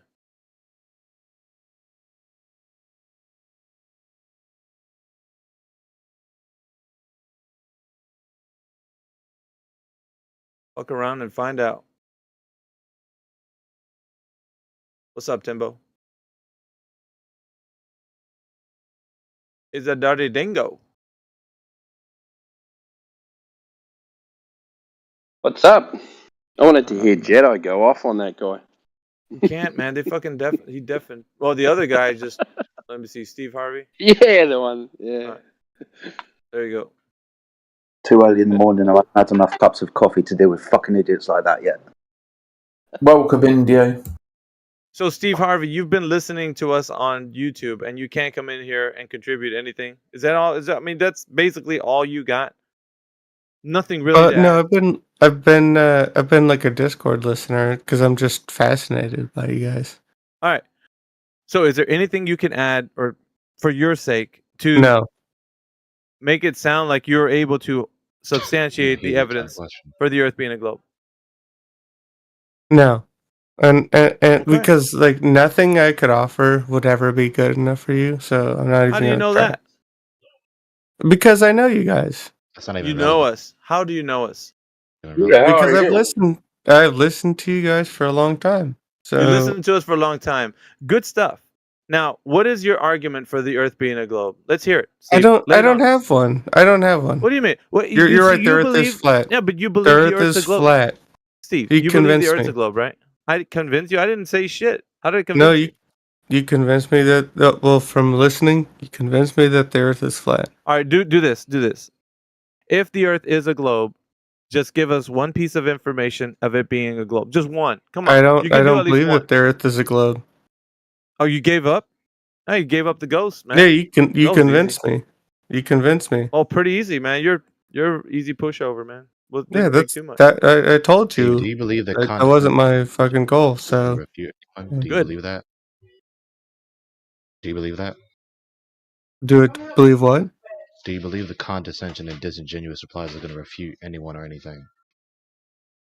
I believe I don't quite understand what you're saying. Yeah, that's the irony. You don't understand the nature. You don't understand the question that's pointedly asking you about. Johnny. You just came in here to condescend with disingenuous replies and be annoying, rather than engage in discourse, and you're acting like you're winning. What's up, Indio? Yeah, I'm not winning. What's up, man?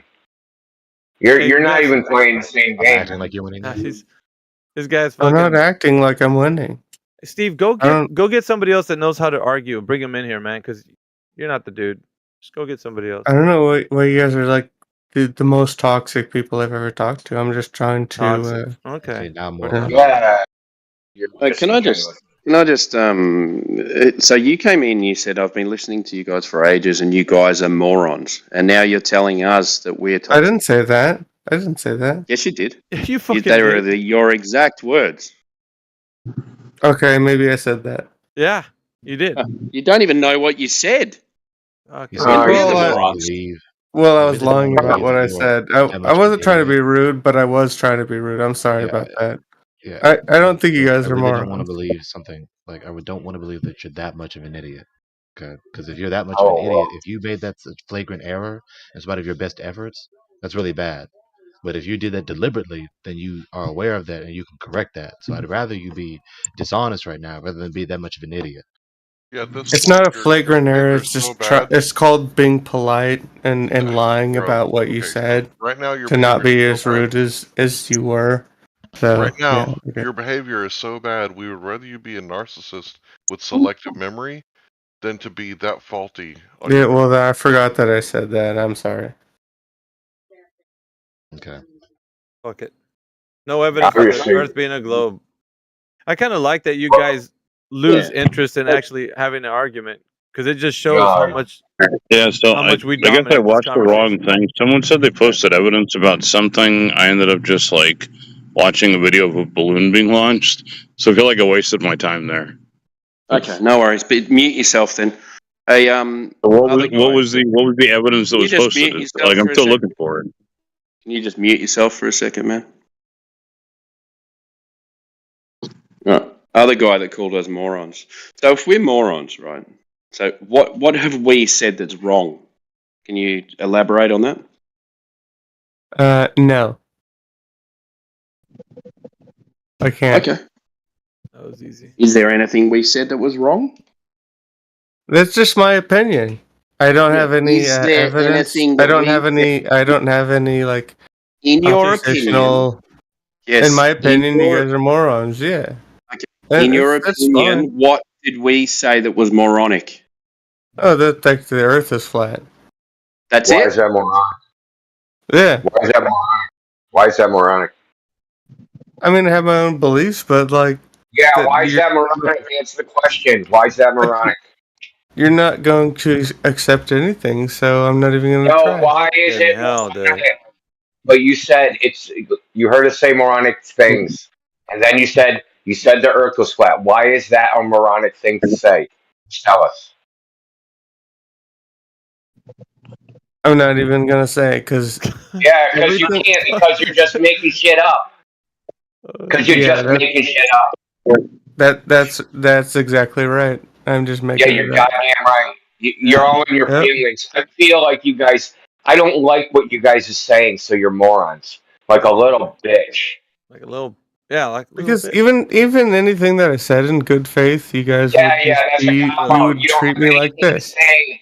No, you don't have anything to say because you're too stupid to form an argument. Otherwise, Maybe- say something. that- Otherwise, say something in good faith, dude. Say anything in good faith. That Let's see might if we- be true, but like All this is the treatment Stop that I fucking would talking. get. You're having a meta Who cares? conversation, Victim. fucking Steve. Victim. Just fucking give us the Victim. argument or not. If he No. said something in good faith, fucking say something in good faith. Then let's see what you got. Go for No, it. this isn't a me see how abusive you guys are. This Oh, is so now you're not gonna do it because you're resulting to saying that we're abusive. Come on, dude. Nothing more than feelings. Man, You the deserve fuck up, abuse. dude. First of all, you're not being abused, okay? Because you lied to us. And you called I us didn't names. lie to you. Yeah, you lied By the way. about insulting us. What lie did I make? You lied about insulting us. Oh, that you guys were like a toxic, abusive. No, you lied. You called us morons. You denied calling us morons. Oh, You well, lied to about prove that you're not a moron. Prove that you're not a moron. Oh, you don't have any evidence? Okay. Yeah, I mean, what is your standard? What is your standard for proof of not a moron? Oh, yeah. Oh, so you can't do it? No, I want to know what your standard is so that I can meet Oh, it. so you can't prove that you're not a moron. No, you try to listen closer. Listen closer. Take the cum out of your ears. What is I your can't hear you standard? because there's so much cum in your mouth. You're sounding like blah blah blah blah blah blah blah blah blah blah blah blah blah blah fool. There's so much cum in your mouth. I do recognize at this point that it's a situation where you guys don't want to talk to more than one person at a time because you like to gang up on people. You like to gang up on people. You do. I actually came in here to talk to you. You like ganging up on people. I actually came in here to talk to you. I don't want to talk to him. I actually came in here to talk to you. For real. I saw your role as 99%er. I don't even know what that means. Someone made up a role, gave it to me, and I'm just like, okay, whatever. So, I mean, maybe we can clarify it. Maybe you're mislabeled. So, I mean, maybe, but I don't know what it's like me making a role calling calling someone blah blah blah blah blah blah, and then I give it to you, and it's like it has a meaning. You gotta take it by force. You gotta fucking have to take it by force because he's not gonna. for something. Jesus Christ, man. Are they hammered or something? I don't know. Go for it. Indy. So, Cat Museum. Can you be 100% sure of anything?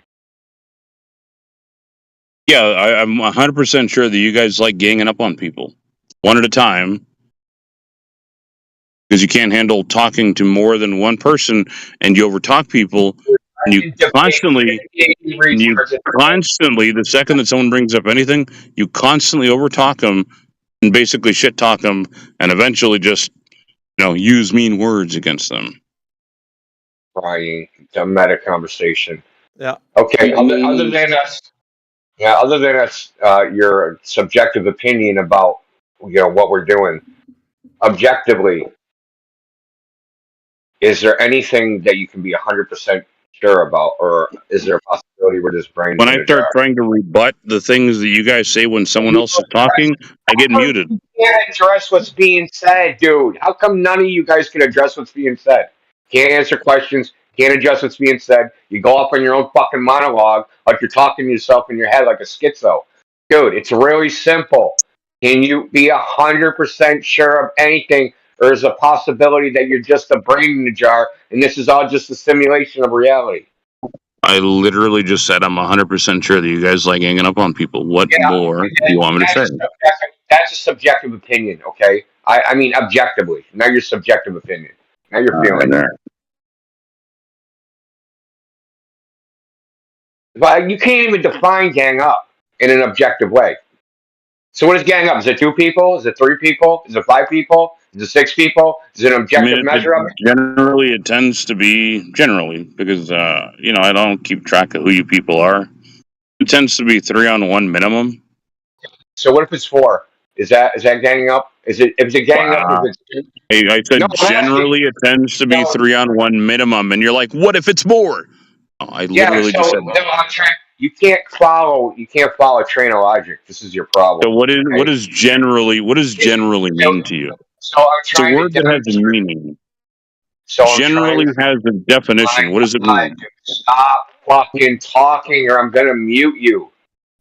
Listen. Go ahead. You don't want to have this conversation. What does generally mean? So he just keeps talking. Right. So you don't want to let someone else talk. It's fine. You're talking more than me, dude. What are you talking about? Anyway, I'm going to go ahead and let you speak. Go for it. Say what you got to say, dude. Okay. So I'm trying to demonstrate that what you said about us ganging up is your subjective opinion. It's not objective. It's your feelings. So if I brought another person in here, they might have a different opinion about what ganging up constitutes. It might be 2 people for that person or 4 people.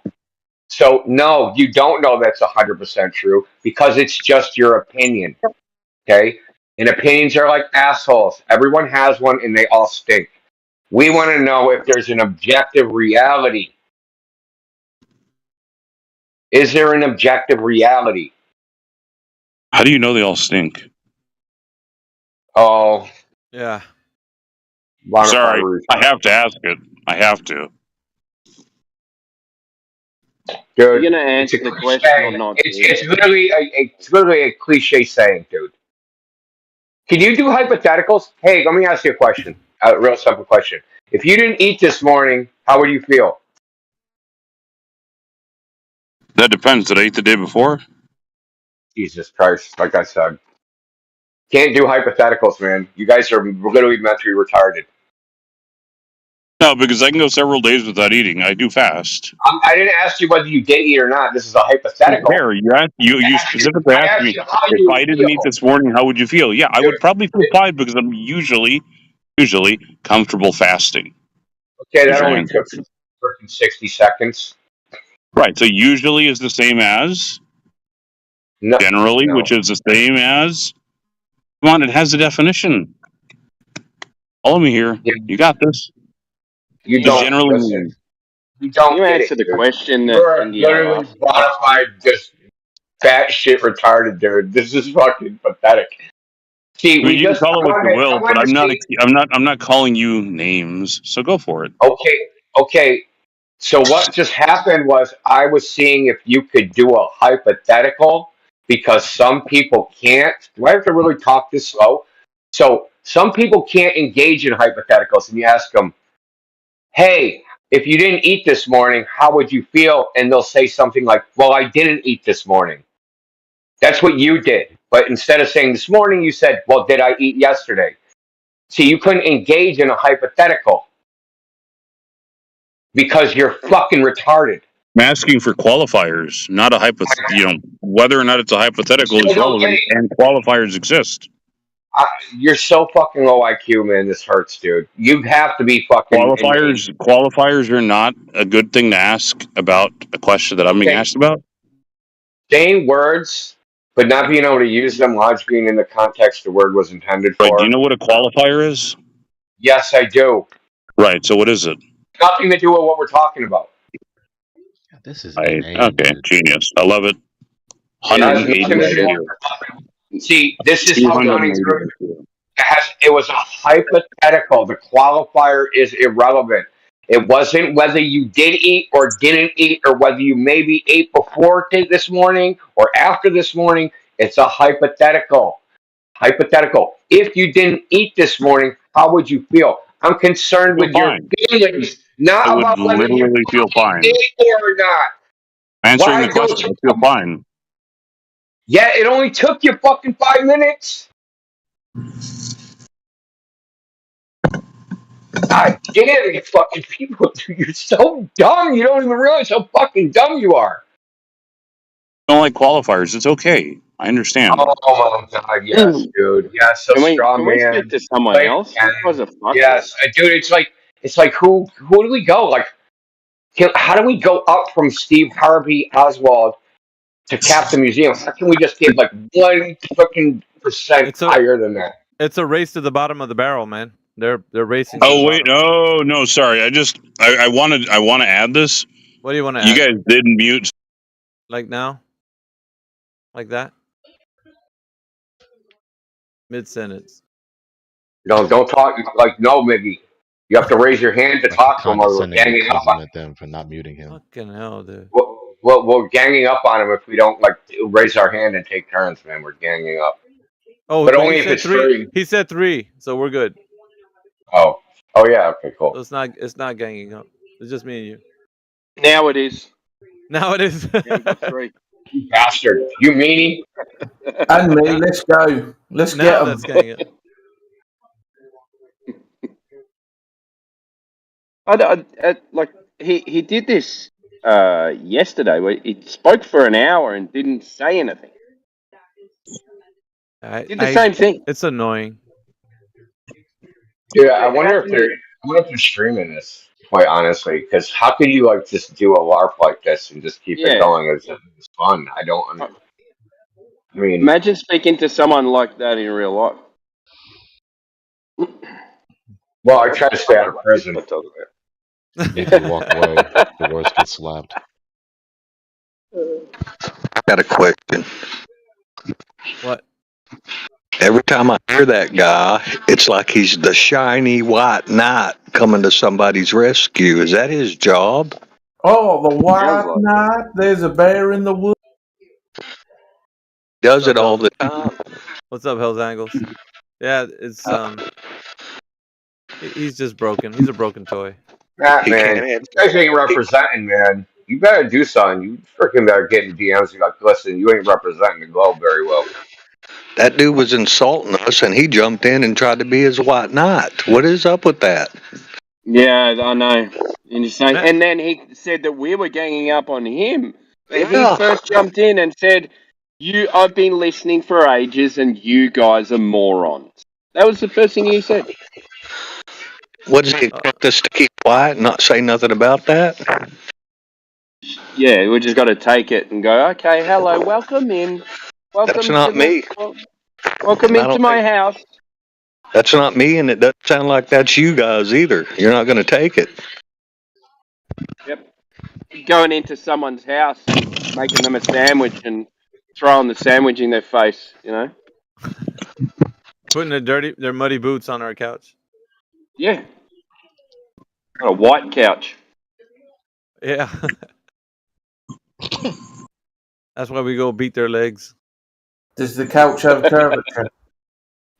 Huh? Yes. So Steve Harvey Oswald joined the server in 2019. He's been a moron that long? He's posted 2 times in chill text, and that's it. Hasn't had no interactions. So since 2019. Yeah, so he talked twice in 2022, but he joined in 2019. Psychopath.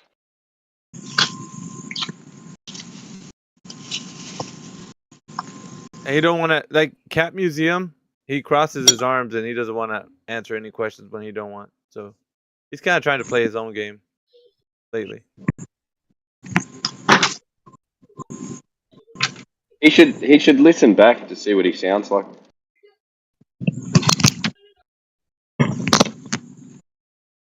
go, oh shit, do I really say nothing when I talk? Damn, I don't make any sense. The fuck? He's just all astonished and shit about it.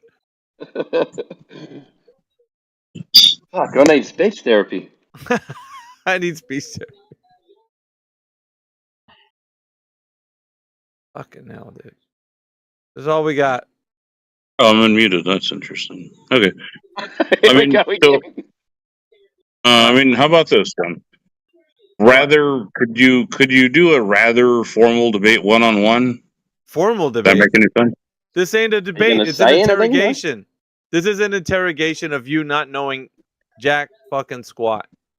Right. So if you do believe that I know jack fucking squat, it should be easy enough to show that. Yeah, Correct? we've already did that. We fucking did So it right now. my point is this. So you don't have a Okay, point. Cap, you pick your no. Let's humor this shit. You pick your opponent. We'll have a formal debate. Then be easy enough to prove this to everyone, I right? think you could debate the YouTube bot. You might win there. Don't watch YouTube, so I don't know what you're No, on about. it won't respond. So Did you hear what he said? Endo, did you hear what he said? Yeah. I don't watch YouTube. Do you know that the bot and watching YouTube are two different fucking things, right? Do you know that There's the bot there's hold on, more Cap. than one I'm person gonna tell you. talking, so Do you know that the YouTube bot that's in this channel is what he was referring to and not watching YouTube, you fucking moron? wow, that's amazing. Oh, it is. That's why I said Really you pay might attention win. to everyone The that's in the fucking channel. rod and crayons for you and shit. That's why Yellow, blue. That's why I said you might win because the YouTube bot's not going to respond because it's a bot. Right. So is that a yes or a no on being able to handle What do you want to debate? relatively? What do you want to debate? What do you want to debate? I mean, it's just a yes or no on anything because clearly you Fine. believe What I'm do an you idiot. want- So it well, should be. So it should be remember that easy enough to qualifier word? just about anything, right? Yeah, remember that qualifier word you were throwing around as if you were intelligent? Right. Yeah, that qualifier. So what do you want to debate? So we're going to qualify whether the yes or no comes based upon what you want to debate. What topic? Let me see. Price of tea in China? You want to see where he goes? I don't drink tea, so I don't know. Oh, see this dude. Oh. Pick a fucking topic, dude. I'm thinking about it here. Do you want to debate the whole idea of flat Earth versus globe? Do you want to debate some subset of it? He obviously Coriolis effect, gravity, fucking some shit. Ask him about your spinning silver ball with the 3 layers. I'm just asking the question. Oh, you want a formal debate? Yeah, what would you like to debate? I gotta think about that one. He doesn't know. He wants the debate, but he just All doesn't. right. How about the? What? I'm willing to say this. So how about a general,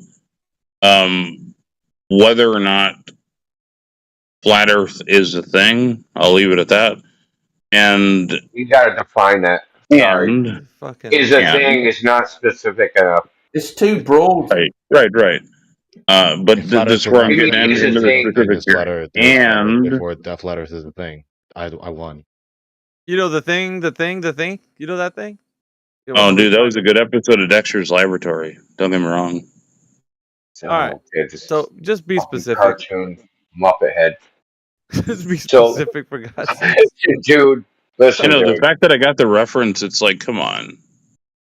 Nobody was talking about that. That was your magic. He said no, dude. It would. That's literally where that's from. The thing. It's a thing. Maybe, but you're the only one that realizes that because you're the only dude that still remembers cartoons at fucking 40. That could be from anywhere. It literally isn't. If you watch the Dexter's Laboratory episode with the dog that you find. Thanks for the info, man. I'll make sure I catch that next time I'm watching cartoons with my kids. But no one else has ever said the thing. I didn't say the thing either. Anyways, Keep that shit in your back pocket, man. You don't want to tell women that. You never get. did you want a formal debate about that? Cat.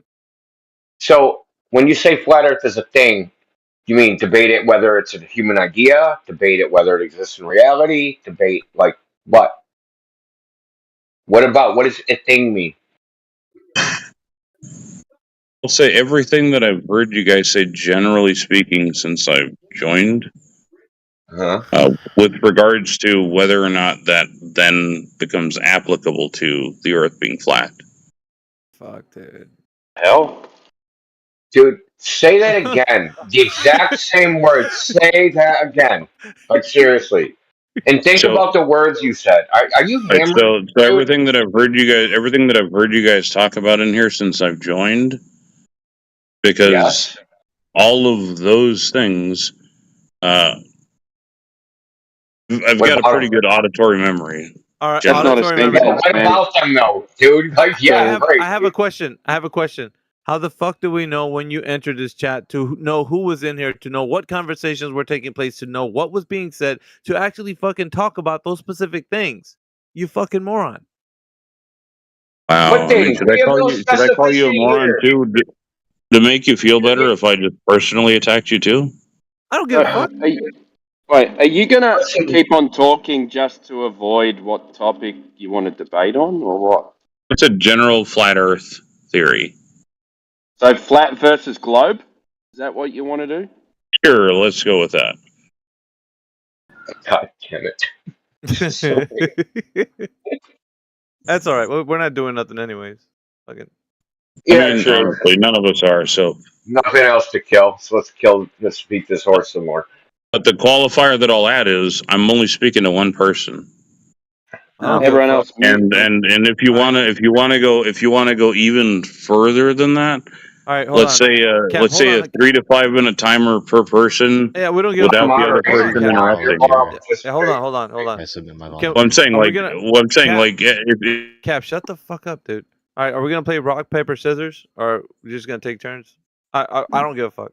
However you guys want to do it. Look, this is gonna be really simple. I'm gonna moderate. So whenever someone says something, they're gonna get 2 minutes, and then when that 2 minutes is up, they're gonna shut up, and then the other person gets 2 minutes. No interrupting. And if you freaking say just so incoherent gibberish, you don't get to correct it. And if you don't address the point, you lose the point. Really simple. I mean, right. Yeah, if Miggy goes, what about XYZ, and you start talking about flat earthers and how they don't accept any evidence, you're not addressing the point. Okay? You're talking about some other side tangent topic. Got it? Yeah, I did disconnect for a second, but I feel like I'm agreeing. I have to agree because I heard enough of what you said. So yeah, that sounds about right. Why is he always got to do so if Miggy brings up curvature, then it goes back to it can't be 2-on-1, 3-on-1, 10-on-1, infinite. Yeah, dude. Yeah, we already agreed to saying it, dude. Right. We fucking get it, dude. We're the ones telling you that's gonna happen that way. Don't fucking worry about it.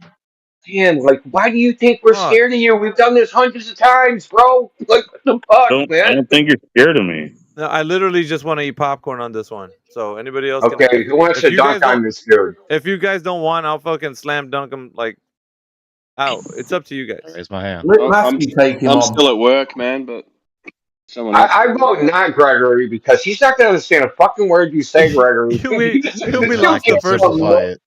So let's add a supplementary challenge. I need simplify it. Yeah, let's. Dude, this is out of control. This is so funny. I'll interpret for Gregory. Yeah, it's gonna be hard on Greg though, because he's like. Okay, good. He's gonna be like, the thing with the thing. Like, yeah, he's gonna say, boo boo. And give me like 30 seconds. I'll be right back. Take your time. All right, guys. Everybody comb your hair and brush your teeth. We got a fucking formal debate happening between Cat Museum and Gregory. Take a giant fucking hit of meth, dude, because you're gonna need it. I'm gonna get my popcorn, literally. I was about to add this point to my campaign also, that if I engage, it might be most funny. So. Just do some stretches, a little bit of jogging on the spot, mate. Yeah, jumping jacks. Come on, at least 10 before you start.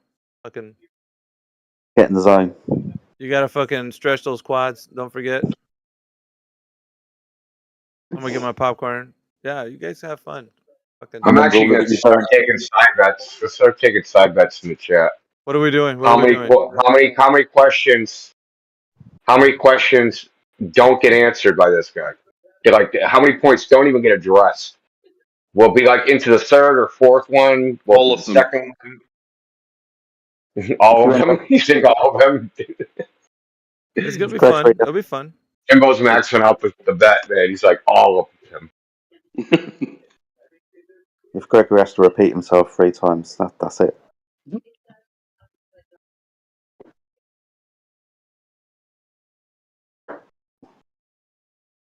All right, this is when the magic happens. Don't forget to put rose petals on the bed. Don't, This is where the fun begins. All right, I'm back. Welcome back. All right. I'm going to mute up so you guys are... Now define the thesis, Cap. Thesis? Yes. Oh, this is going to sound interesting. The fucking phone's on. 1 second. Lol. 1 second here.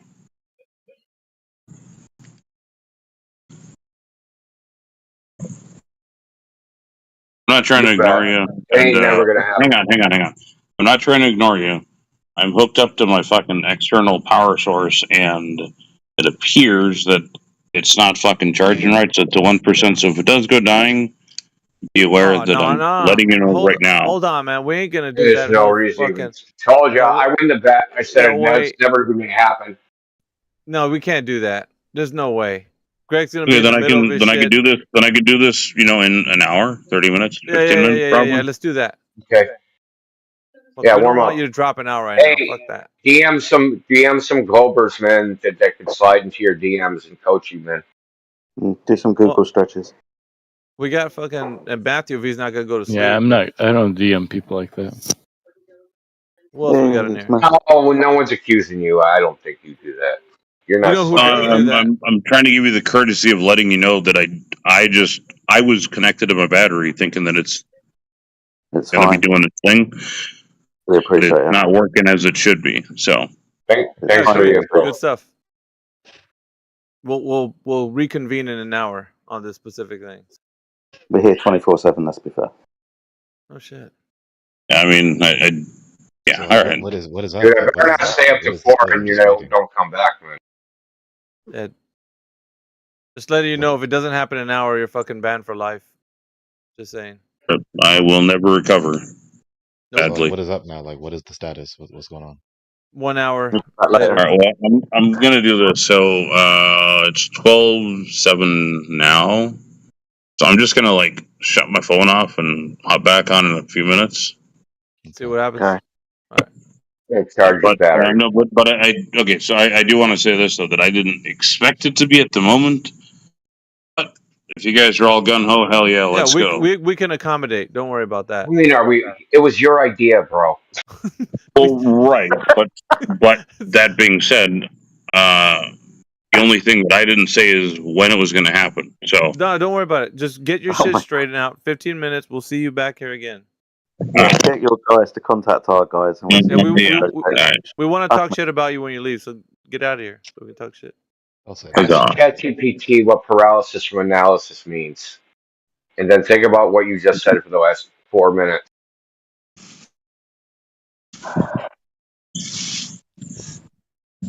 Yeah, we don't like that whole fucking leading us on and then nothing happens bullshit. That ain't gonna fly. Oh my god, it's not like I'm fucking edging you. Jesus Christ, calm down. I'm not your mother. If you make a date, you better fucking honor that date. Fuck that. Ask any woman I've ever been with, they've never been disappointed. All right. What's this? The final word, man. Just go already. He's like the people that don't fucking leave. We had to shut off the fucking front porch lights and, Folks, I'm capping. Good night. Oh, no way. All right. Good night, Luke Gregory. No, I'm not leaving. Oh hell yeah! It's at 2% here. Let's go.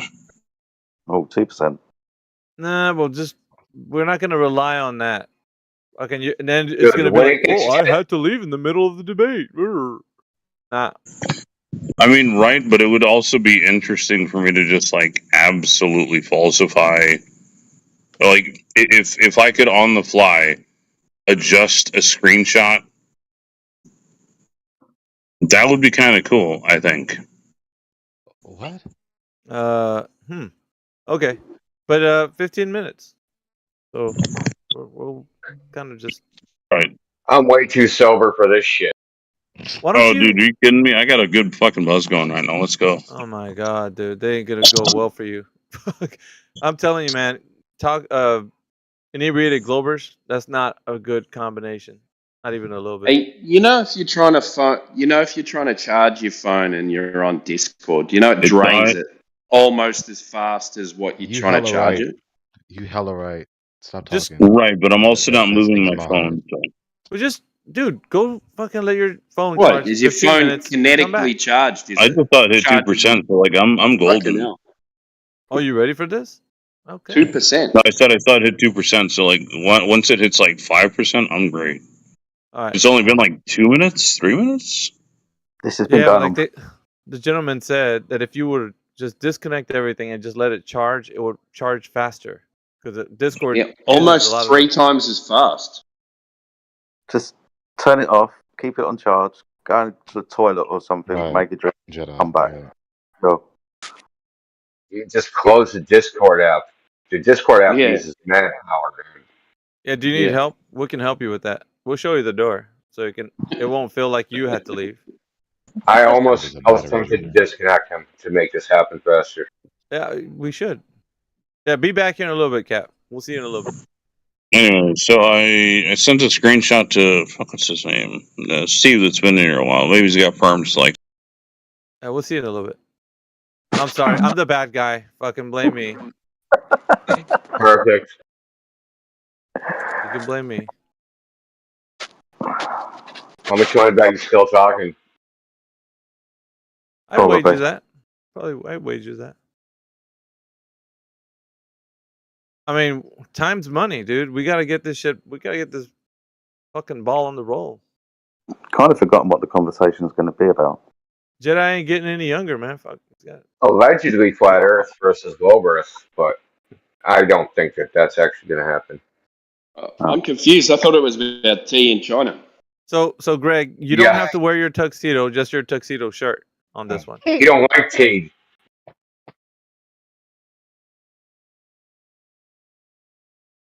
You might need to braid your beard though, because that Viking look is in. Ugly.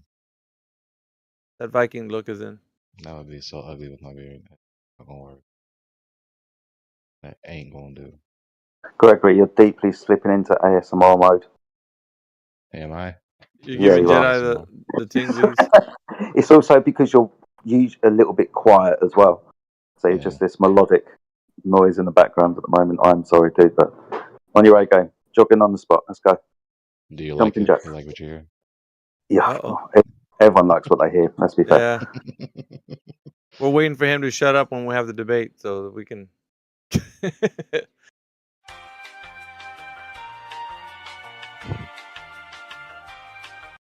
Yeah, no shit. Yeah. You go, hi, this is Gregory. I'm going to read you some dulcet tones of sweet, smooth Oh, fuck chocolate. that, dude. He's the midnight DJ. This is The Barry Gregory with White. the Said midnight it love before, I'll hour. say it again. He is the Barry White of Flat Earth. Yeah, he is. My darling, I can't get enough of your love, baby. We're gonna Keep take on you through the doing it. midnight, off into the morning. All you groovy cats out there.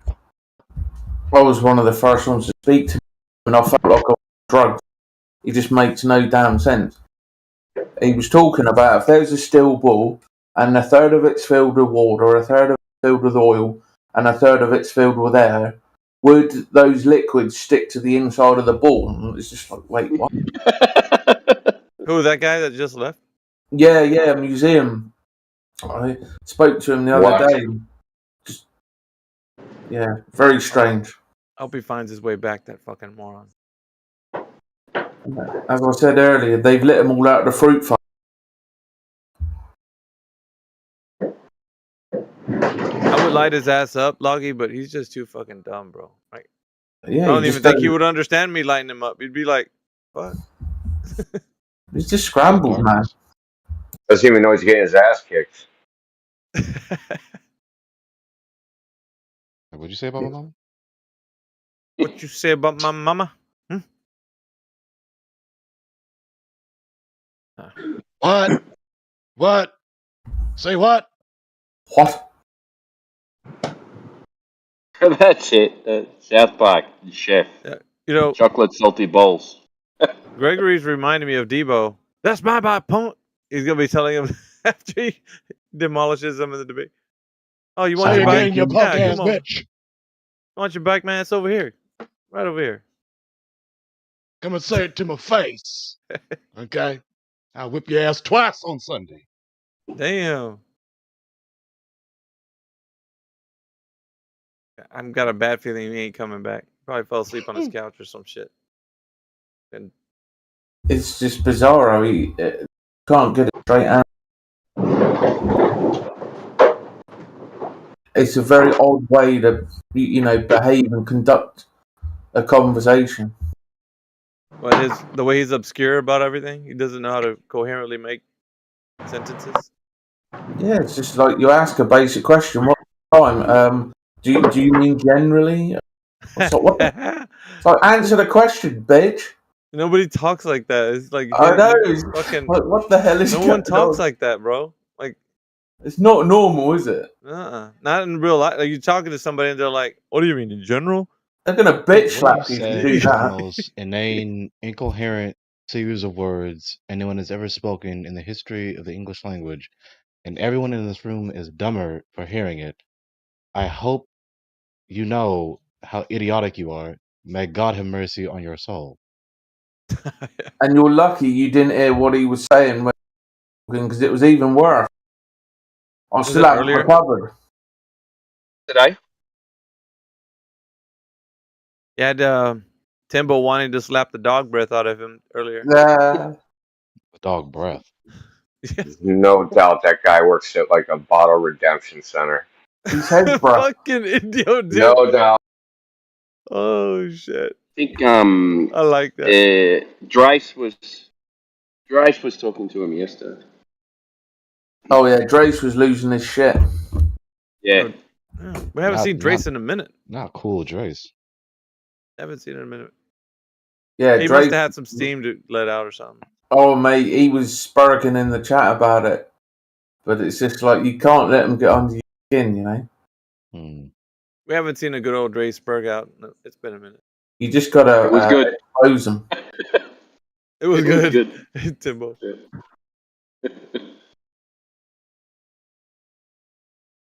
I love it when he says, "You fucking stupid motherfucker" in that Iceland accent. Yeah. It's like, damn, you know, I didn't hear that. He's our resident Viking. That one. I do like the analogy I heard someone say. I think it's AI between like the official headquarters of a organization and this server. You do have to go through a mildly bureaucratic process before you finally can join the voice call. Yeah. And participate. Yes, sir. I mean, that's because some of the Globers are so stupid. They come in here and can't rub words together to make coherent sentences. So we at least got to make sure that, you got a couple brain cells. Can't have a conversation if you're just rambling incoherently. I think I got honestly, standards up in here, son. If you want to speak up in the microphone in this channel here, son. when Greg has Well, we don't get the things we get. Oh, I was just gonna say we don't get things that we get in the politics server, like people just jumping in and yelling "nigger, nigger, nigger," right? So we prevented that, but the downside is you just can't casually walk in, so you don't get people that are. Well, I guess it's not much of a loss if they're too lazy to get VC verified, and they're probably too lazy for this topic at all. Alpha, what are you gonna say? Oh nah. I mean, I would wager that if he does come, he probably fucking lost his way. But if he does come back in, that he's not going to answer your question, and he's gonna divert to an. I guarantee you're probably gonna try to rope him back into the conference. Like I'm just saying right now, I'm calling it. You're gonna either try to rope him back in, like, dude. I'm not talking about that. My They- fire chain. Yeah, at Scorpion least. power. Yeah, get over it. You know, I'm thinking that's probably what's gonna happen because he was doing that shit the whole time we were talking to him. And he was like, "Fucking, what are you talking about?" Like, I don't think he's doing it intentionally though, as in like malicious. I just think he just can't handle it. Like he's scatterbrained, dude. He's like autistic It's or scatterbrain. something. Yeah, scatterbrain is that's a good word for what the way this guy is. Scatterbrain. He's too scatterbrained, Greg. Like it's gonna be difficult. He's That's too why I global, said right? I don't want to believe some of these folks are making honest errors. In the instance when I say that, especially in the instance like with someone who's just talking as though they are intellectually superior, talking as though they know better, but then when actually pressed to demonstrate that they know better with some logically sound pattern of inference, they don't actually say anything of any salt, not a single grain. I think you might be right, Indio. He reminds me of someone I know who is like that. And in this The server? same conversation process. No, not in this server. IRL is what the kids say these days, isn't it? Oh yeah. Yep, that's right. That's right. Well done, Boomer. Such a boomer.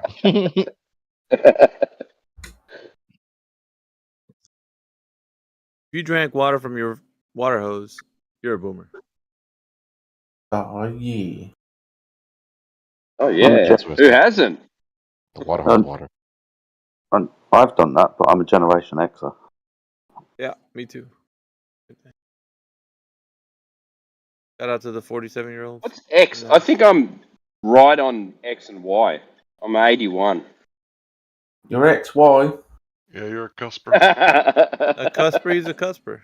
Come on now. I was told I was Generation X in school. They lied to me. Apparently I'm not. Yeah, you're not. Yeah, I was born in '82, so I guess that makes me a. You're a millennial. You're a millennial by just a hair. Yeah. If there was ever meaningless, ill-defined categories, it would be this generation letter fill in the blank. Yeah. Okay, I'm in between X and millennial then, am I? I'm January 81. You're so. probably more You're a millennial. You're probably more Yeah, X than millennial. You're transgenerational. Yeah, you're transitioning. That's what's wrong with me. You haven't identified correctly. There it is. He's transitioning from a dirty dingo. No, he's always going to be a dirty dingo. That's not going to change. I kind of like the new name. Come on, man. It is kind of cool. That's what they But call you now on the that I've streets said I over there. like it, someone will change it. Whoever's Yep. changed it. Oh, What you does like it that? What does it take to be a dirty dingo, though? What's the qualification? Yeah, I can't divulge that. Transgenerational Australia.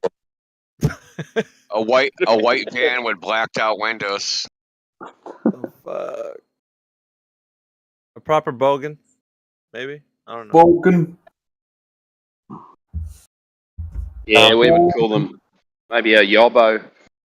Yobbo? Oh, no. Flaming yobbos.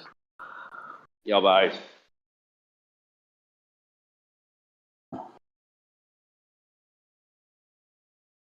Got to be huffing some petrol. He lost his fucking way. Nah, dude, he had to plug his battery into another battery because that battery was dying.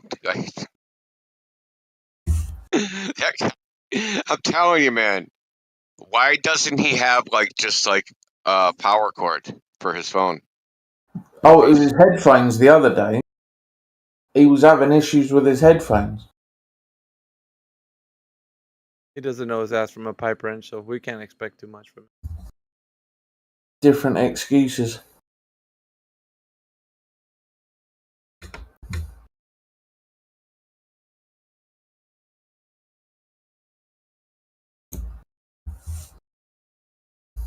We got high hopes, man. High expectations. We're not gonna meet those expectations. We're gonna be let down. I wish I could have been here to listen to Drace destroy that guy. Does anybody got a timestamp? Was it yesterday's? Yeah. Maybe about 26, 27 hours ago. This will be on the Rumble bot.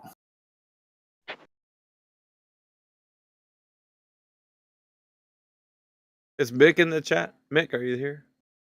Hey, oh, Mick. Oh, hey, Mick. Good old Mick.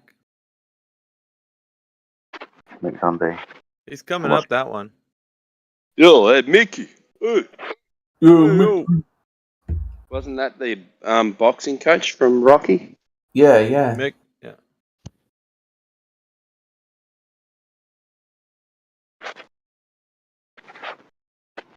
I think we've been stood up. Oh, we got Clipcord on the job. Clipcord, you got a sound clip of that? Go.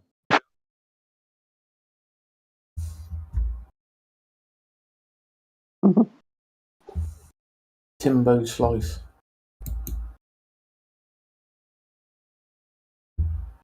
He doesn't identify with that name.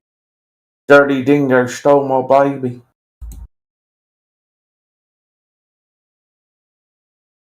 As is common with Dirty Dingoes. Yeah, I'm transitioning at the moment, so I will not answer to Timbo Slice. Yeah.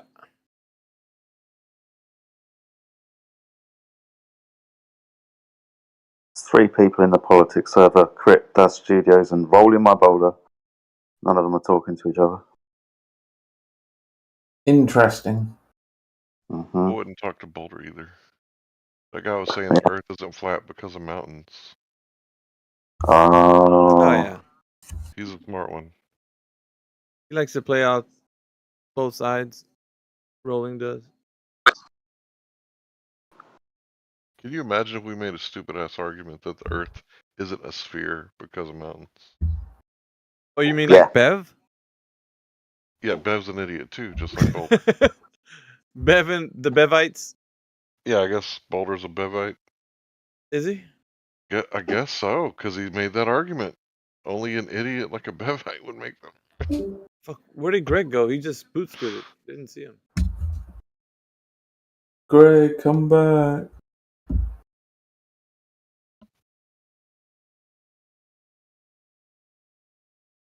Oh well. I guess it's all up to Jedi now. Oh, man. Because I want to sit back and listen to some shit. So, It's on you, Jedi. Get on with it. or Hank or fucking Dirty Dingo. Need someone to fucking argue with. That's the point, isn't it? Come on, you bum. Me Get and in Hank can't argue between ourselves. That's not going to happen. Yeah. Hank's perfectly reasonable. I have to understand. Yeah, Hank's too polite. Yeah, I don't think I got the temper for a No, debate. you just calm down there, mate. You sit back and drink your 4X. Fucking Carlton special Draft, brew. mate. I was in a conversation the other night, and Timbo was going all hell for leather on some poor lad. I think he called him a cunt like about 5 times in the process. That's a term of endearment from Islam. Or was you falling in love, Timbo? Is that what it was? Yeah, I was taking a liking to him. I think I took my baby. People will try our patience, that's for sure. Oh, aye. Like this guy who hasn't turned back up yet. Hey, he made Jedi put a pot of coffee on for nothing. What a fucking wanker. Oh, I know, right? Motherfucker. I almost got my good shirt out. Glad I didn't now. Yeah. I told you, man. I even told him. He's like, all my dates think I'm pretty cool because I show up. He didn't fucking show up. I knew you weren't going to show up. Shut up again. You remind me of that ET. He's like, I want a formal debate. No, you fucking couldn't even handle a formal debate. I want a formal debate. You can't even handle conversation. You He can't even. The English language is hard for him. Yeah. His language chip needs updating. But yeah, he reminds me of that ET in some. Not quite as bad, but. Yeah, ET's incoherent too when he's in. Yeah, he's all over the place. Frustrating as all heck. We got 2 YouTube bots, don't we? 1 Rumble bot. We got a Rumble and a YouTube.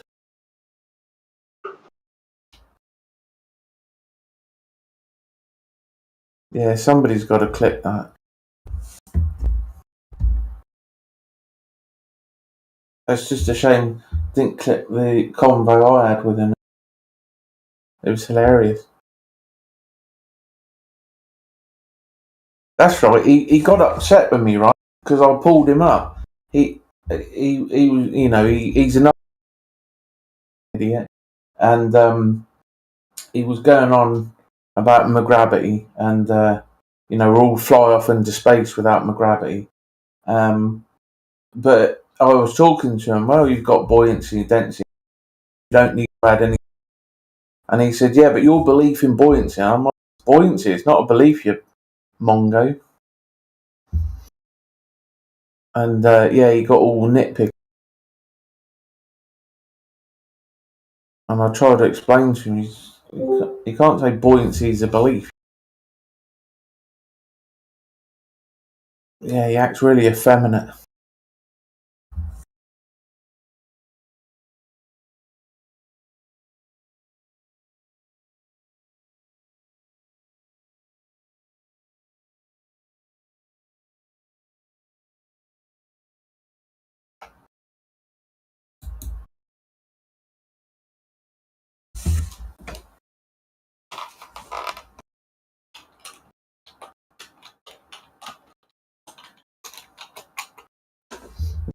Damn. Where is everyone?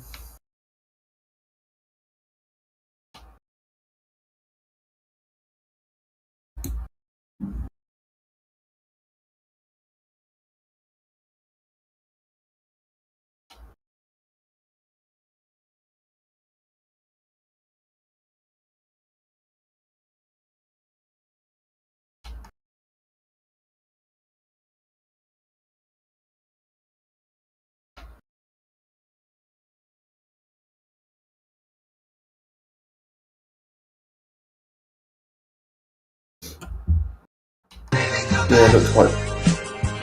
Oh my goodness. Looks like Matthew missed all that info, Jeddo, you posted.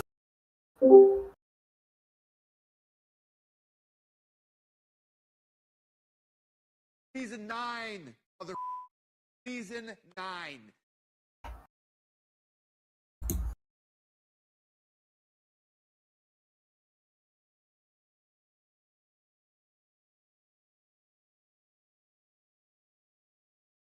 Oh, Heretic's here.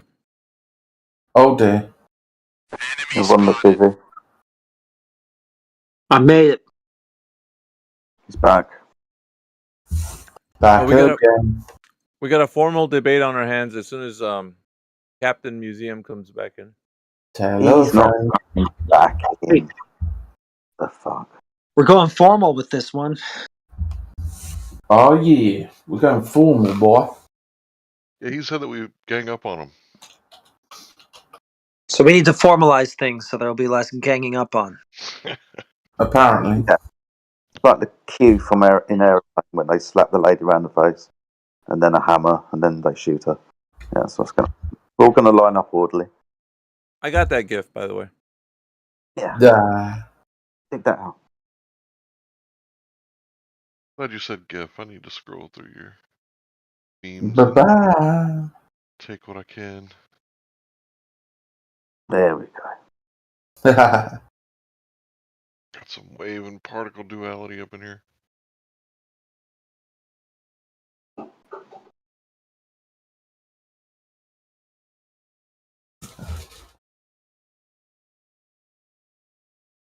Ganging out. What is he, a fanny?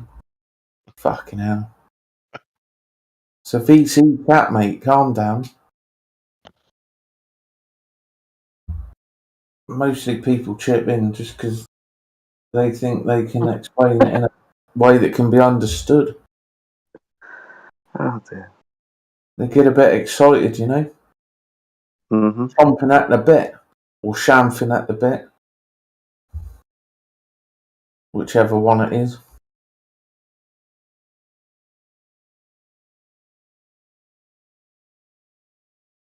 Loggy, you sound almost identical to the Flat Earth Man. Alex? Who's that? The Flat Earth Man. The Flat Earth Man? Yeah, you know him? Hey, baby. No, I might have run into him. Yeah, you have the same kind of cadence to your speech. Oh, I go all over the place. That's cool. He copied me, motherfucker. I'm infamous. Infamy. They got it.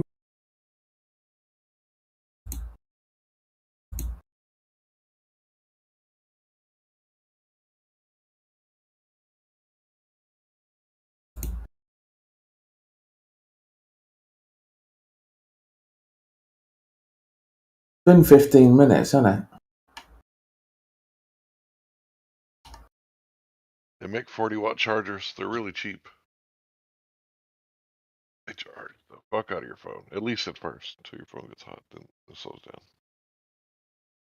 Yeah, he ran away at 12 past. It's 35 past now.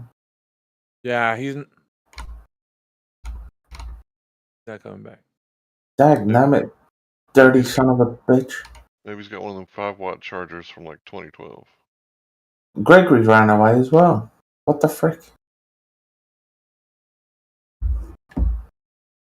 They ran? Yeah.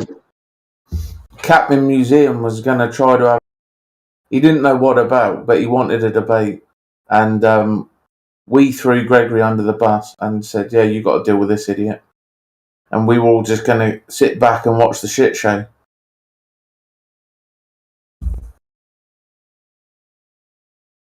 Gregory likes under the bus. Oh, yeah.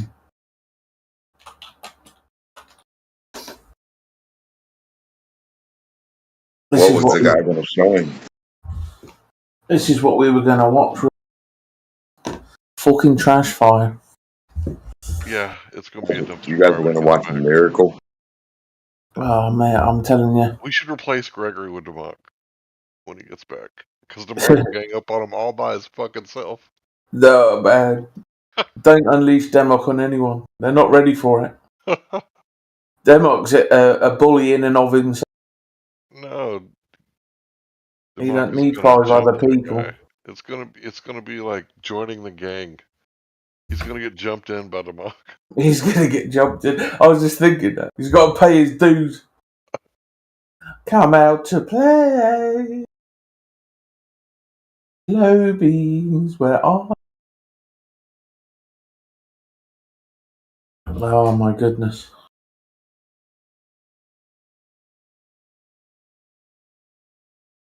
I heard somebody getting agitated earlier. They was like, listen, stupid. Oh, that was him. It was very weird. Like you ask him a basic question, and it go into some weird tangent about it, you know.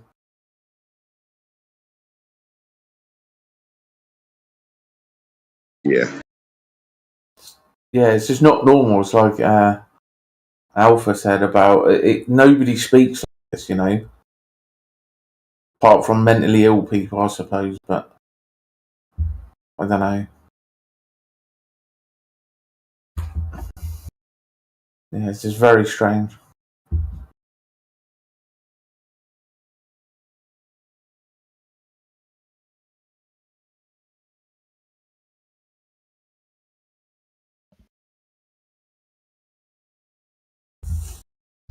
Are you glowing? I pointed out something good to Matthew Can't Learn. We were talking about Horizons, how there's no curvature left to right, but there is front to back. And he was saying, yeah, you could see, you know, thousands of miles because the angle, blah, blah, blah, whatever crap he was saying. But we recently talked about that PBS with the little cripple robot guy. Oh, fuck, what's his name? Oh, Hawkins. And how they lied about the helicopter because they re-showed the thing in front with the 3 ducks. and then the guy shows you them next to one another and overlaps them, and it's identical. So I was saying to Matthew, well, if it's this simple, like you're putting forward, why didn't they put it forward in these terms? And why did they lie? Why did they do this duplicity? So it was a good point. Obviously, Kieran, not remember a single thing. It's typically what happens, but and that slimy GE Platypus said he'd never seen. I don't believe that for a minute. He's got to have ran into that somewhere. The PBS Hawkins thing with the helicopter and the other doodads. I can't believe in 6 years he's never heard of that one or ran into that. But I sent him that as well. After a little while, they kind of scrubbed that helicopter one. Like, I don't know, you got to kind of search for it. And then they had like a boat one and then with some stripes, and I think they did like 3 altogether, like just whatever groups. And I think Stephen Hawking did one of the weird things, and then they had like the wrestler, one of the wrestlers, and some just random lady actor. Like, where are your guys' scientists? Where are your surveyors at? What the fuck? Yeah. You got John Cena telling you whether the Earth's round using the equipment he does. Like, what are you even talking about? Yeah. I found it on PBS, the Hawkins, because I don't know, I was just kind of scanning through it, and something I noticed was the lack of details. Like, you know, when somebody's putting an argument forward, you know, a flat earther, they give you all the details.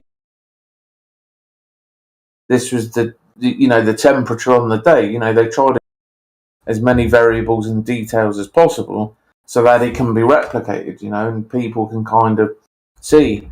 But in this one, they barely mentioned where it was, and they didn't mention any of the equipment or anything really. I mean, eventually I managed to find some details, you know, the height that they were supposedly firing the laser and the distances, and we got around about where it was, Nevada, Pyramid Rock. But they say Nevada right at the very, very start, and then about 10 minutes later, the helicopter one talks about Pyramid Rock, so that's, you know, but yeah, it's not like, it's just, yeah, unusual. Especially for a documentary, you think they'd go into it. Oh yeah, that PhD character. What a pudding brain. Yeah, I just ask them, does that rock have an edge where you can touch it and know where it stops? If they say yeah, then say, where's the Earth's spotlight? It's real simple. It's a moldy potato. Then also you've got those abyssal plains. Thousands of miles of, you know, flat plains. I got put onto those by somebody. Oh man, if we was on balls of water, dude, they'd just be able to dive down in the water and come out the surface that way. We wouldn't have to worry about no debates.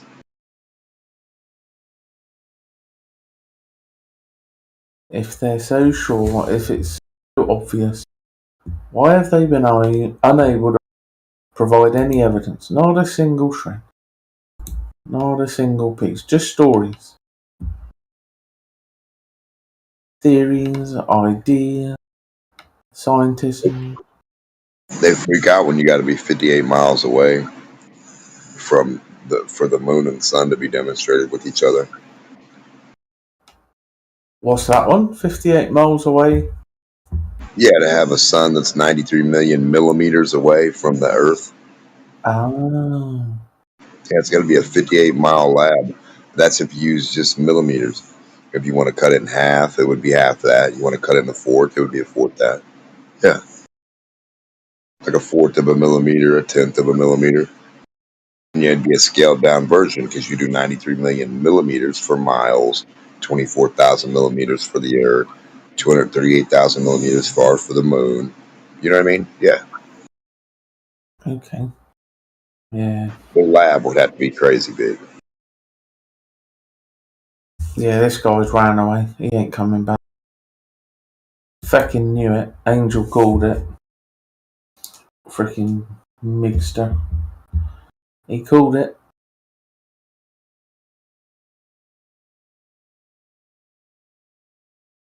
And shit, if they had a little sun, a little moon, anything, doing anything they claim in a lab setting.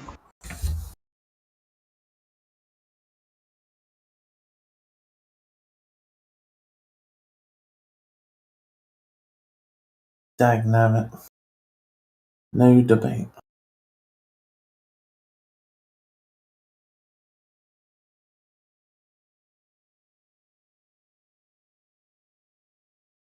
Number two, they Guy never running get a late. ball. What happened? That guy's running late. Yeah, he ran away. He ain't coming back. He challenged to a debate and then discovered his phone was at 1%. Well, his spherical sundial doesn't work. It's broke. He had no idea what to debate either. It's just weird. Hey, Jamesy.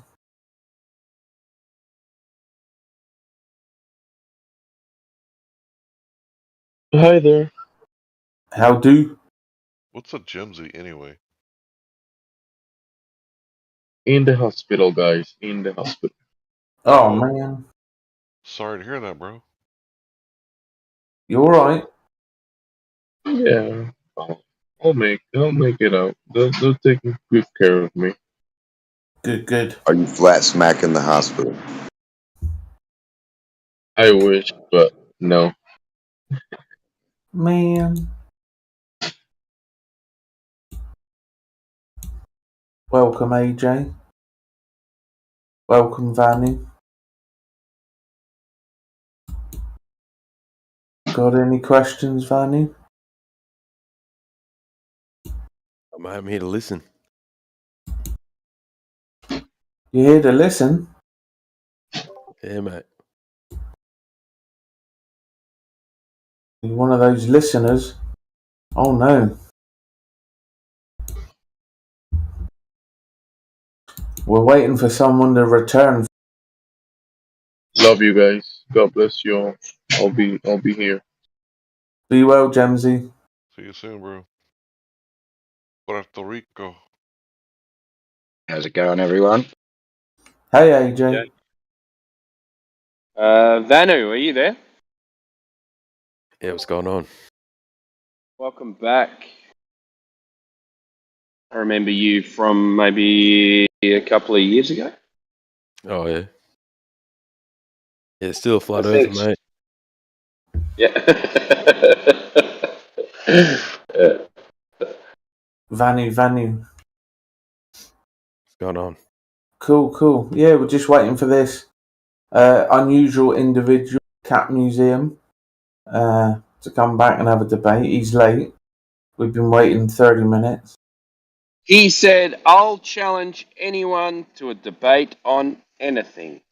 And then he didn't know what topic to pick. And then he ran said, away my like a phone's bitch. flat. I need to go and charge my phone. You got evidence your phone's flat? Could be a sphere. We should have made him take a screenshot of his battery percentage. Well, I don't know. I'm starting to question my flat Earth. As I just dropped it in the chat for you. Yeah, look, scientists are suggesting that they might be freezing endangered animal cells to preserve them on the moon, just in case we need quick access to them. Yeah. And they What do you have need, to go? Going to have to go back to 1969 to get them.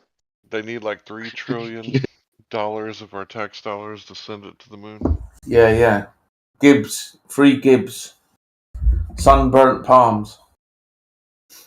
Just print it out of thin air, and then everybody's bread will go up like 30 cents. Oh, yeah. We don't want any middle class, those pesky people that ask questions. You gotta learn to do as you're told. We need your money. They're saying things to the moon. Oh, has anybody else been watching Apollo Detectives? No?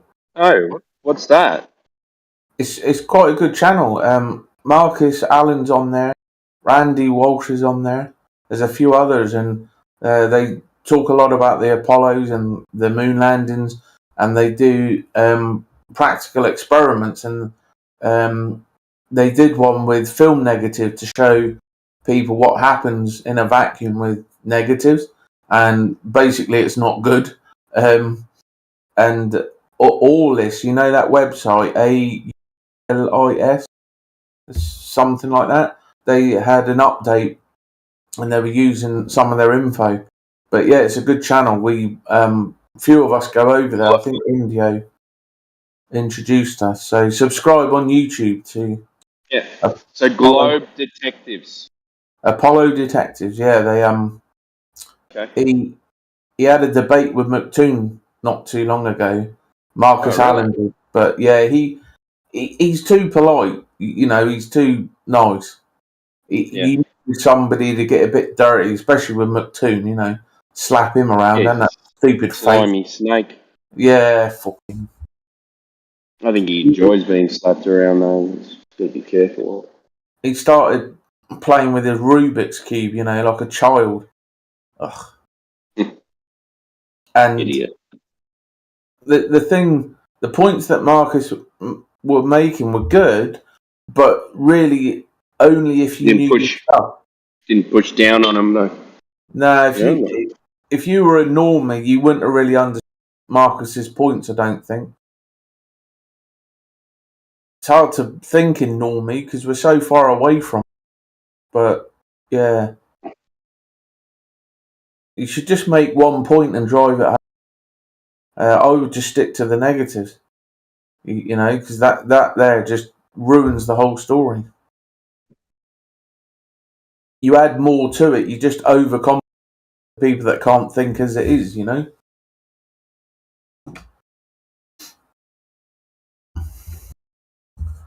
Woo! But yeah, I think there's a few of us in the chat. Some they have like a Q&A, and so yeah, 3 or 4 of us are usually in the chat, and some good info.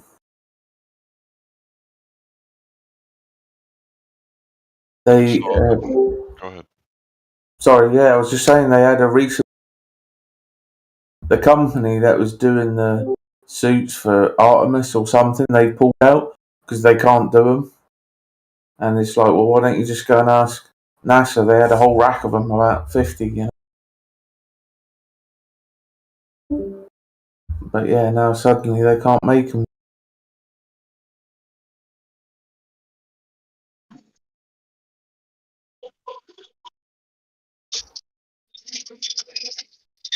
Man, I can't believe this guy dipped after spouting all that shit. Giving it the big I am and then running away. He didn't expect us to call his bluff. Because his shtick was, I'm being muted, look how they're treating me. And then it was like, okay, we'll give you like 2 minutes. He was like, I gotta string coherent thoughts together and put them into sentences for 2 minutes. Run. I assume Cap never returned. Nope. He bitched.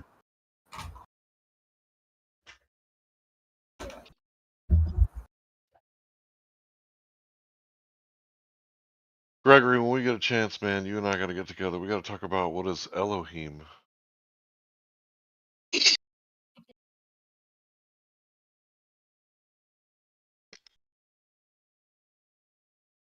This probably isn't the time or place for it. Oh. That's when you say L. Oh, him. When you're talking to someone else. More like L-O them. Oh, him. Fucking Gregory. L. Oh, him. L-O them. In Spanish, el barco, el Diablo, hombre, you're speaking about someone. El Chapo. El Chapo, yeah. That was a film. El aguacate.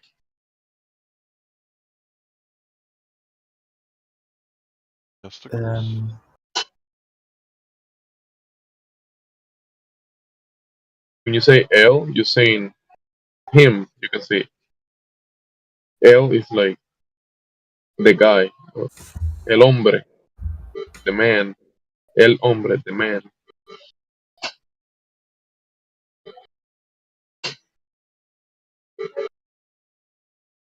And when Miguel, stop typing the man, you gibberish. say, go ahead.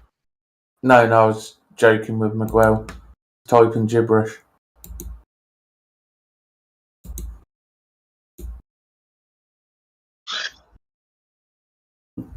Go ahead, Gemsy.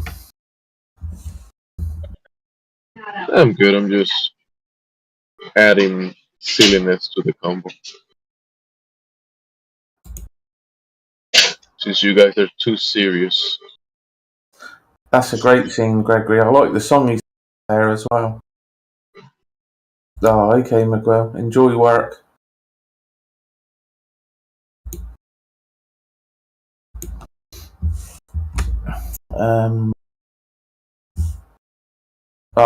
Here's Bree. Welcome, Bree. Heck nabbit. Hey. Ahoy, hoy.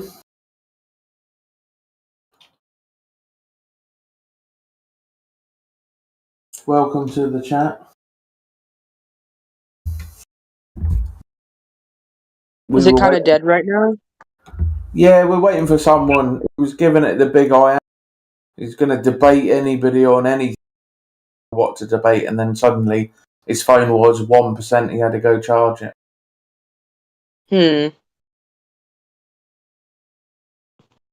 We're also waiting for anybody who can bring forth any evidence of the globe. Ray, is your banner from Skyrim? I don't know. I found it on Pinterest. It looks like a Skyrim scenery shot during nighttime. I do love Skyrim though, but I wasn't really looking that hard at it. Is it like mutual love? Mutual love? Yeah, you say you love Skyrim. Does it love you back? I hope so. Only when you add the mods. I'm really bad at getting my Vortex to work. I think I'm doing something wrong. I had a bunch of like weird mods though. I think is what like broke my game. Dang it. Yeah, you got to they're usually not written very well, so they will make your computer run a bit harsh. Did y'all hear about how they had made it to where you had to start paying for mods and stuff like that, Bethesda? That's just gay. Yeah. Paying for mods. Glenn Diamond. That's commerce. That's a market. That's how it works. That's just dumb. Dumb. You only like it free? You want it free? Take it free. Dum dum dum dum dum.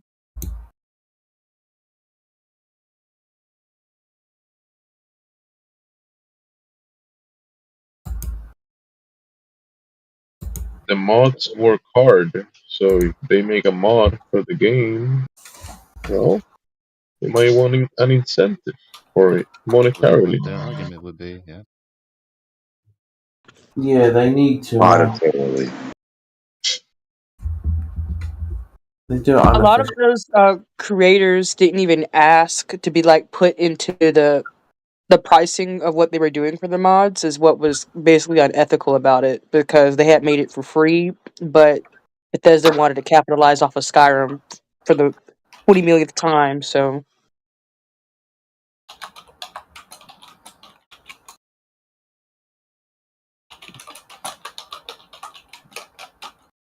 This ain't color in there. Or...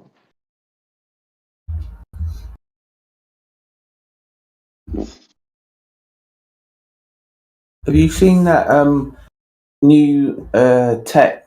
It's only available with NVIDIA, where they can upscale the older games within like a few minutes. It's really, really clever, and the way it works, you have the original game, and like the upscaling is done on the card on top, so it almost works like a skin. You know, if you understand how skins work. That's incredible. Yeah, it's really cool. There's a couple of tech channels that I watch, and this one popped up, and you can literally do it within a few minutes. You know, it doesn't take any kind of learning curve or anything. It's really cool. Let me guess. Do they use triangles? Not on the older games. I think they used other things, but you can add like ray tracing and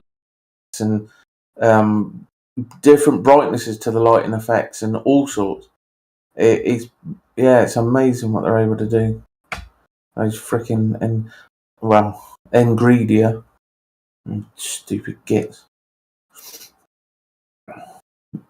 But yeah, the tech is going pretty wild. Even the APUs and IGPUs you can play games with now at 1080p, AAA games. Just on the chip, you know, no GPU necessary. That's what happened when people figure out the globe. They can make everything work, make everything better. Yeah. Updating this BIOS.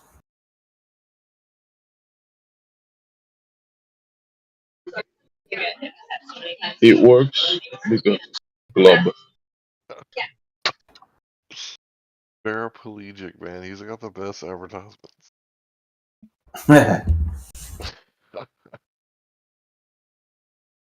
Oh, Was that wow. Hank? Yeah. Do you know Oh me? man, I haven't heard of you in a while. How you doing?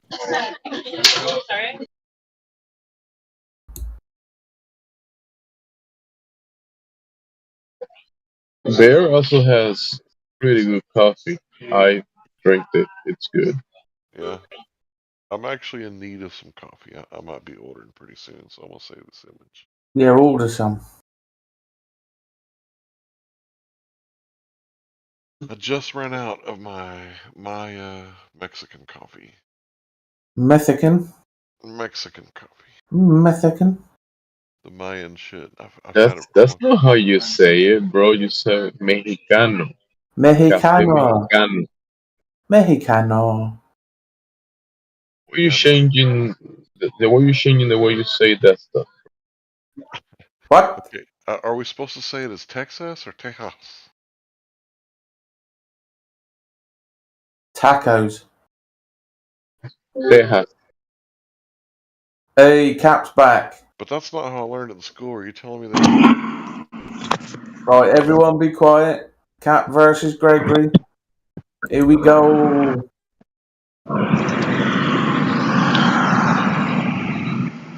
he on the freeway? I don't know, man. He's hunting alligators. Where's Gregory? Son of a bitch. Get back here. Oh, he's got himself some dindins. Oh.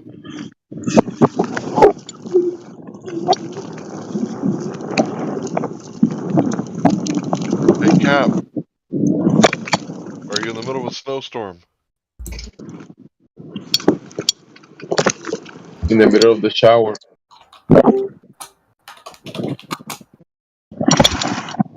Cap, mute your mic when you're not speaking, yeah? You're terrible. The debate is on. heat is on.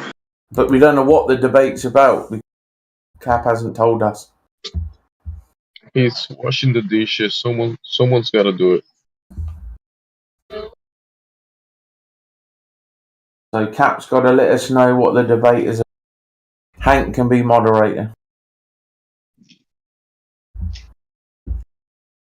And you shut your dirty mouth, dirty dingo.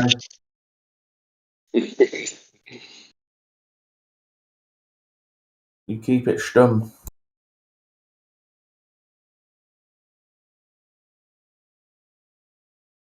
Go, go, go, go, go, go. Just make sure to have your stress ball ready. You're going to need it. What's going on, Cap? Have you got something to present? The debate, yeah? These guys have all been talking you up in here for the last half an hour, man. I was leaving, but I've been waiting for you to get back here. He's gonna bring the pain like you've never seen it before.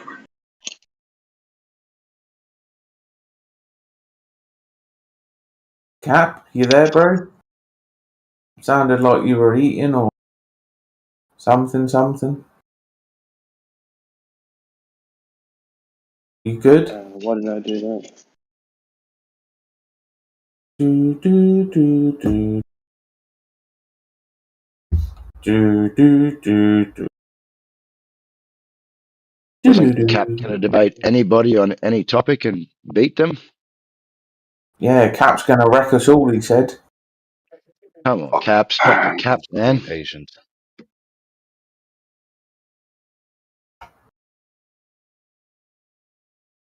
No chance he's gonna lose. He's got all the facts, the proof, the demonstrations you've all been waiting for. It all comes from the Lego set that got bought for him when he was 5 years old. Dimmick, did you used to do the voiceovers in the 90s for the movie introductions for the action movies? No. In a world. It's awesome. Spot on. Autobots, roll out. Bumblebee. Dang tootin'. He's gonna tell us everything we Fate need really to calls know. upon us at the moment of our choosing. That's right. 400 million years ago.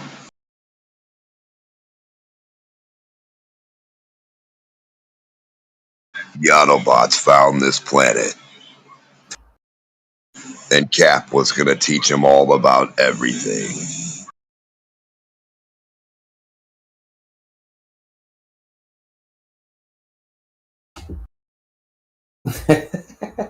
Oh, this is boring. Well, just sitting here waiting. Cap's not told us a thing. Cap's researching his cap so he can debate all that cap. He doesn't want to have any cap in his cap. He can't stop the cap. He's eating so much Cap'n Crunch right now. Captain Caveman. He's uncapping. The capitulation of the capulation. Uncapping the cap. The decapitation of capitulation. Closed caption.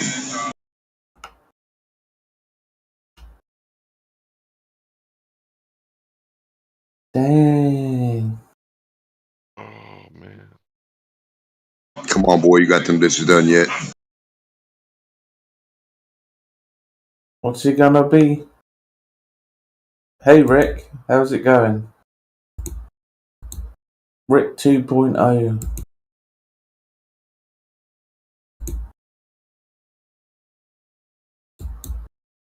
You say Rick? Yeah, he's got no roles. Rick 2.0. Rick, don't be so slick.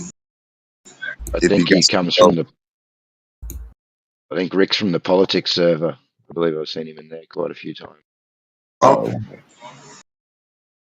If he got a little globe evidence, show that. Speaking role? No, he needs a. Alright, let me see what I can do. VC. There we go. Hey, Rick, He can't be a Glober if he's got no role. do you got speaking powers, Rick?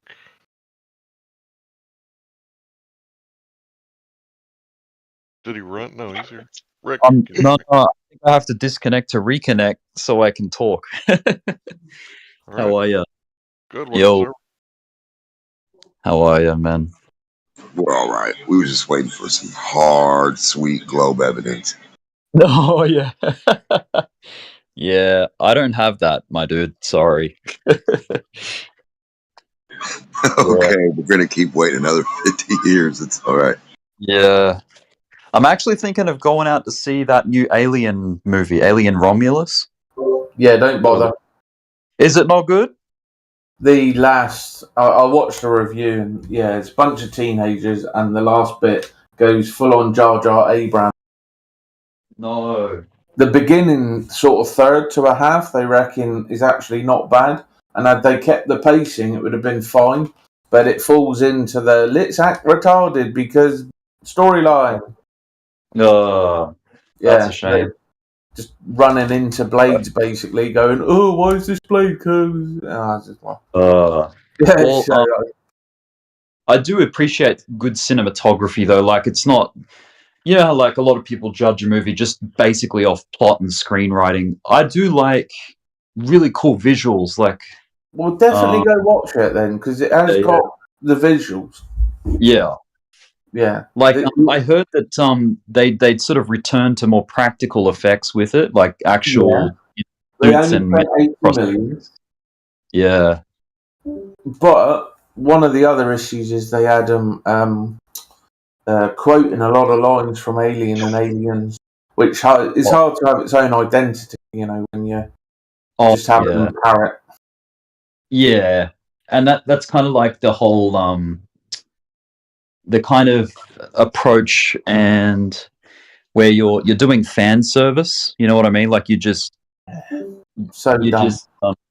appeasing the fans, the old fans. Yeah, but that's Well, you're not even appeasing old fans, because the old fans want, you know, an extension. They don't want to repeat. If they want to watch Alien or Aliens, they would go and watch them, you know. Yeah, because they love them. They're fans of them. So it doesn't make sense, does it? True. And I can understand, like, with Star Wars, it was a similar thing. Like, the fans of the original trilogy, you know, they were very critical on the prequels, and you know, rightly so. It was very removed and very different to the original. They didn't understand, like, because you know, I kind of got suckered into not liking the prequels, but once I was, you know, I really like them now, because I don't know if you know, but Luke is a hot rod guy, so you have to understand the prequels are like the 50s era, and that's why everything looks way better. That's why they had the little diner, and if you look at the vehicles, it's very Art Deco 50s-esque. Yeah, true. And that's a better era in my book. Also, I think it's a more interesting story arc, the fall of the hero. You know, I think that's an interesting thing. But also, it was made for 90s children. It wasn't made for people who had watched something in the 70s and was now 30. It was made for children of the 90s with the technology available. And and obviously those from the 70s, they were just acting like little bitches because they did more of what they wanted, but there wasn't any more, because the next trilogy Lucas was going to do was on the midichlorians, which was basically going to be like this micro world where these little things were the underpinnings of the Force, and that was going to be his next trilogy. So there was never going to be more of. There was kind of a contract there, and they did kind of fulfill that. Disney Star Wars, that one film was going to be Luke's, one film was going to be Leia's, one film was going to be Han, and that's kind of what we got. But unfortunately, they kind of tricked everybody with the first one, which was Han's movie. They knocked him off. because he never liked doing that role. The next one was Luke's, then Leia died, but the third one was Leia's. So yeah, it all went tits up. But Yeah, they the should Disney have bought- trilogy. yeah, I would have paid them off. They were octogenarians, and they looked so different to the 70s versions. It's like, who are these all Zimmer framed up, rat-looking things? Yeah. So if you were going to do it, they should have done it in the 90s. At the latest. But yeah, it's sad. It is. I think if you want to get like the original Star Wars experience, just watch the original trilogy. Like, I mean, Yeah. that's there. It stands alone very well. It still holds up pretty well to Yeah, but it's today's standards. difficult to get the original because Lucas played with it and put that dinosaur poop in and this other weird crap. And for some reason, they won't release good qualities of the originals, The original. You can have these weird It's the versions. the stupid remastered ones. Yeah. Yeah. I mean, I follow it because, again, I just find so interesting. Like, it's like, look, it's okay to have your weird versions, but, like, where's those versions, Yeah, true. Odd to me. Yep. Have you seen the 4K upscales? No, I haven't. So, what they were able to do, because Lucas was being weird and not giving it to him, when they create the original they create 4K with the negatives, right? It was, really high quality. And then from that, they take all the rest of them to give out to the cinemas. And what happens is, there's a little bit of degradation across them, but if you can get enough of them and overlay them, you get rid of the degradation. And they were showing a couple of scenes because they got a few copies that shouldn't have been around, and they did whatever they did, and the quality was remarkable. The detail coming through, there was a scene of Luke on one of the jungle planets, and you could just, the original was just a blobby, blurry mess. Yeah, you could see all like the trees and details and everything. It was amazing. Excuse me just for a second. Hey, Cap Museum.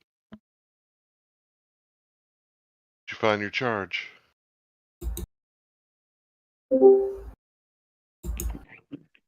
Hey, Cap, I believe you requested a one-on-one debate because you were tired of getting ganged up on. I drove up a mountain today. I don't know if you heard me earlier. To try and go get some photos with my camera of the ocean from a mountain. Like, drove up a mountain, but unfortunately, they've been doing a lot of like back burning, like burning off a lot of the bushland in Brisbane, like around Brisbane, and man, the visibility was so crap. Like, it was just smoggy and hazy. Couldn't see anything. So that'll have to happen. Try different times of the day if you can. Yeah. I just need a nice, clear, crystal clear, like as clear as possible air quality. And then it'll be sweet. Yeah. I'm thinking winter probably has the best air because there's less like humidity, less heat disruption through the air. Yeah. That can help. Yeah, cold air, cold winter air, nice and clear.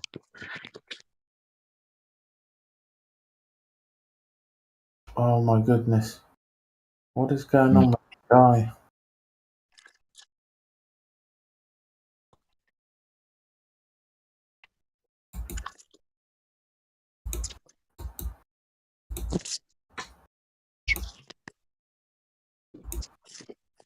Welcome seat. He's deafened up. Hopefully he'll undeafen. You can get a roll. Mm-hmm.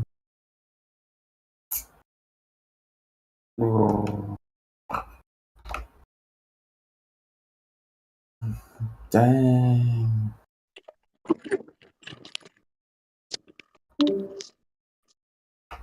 You could also, hey Rick, you could also do from River Heads to Kingfisher Bay. Oh yeah.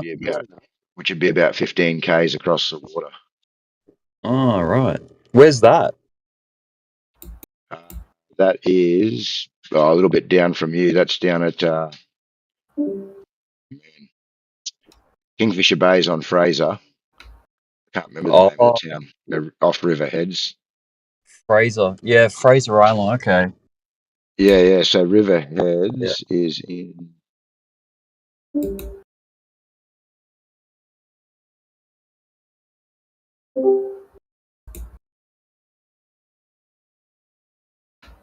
Cap's gone.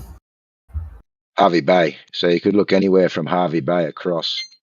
Oh yeah, that's about 15 k's. Yeah, about 15 k's across. Yep. I knew it was Cap from the beginning. Yeah, I'm keen to just go out and take photos. It is fascinating to me.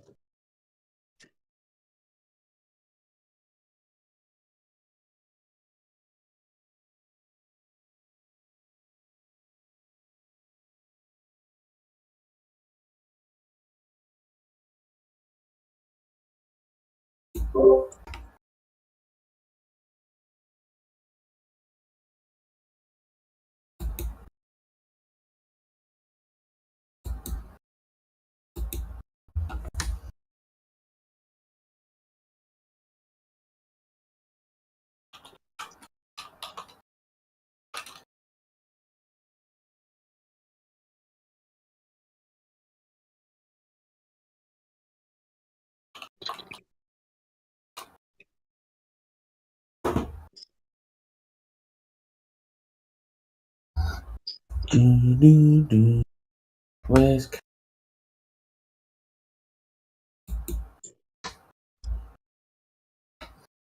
Stop the cab.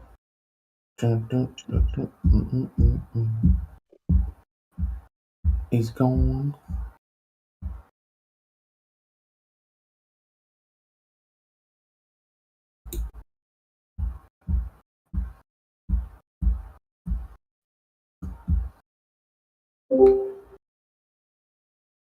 He's back. What's up, Cappy? Capybara. Hey, Cap, quit dicking around, man. Are you ready?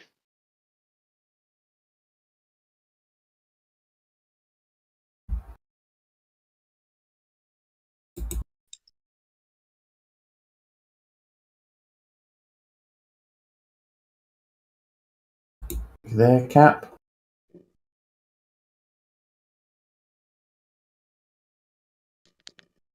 I'm not sure what's going on with this chap.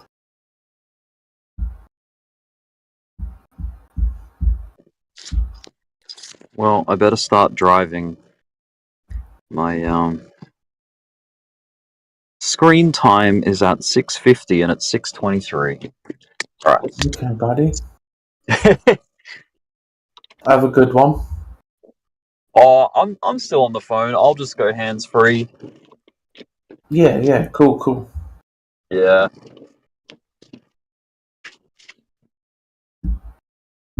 We'll just be hanging around waiting for Cap. So what's supposed to happen? Is there going to be a debate or something? Apparently, yeah. Cap was. Was there a topic? Supposedly, we're waiting for Cap to.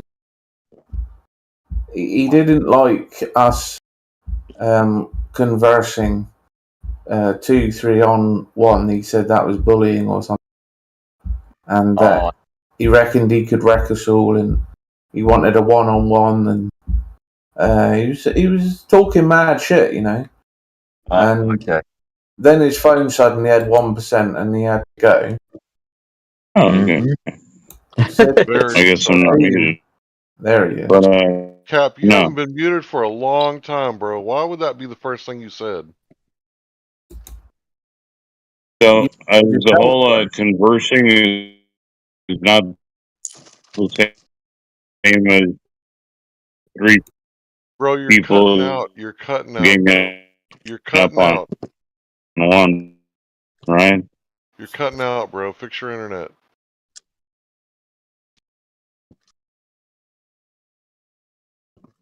Am I cutting out? I've just No, you're left coming through clear, bro. my house. Cap. Oh, okay, yep. I guess Yeah. you forgot to charge the router too. Can I quickly ask? Can I quickly ask? Does this server have both like Like, flat now I'm earthers and fucking cutting out, globers of in here? course, Like, of course. Cap's a glober. it's a bit of both. Like, Alright, bro. Alright, bro. Bro, okay. alright. Alright, bro. Alright. Cap, what is the matter with you, dude? Someone's talking. You're Bro. talking over them.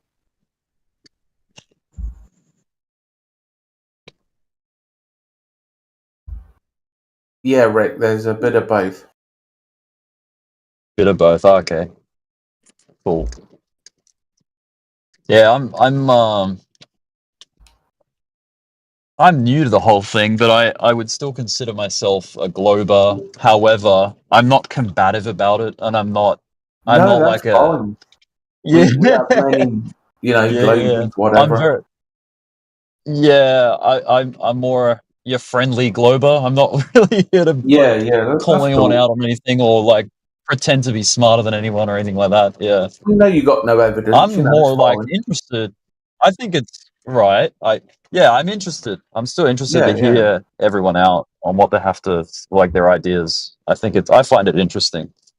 Yeah, it's good that you want to do practical observations because that will convince you. Yeah, I mean, I took photos like I didn't like the controls and everything weren't there, and I just went out and took snap photos of the horizon of the beach, and I brought them into Photoshop, squashed the photos, and it turns the lens was obviously affecting the photo because it was convex. It was like a scoop. The horizon. It was the other way. It wasn't showing curvature like concave or yeah. It was convex. Yeah, so it was the other way. It was like a bowl, which is very wacky. You have to get a special camera lens in order to resolve, because you're always going to have barreling or cushioning distortion. But there are lenses kind of distortion. That's flat as hell. Yeah. The ones that reproduce with no distortion. Yeah. Hey Jack, how's it going?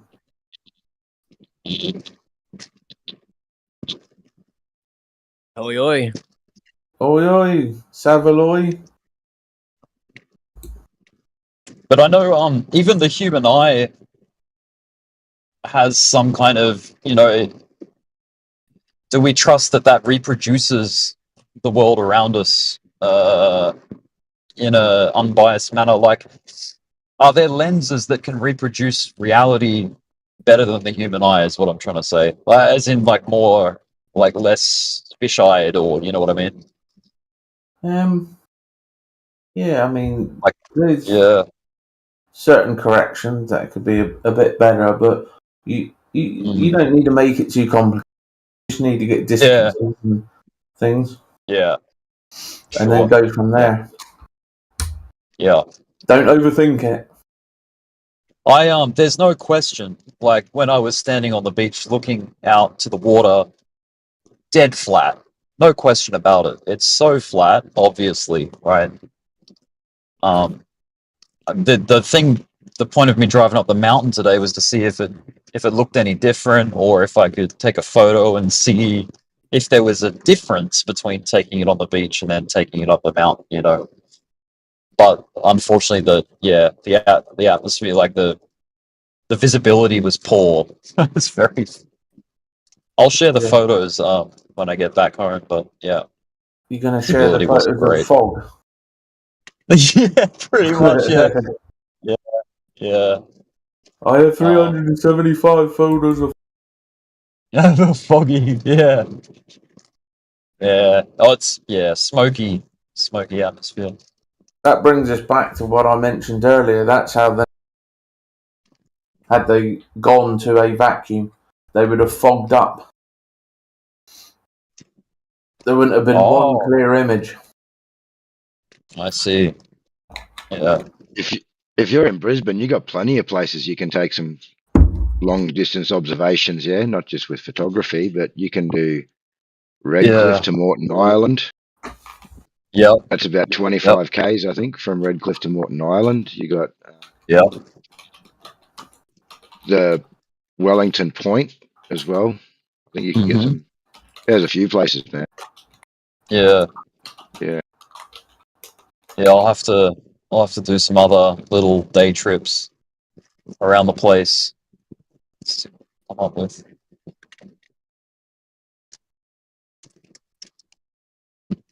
Yeah, man. Wherever you can get to.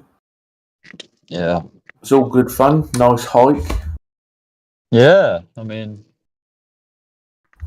any excuse will do to get out into the fresh air and see the world around us. Yeah, breathe those chemtrails. I finally got a passport. I haven't had one in like 20 years. The last time I went overseas was 2001 when I was 12 years old. Where'd you go? The US. Oh, no, whereabouts? Yeah. So I went to California to begin with. We stayed in Anaheim to go to Disneyland. Stayed there 2 nights, I think. And then at the time, we had family living in just north of Anchorage in Alaska. So a place called Wasilla. They've since moved to Texas. Like many, it's such a That's a bit of a change.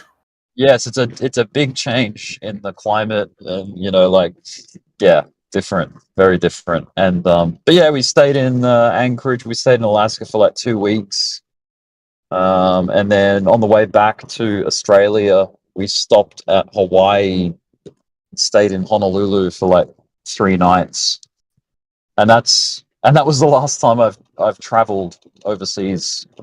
Oh, nice. Every other travel I've done since then has been like within Australia. Yeah.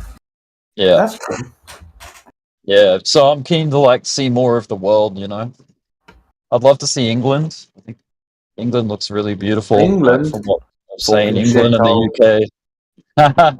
But I'm into the history, man, like all the dungeons and castles, and man, I love that stuff. Yeah, we got a bit of that. Got a bit of that, yeah. Yeah, we need to start reusing them. Yeah. If you like the history, check out Alan Wilson. He does a whole lecture on the 2 King Arthurs. Oh. Yeah, it's good stuff. It's from the Welsh Brute, B-R-U-T.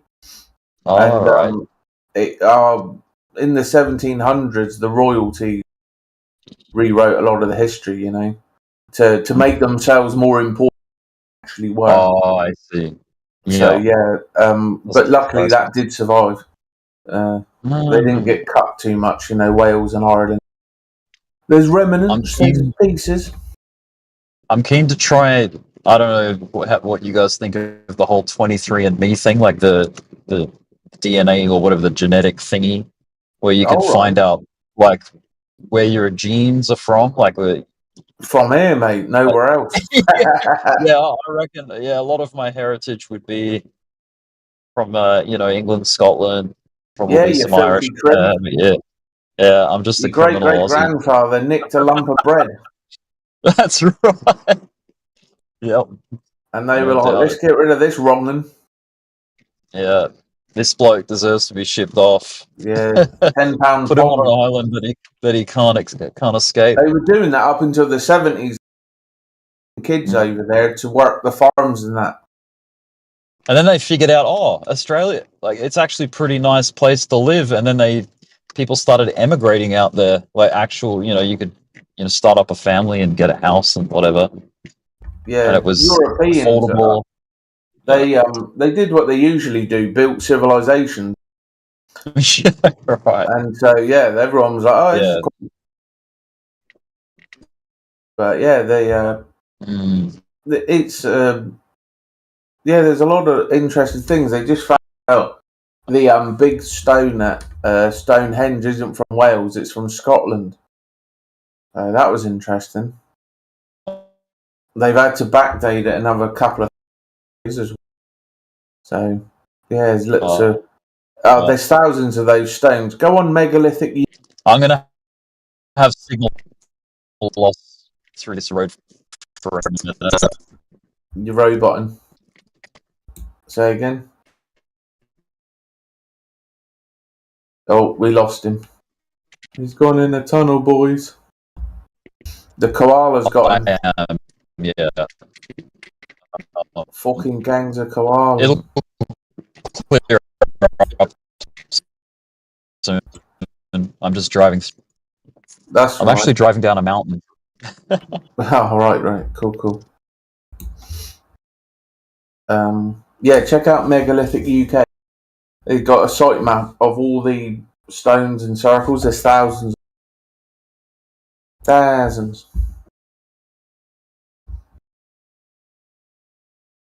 Then you ever talk about the big one because it, brings in shekels, but there's a few of them. PhD, you there? We got a professor here. Yeah, my phone will start clearing up in a sec. It's just it's a known, we call them black spots in Australia. Oh, right, yeah. I think in the US they call them dead zones, but yeah, mobile. That's they need to build an operation for you. They need to build a big old filthy tower right in the Wait, plonk it right in the you guys spot. don't have satellites in Australia? I don't know. It's we have mobile phone signal towers that produce 4G, whatever signal they're pumping out these days. You have 6G? Not yet. Have what? Soon. But you got to have the towers closer together. The higher the frequency, for some reason. Yeah, I think it's with frequency, lower frequencies can travel further, but can carry less. I don't know. I'm not an expert on it, but higher frequencies can carry more data, but can't go the distance. They can't go long distance. Going to be walking around with an antenna on your Swede soon. When I first started driving, 2001, I had a sideband CB radio with a 9-foot steel whip, and I could hear people talking from New York to California, but they couldn't hear me. The furthest I could get my signal out was people in Georgia and Arizona. So I'm in Texas near Dallas, right? So people in Georgia and Arizona could hear me, and we're talking, no booster, just sideband radio. Yeah. What was the distance on that, Hank? Georgia, I guess is the. I had to look on the map. Couple of states over. Yeah.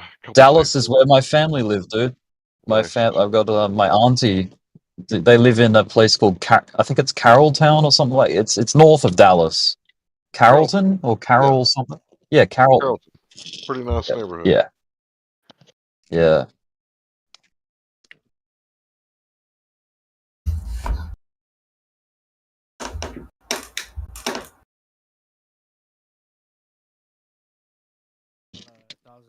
Phoenix. 781 miles to the capital of Georgia from Dallas. So I guess we can estimate about 700 miles at least. So that was with a a 9-foot steel whip antenna. So if I would have had put something like that, like on a tower or something, or on top of a 3-story building, I probably could have got it out a little further. That's 900 miles. Yeah, 900 miles from Dallas to Phoenix. Okay, so yeah, I mean, that's out there. Yeah, and I don't even think I hooked it up correctly. Now that I'm thinking back, I think I was supposed to put plastic or some kind of rubber washers in between the antenna and the toolbox. and I didn't. So I Dang probably it. could have got a lot farther if I would have hooked it up right. But on the regular CB channel, the furthest I ever got it to go was like about 11 to 15 miles, and that was exceedingly rare. Just that didn't happen very often. Can we get Ceta roll? They might want to have a chat. They say they found us on X Twitter. All right, coming right up. I've noticed that that politics Discord channel, it's full of kids, man. There's so many young people on there. Not I don't mean children. I mean like, you know, teenagers and early 20s, and they're very immature and Thank you, Hank. yeah. If you rejoin Seat, you can unmute and speak questions, or if you have any queries, Hank will be happy to help.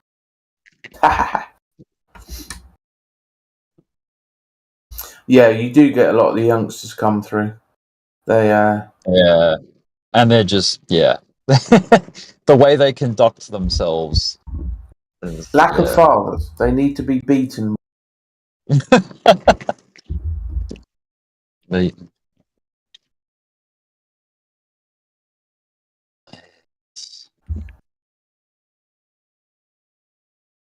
But yeah, as long as you have fun with it, it's not so bad.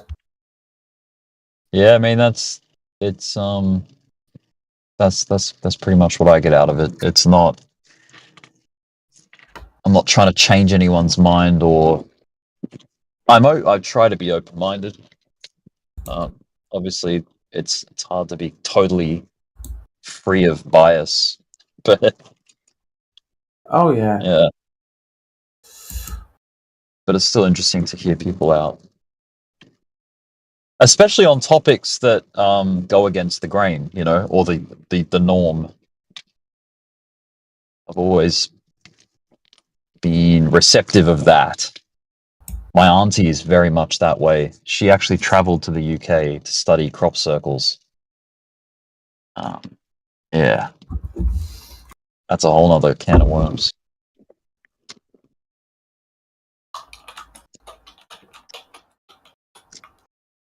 But yeah, she's sort of like, I guess she was like my she initiated me into the whole, you know, questioning reality stuff and the phenomenons stuff, like any kind of like phenomena. Crop circles being an interesting one. But yeah, people try to explain that away as just hoaxed, like, you know, man-made patterns in fields and stuff.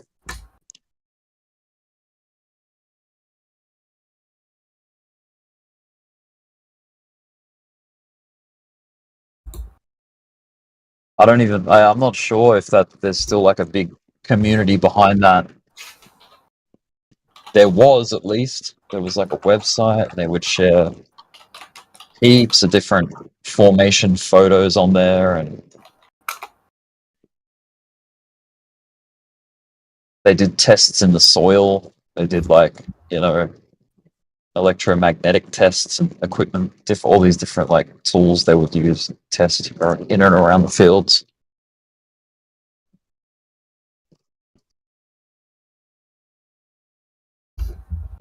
They tested what in the fields? So they tested the soil to see if there was anything that was unusual, I suppose. And also the stalks of the crop, like the actual, you know, the crop itself. It wasn't broken in what they would consider an authentic formation, an authentic crop formation. Nothing was broken, no damage to any crop. So very hard to do if you were hoaxing it. If you were, you know. Oh yeah, you're talking going out with where they bend at the node. Yeah, they bend at the node like as though it was superheated or like boiled in water or something. Well, you're in luck, Sarah, because I just happened to link somebody to this the other day. So we were talking about weapons, and Oh, yeah. there's this phenomena where people have a lifting effect, and iron spheres are found, and yeah. this There is you what go. people have found within crop circles too. Yes, yes. It was these little balls found in the soil at the crops. Yeah, which you don't find that like in a a standard like everyday field. You don't see that. Yeah, Yeah, like all of the like all of the like all the metals and stuff in the soil would clump together, like all the iron in the dirt and whatnot. yeah, because it shows. Well, they kind of they allowed some numpties to go out there playing wood, and the reason they did that to do the fake ones was to hide the real ones alive. Right, because I do think when you get And to it like was- the real ones, inverted commas, when they tried to regrow that corn, it all is weird and just doesn't grow. Yep. So I do think there's still questions that need Yeah, answers. it's definitely strange. I mean, I don't want to rule anything out. Like, I'm not trying to say it's aliens, but I don't think it's people going out into a field with big boards stomping down the crops. Like, that doesn't sell it for me. And I've seen videos of people try to reproduce like what's considered an authentic formation, like a non-man-made one, and they really stuffed it up. Like the geometry was terrible. They made a mess basically walking in and out of the field, and yeah, it's really hard to do it. There's a lot of very interesting phenomena, and Yep. people have to. I mean, my who goodness. knows? It might be some kind of microwave tool that someone's got or someone's developed, and they're putting it they're making patterns, and it shoots it out into a field, and they can get the crops to go in this pattern, and it's like technology we're not privy to or something. I don't know. Who knows? That's just like that's like It's a all up sci-fi in the guess. air. Do you think maybe Yeah. it's not coming from down, but it's coming actually from the ground out? It could be, yeah. Could be. Harmonic patterns and stuff. Yeah, I don't know. You know when you get like if you get, say, a big drum and you put sand on it, and then you put vibrations onto the drum, the sand will bounce into a pattern, like with the harmonic. With different notes. If you buzz different frequencies, like the sand will jump into a pattern on the drum. Like, yeah, it's that kind of stuff. Yeah. Potentially, yeah. Yeah, sound is pretty interesting. Cymatics, that's called. Oh, okay. Yeah. I know you can buy dining tables that do it. Yeah. You can get a speaker, a metal plate, and you can put different silica on it and put in different notes, and you can see patterns and shapes form. Yeah, it's really cool. So yeah, there's a lot of interesting bits like that. Yeah. Which is like you're getting a splice of it because you're putting it on a flat plane. But if you were to like make it 3-dimensional, like not just one plane, but it would be a whole shape to the sound. You know what I mean? Yeah. It'd be cool to see a 3D expression of it, not just a splice. Yeah. It'd be quite interesting. Yeah.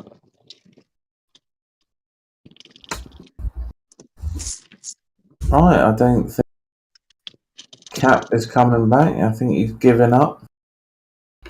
He'll come back with his excuses tomorrow, which will be incoherent, and so that should be fun. Well, 2 minutes until the screen time start for this movie. I might be late, but there's usually ads before the movies, huh? Oh yeah. Yeah, good like 10 or 15 minutes. Say again, Hank. I've been scrolling for hours, and I come across this GIF, and it's the avatar for Indio. You know, the Chinese guy with the long beard and eyebrows, and it Yeah. says, "Your anger amuses me. Do you believe you are my man?"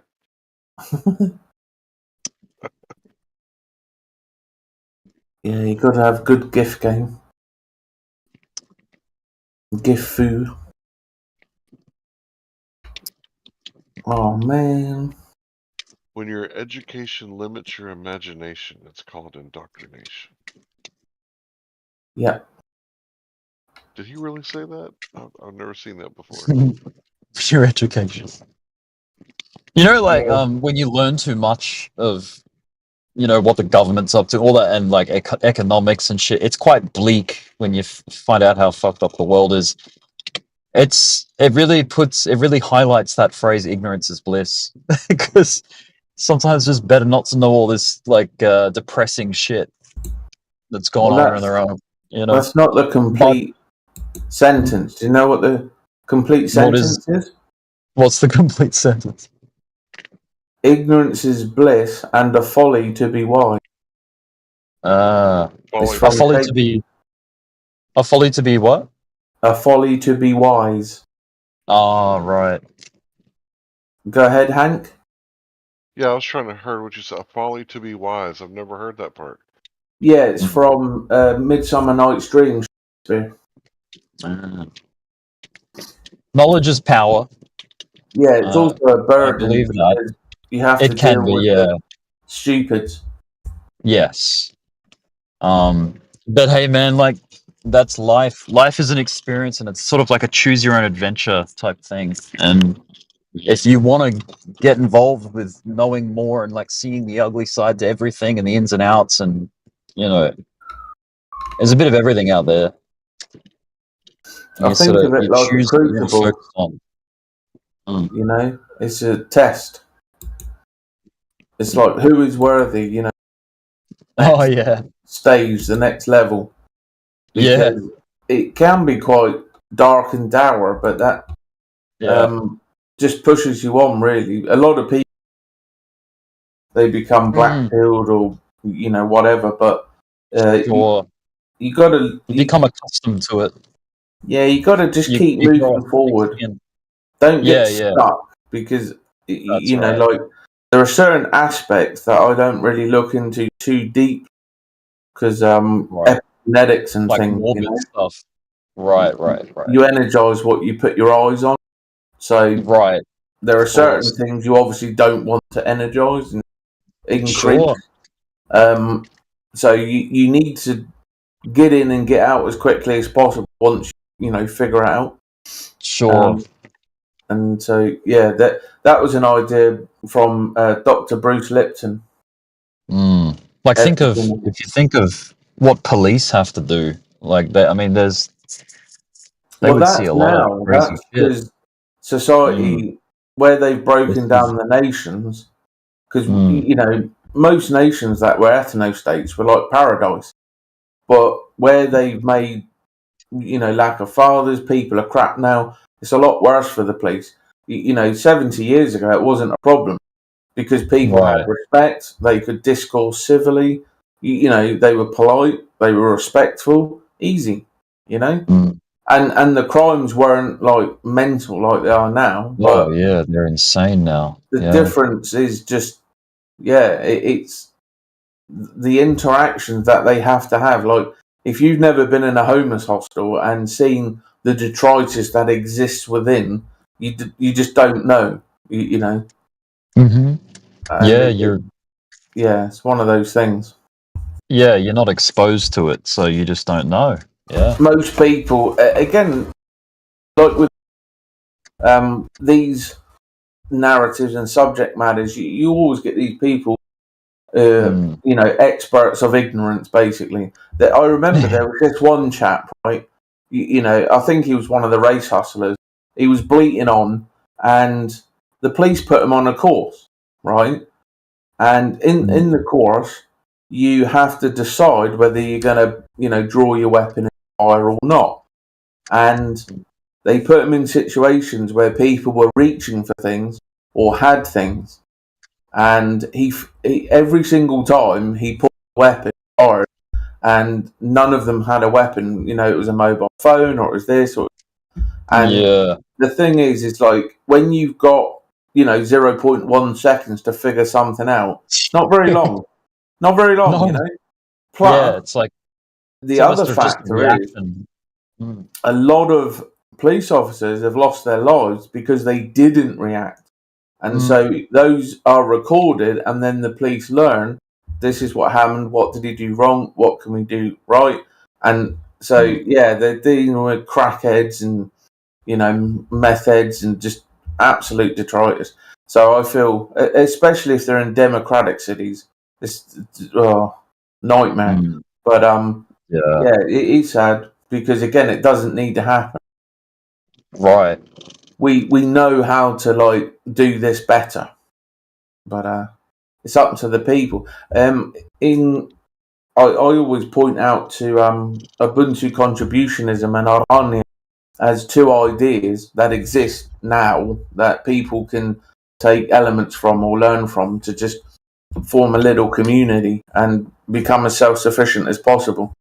That's really the best thing you can possibly do. And mostly it's about giving yourself to learn, and to push forward more than anything. But having a tribe is very important, and that's why they've pushed so hard. Because you're ineffectual as an individual, you can't do anything. So it's tough. Yeah, it's important to have a tribe and then you can get things done, But that's what they've removed from us. All right, I gotta go to bed. Peace. Have a good night. Be well. Take care, Hank. See, that's the thing with tribe. Like they've found a way to sort of make it a bad thing. Like, that's you're organizing, or you're, in some countries that's like illegal almost. Like. They have a narrative that they're trying to impose, and if you have a different narrative, irrelevant of what it is, they're going to not because it's anything wrong. It's just not the narrative they want you to be on that frequency. They want to dismantle it. Stamp it out. It takes a long time to pick up on these things because you have to do a lot of what I term self-work in order to become objective, because you obviously, not me, but you had 20, 30 years of normalcy, family, friends, the same sort of area, and you have to find a place mentally to put all that to one side so you can be a blank slate when you're trying to understand the subject. Because if you bring ego, bias and belief into it, then you're not understanding the subject clearly. You've warped it, and now we're dealing with your warp and not the subject. So therein lies the rub, If people are able to actually communicate effectively, you all have to understand the same things. So that, but again, I can't show anybody else their own warping, I have to figure out my warp and deal with it and make those corrections. The warping isn't the issue. The recognition and the correction, that's the important point. And obviously you have to do that for you, I have to do it for me, but you have to know that it's there, and most people will never even figure out it's there. So, it is very interesting. And there's, you kind of, you sort of find a place where acceptance is a term that I've heard, but, and that doesn't mean you're okay, like you accept it. It's, you're in this headspace where you're not fighting with it. You're not angry about it. You're just like, okay, cool, that is what it is. Right, now let's move forward. Let's figure it out, So if Yeah. you're always in that mindset, whatever comes, you can easily build a solution and move forward. You know, so it's a good headspace to have, especially stoicism and being unemotional. All of that stuff is necessary because they certainly want people emotional. If you're emotional, you're not logical, and therefore you can't figure anything out. So Right. it's really important to develop yourself in this way, in these mannerisms. So it's kind of they've done a lot of trickery, and we kind of there's a lot of people that have a certain ethos, I would say, just because of the milieu in which they exist. So they're completely unaware that they're like this progressive retard because everything around them is like that. Right. It's like telling a fish water is wet. It's like it doesn't understand it because it's never been outside of water, right?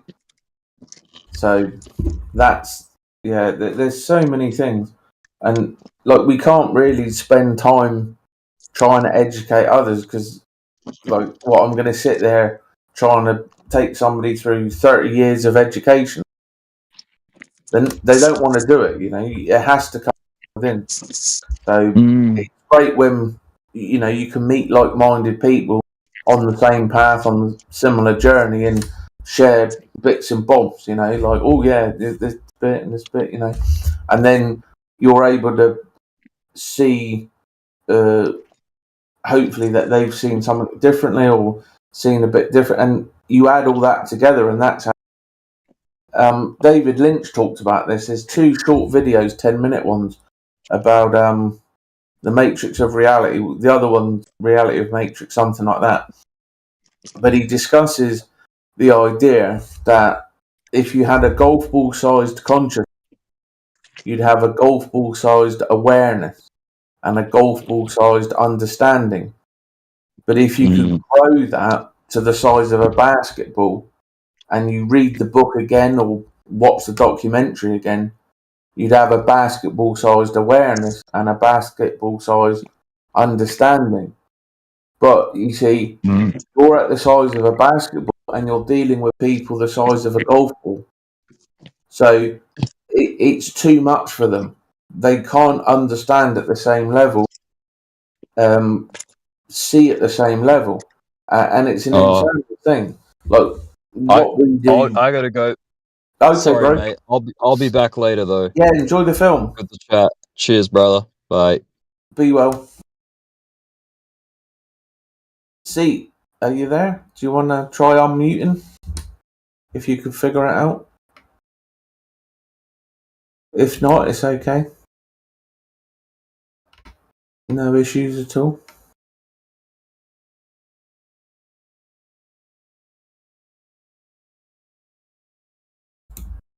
See it now.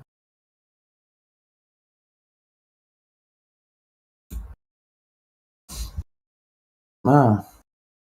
Well, unfortunately, cat museums abandoned us. No debate tonight, boys. Hey, fella Batman, how's it going?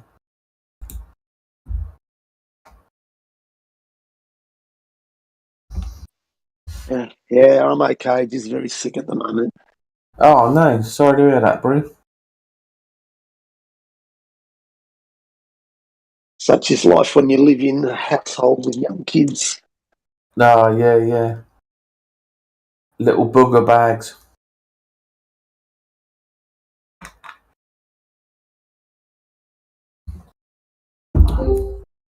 Well, unfortunately.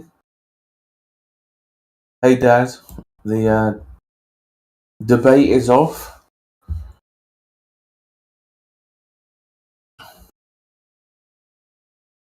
Cat Museum ran away. Globe has failed. once again, no evidence has been presented.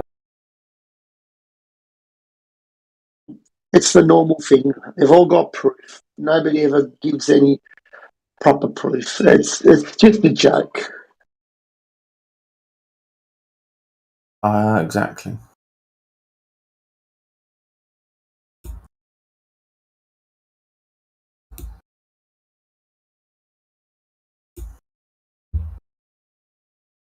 Yeah, hey guys. How you doing, mate? Yeah, good. Yeah, Cat Museum. He was a bit of a character, wasn't he? Yeah, he's a bit special. He had a whole lot of nothing to say. Yeah. As I say, I'm still recovering from my first conversation. A very odd fellow. It just takes a lot of skill, I think, just to talk and talk without actually saying anything. It's kind of like they're kind of like they're it's like they've got something to say, but they haven't. Yeah. It's like, oh, I'm going to give you this evidence that's going to blow your mind. It's like, okay, what is it? And they're like, yeah, this evidence is going to blow your mind. Yeah, that's what he did today. He said, I'll have a debate. And then somebody asked, what do you want to debate about? He's like, I don't know. Oh, my phone's run out of battery. The ability to speak does not make you intelligent. Now get out of here. Exactly. Yeah, I don't know what he's playing at. But he certainly failed. He's let his bullhead friends down.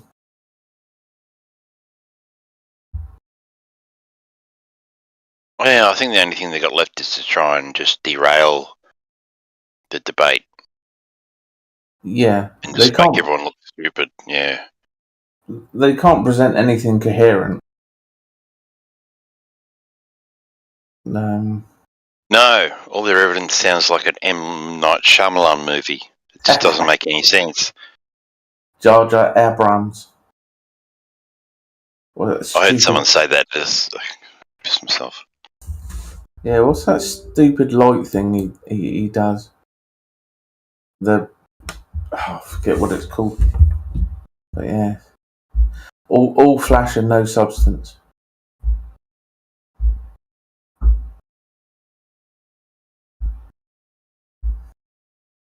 I pointed something out to Matthew. He's probably going to pretend it never happened, as usual.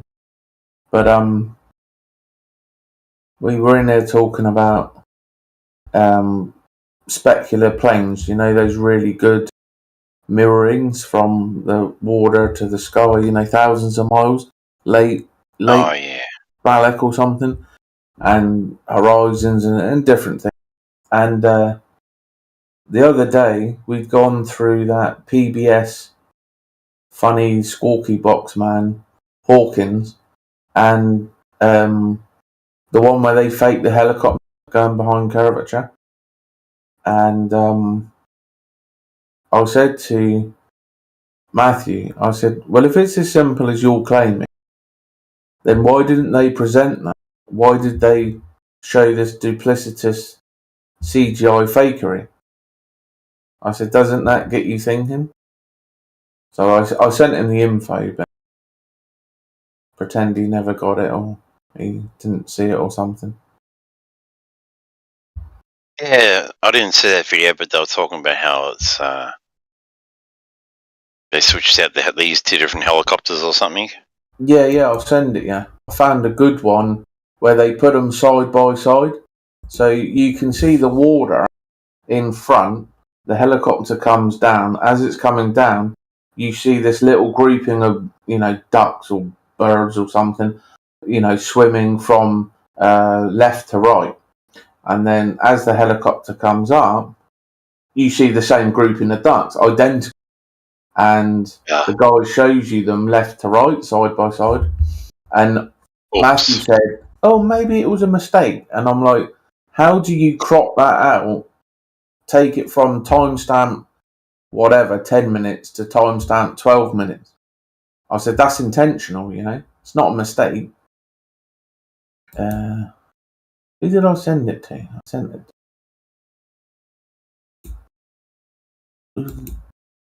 Dang it! Oh yeah. Yeah, and the 24-hour stun footage was fake as well. So it's like, why do they need to fake it? Say that again. The 24-hour sun footage from Antarctica is also fake. Yeah. So GE Platypus never heard this argument or discussion, so I sent it to him earlier. There's the full thing,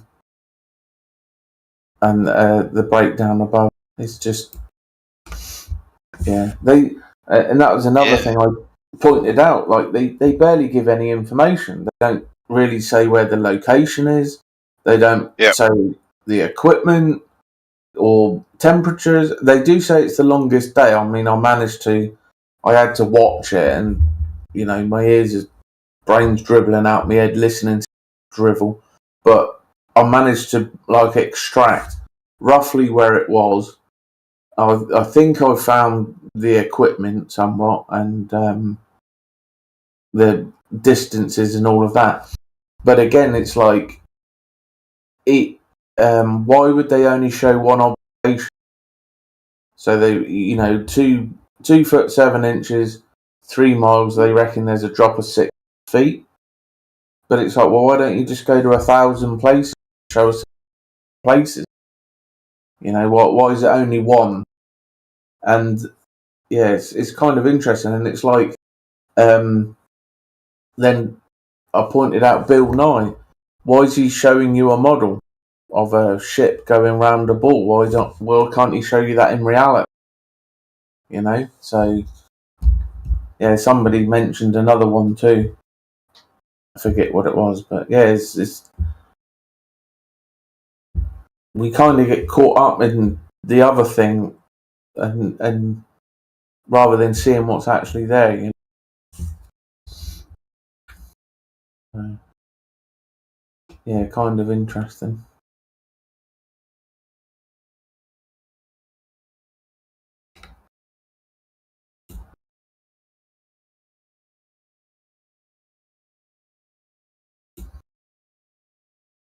Fake sun, fake moon.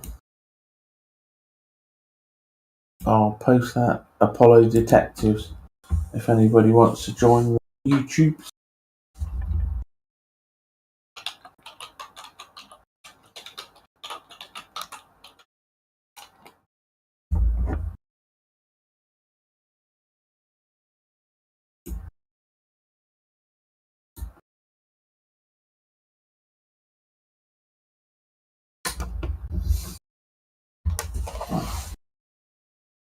Yeah, they do some very good breakdowns.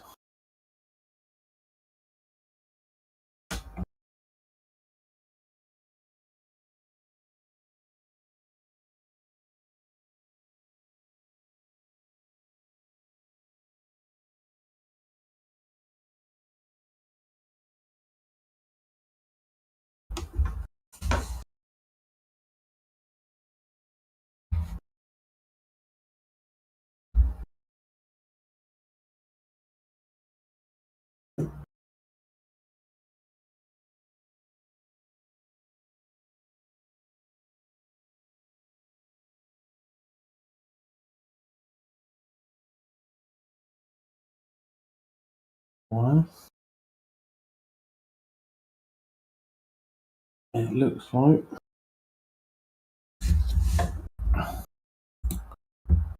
that's it for tonight.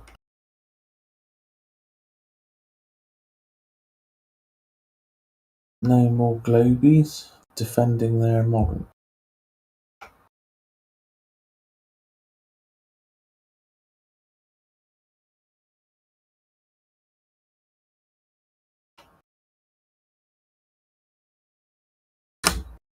They've all run away.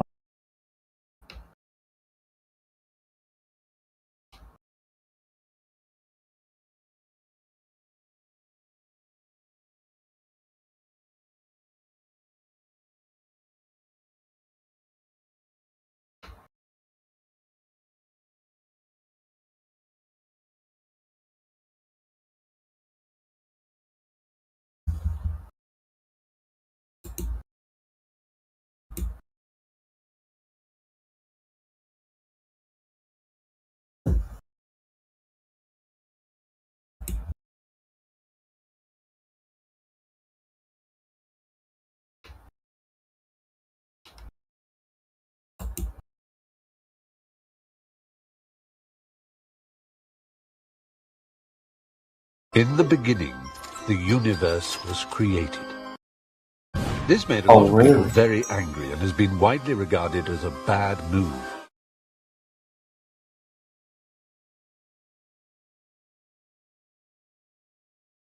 Undo that shit now. How's it going, man? I think I'm about to go inside and make some coffee real quick. Okay, buddy. And when I'm done with that, I'll be back to chat and chill. Yeah. If you're still around anyway. Okie doke.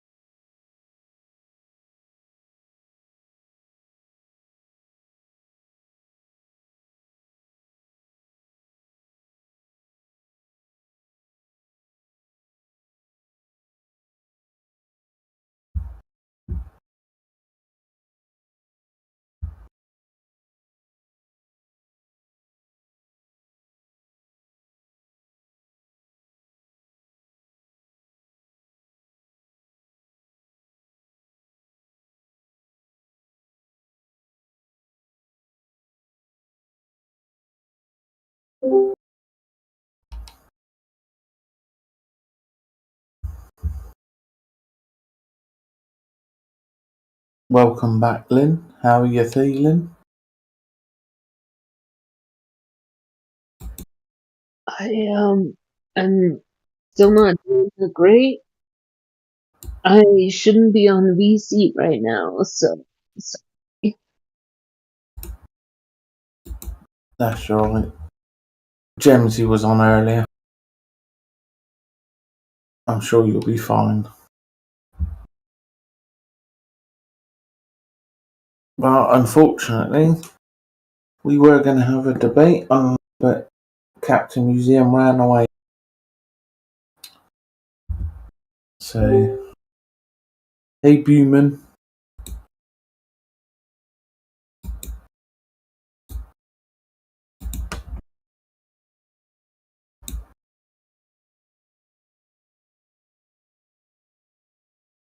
I'm sorry. I just had surgery a few days ago and I'm still on painkillers and I shouldn't be here. And I didn't understand what you said, so I'm gonna leave now. I said we were going to have a debate. Captain Museum wanted to debate somebody, but unfortunately, he said he had to charge his phone. He went away. He came back. Didn't say anything. Went away. Came back. Didn't really say anything and has left. So, no debate. I don't remember. I'm sorry I sound like garbage right now. Someone told me that cap means liar. So Cap Museum is a liar? He's very disingenuous. He's very duplicitous. You guys know more than I do, so I'm just listening and learning. Yeah, you just have a conversation. Ask him any basic question and he refuses to answer. But if you guys were to ask me questions, I couldn't answer because I don't have the knowledge that you guys have. But you would be honest about it. Yeah. Therein lies the difference. Okay.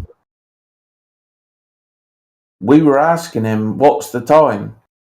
And he's like, well, have you got a regular clock? It's like, it's a basic question. Which way is up? He just won't answer anything.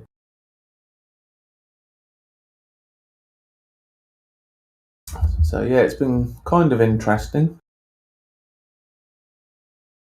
Yeah, we see Dunning-Kruger in action. We see it just illustrated in live action. It's amazing. And I think Limpy is also an example of Dunning-Kruger because she says, I don't know anything, but I think she'd probably know a little bit more than what she thinks she knows. You know, that's the other side of the Dunning-Kruger. I don't mean to interrupt, sorry. No, that's right. You need to take it easy. Your doctor would be very upset. Just don't Your call surgeon. me. Your surgeon would be very upset. He'd be very upset. Just don't call me Lynn P. Call me Lynn. Lynn Pie. Oh, Lynn Pie. Just don't call me P, please. Limpy.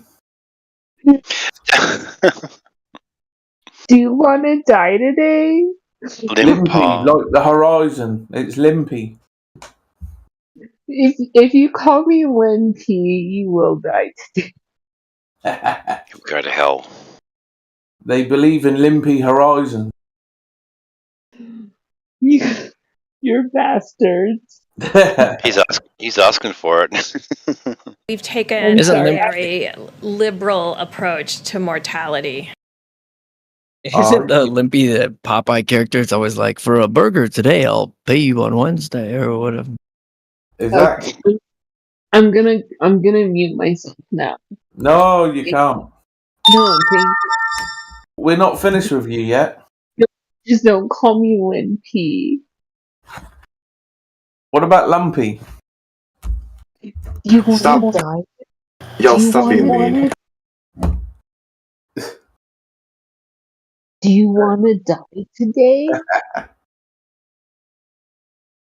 He's going to walk outside and step on a rake. Yeah, I'm sure it'll be fine. Yeah, and I hope it racks him so he never has children. Oh, really? Y'all are a trip.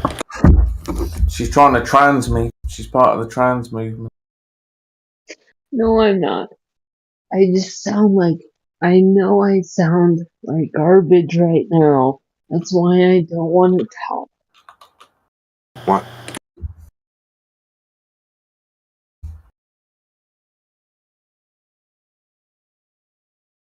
Oh, yeah. I just don't understand why there's so many people here and it's quiet. That's fair. Because they're all asleep. Yeah. I mean, it's like 5:30 in the morning for me. Yeah. It's because they haven't had their coffee. Maybe you should go to bed. Yeah. I Go to promise. bed. I just woke up. I promise I normally sound like a woman. But I had surgery, so my throat is still fucked up. Don't take anything that Logris says seriously when he's picking like that. You gotta have like a huge grain of salt with him because he kind of likes to troll people. Wait, did you just say Lindtree? Logris. Logie. Loggy? I don't know how he wants to pronounce that.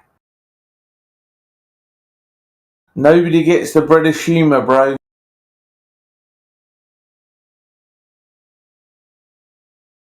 Sorry, we threw all the British humor into the bay when we threw all your tea out. Yeah, that's the story you get to. That actually not tracks. true. We threw away the British sense of humor when we threw away the tea. Like, fuck out of Yeah, here with yeah. that shit. But you still paid your taxes to King George, so that's fair enough. You shut your mouth. Yeah, you They got still right. do. They still do today too. I know, right? Bunch of I don't- dingleberries. I really want to swear at you, but I'm a lady, so I'm not gonna swear at you. But fuck you. Oh, really? Oh my. Come on, Lumpy. Don't be like that. No, don't call me Limpy. You believe in Lumpy Horizons. Do you want to die today? You're a bird, I'm sure I'll survive. We don't do that here. Unless you try to cook, I mean, that'd be a problem. I think it's funny that You know- England could have owned America if they didn't stuff it up. Well, I think they still do actually. They do, Another actually, story, yeah. isn't it? Look into the London Square. I'll say no more. Oh, they just want their tea and crumpets. Nudge, Oh, wink, wink, well. say no more. The descendants of the royals who moved here with the 13 colonies and all that, like, those bloodlines still remain. And they're still Yep. Americans, so. And they're still in charge. Yeah. Facts. Just look up City of London. Yeah, the London Square. Yeah. So, Very interesting. yes. Yes, very much so. There's mainstream government propaganda with Masonic connections through all the founding fathers, too. Like, they actually, they're very open about it. It's not some kind of conspiracy that's hidden or anything. There's mainstream stuff out there from back in the day. Yeah, it's very open.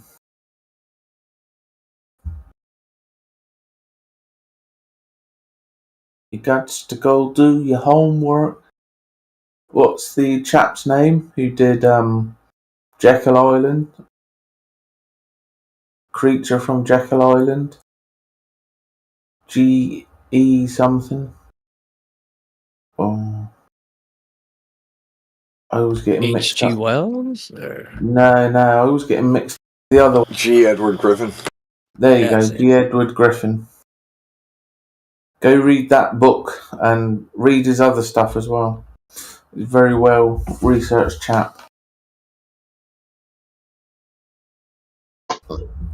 You can. Just not ones from other servers. Why can't I use my Voice? stickers? Why can't you use your voice? Maybe you should stop. Okay, I'm sorry. It sounds really sore, and I'd hate for you to damage your voice. Yeah, if you're serious about having like a surgery or something recently, you really shouldn't stress yourself out by talking too much at all. Heal up. Yeah. This conversation will be around when your throat has healed. It's not going anywhere. So. And that's probably the politest way you'll ever hear a flat earther tell you to be quiet. They took a lump out of Lumpy. I hope that she heals up from that and ends up getting better. Yeah.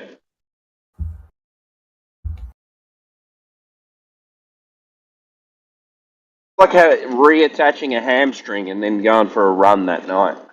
You know, that would be silly, wouldn't it?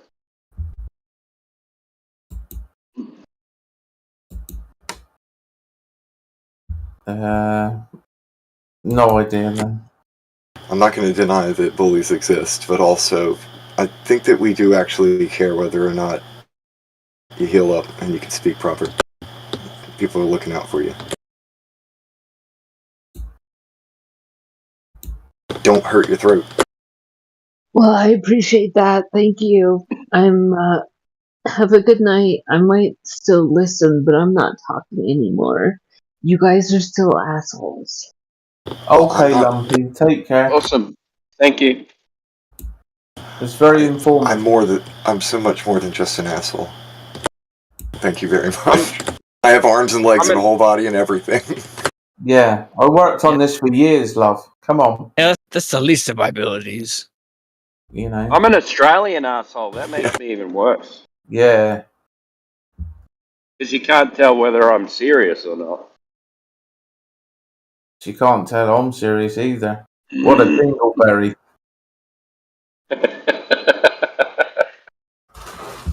So that's England's fault too, that we're like this. Sarcastic. No. Yeah, because No you sent all stickers. the political dissidents over. All the convicts were political dissidents. Yeah, they're all smart Alex. I thought you meant dingleberries are England's fault. Lumpy don't get no stickers.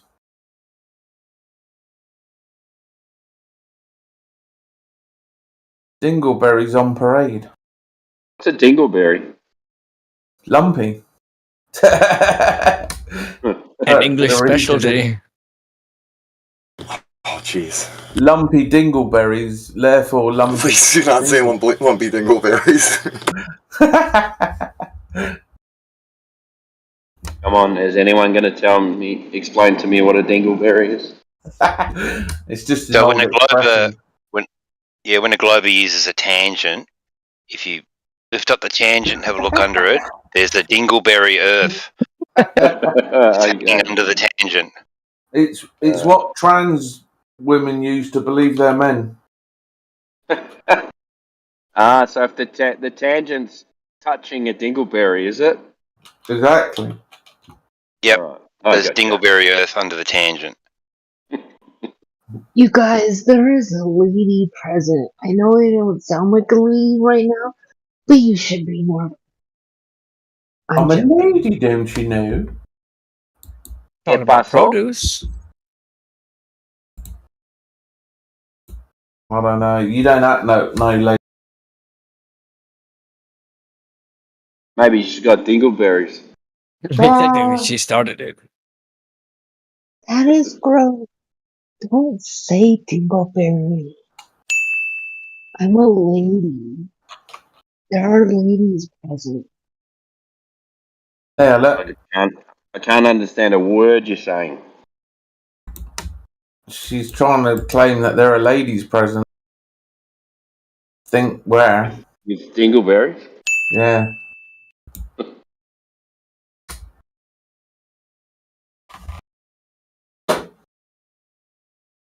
Come on, Lumpy, stop throwing cats. Oh my, that's fucking hilarious, Longer. Do you want to die? I thought it was balls. It's even worse. Do you want to die today? I'm sorry. I know I sound like a man.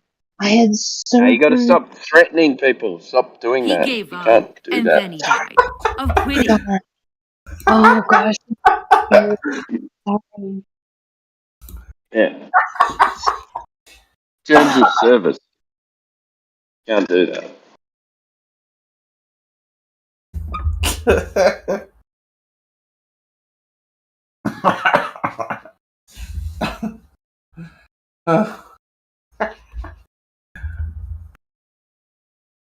Oh my god, she's gonna get taken. I'm taken. What are you gonna do? Cry? That's what women normally do.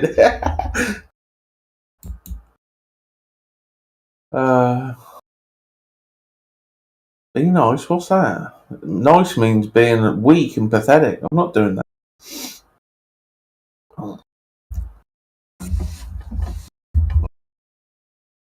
Yeah, nice is ignorant, coy, reserved, scrupulous, fastidious. We don't want to be nice. We want to be kind.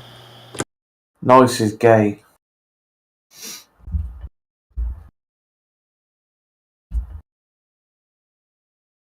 I concur. Nice is gay.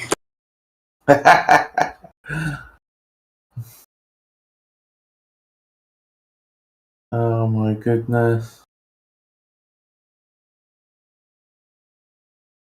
No, you're not a delicate flower, Lumpy. You sound like a bit of a bruiser. You sound like a butch. Don't be picking on her voice. She needs to heal up first.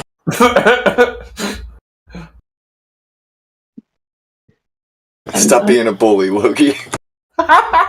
You're acting like a loogie. I like debt. I'm not a butt. I said you sound like one, not that you are one. Yeah, he did say you sound like one, not that you are one. Fuck you.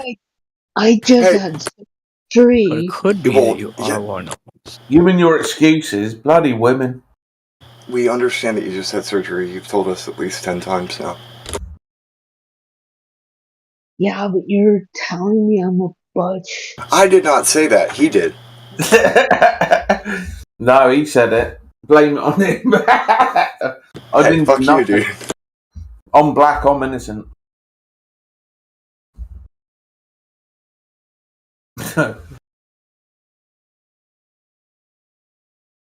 Okay, some of you guys heard me before surgery, and you know I sound like a woman. Oh, really? There were people near.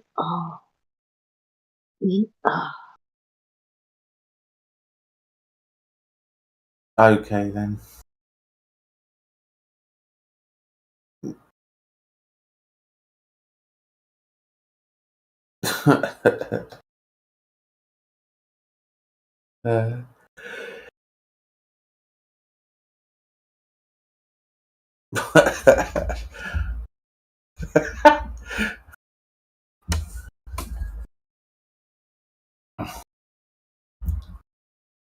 Oh my goodness. I can't believe they all ran. They got nothing. They ran away and took the ball.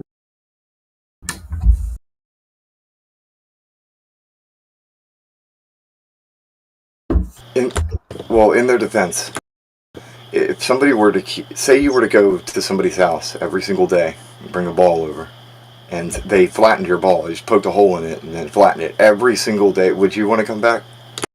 You'd think they'd learn, but they don't. They keep coming. Exactly. Why would I want to? There's got to be something very. I'm just saying, see, some kid takes a ball over to some other kid's house, and the kid's like, hey, you can't have gas pressure without containment, and stabs a hole in the ball. And what's the kid with the ball gonna do? Damn, you could keep on popping my ball, shit. Well, you guys, I know I sound like garbage. Let's just ignore that. But you guys, like, basically have made me realize that the earth is flat. Welcome to Flat Earth. Would you like somebody to change your role?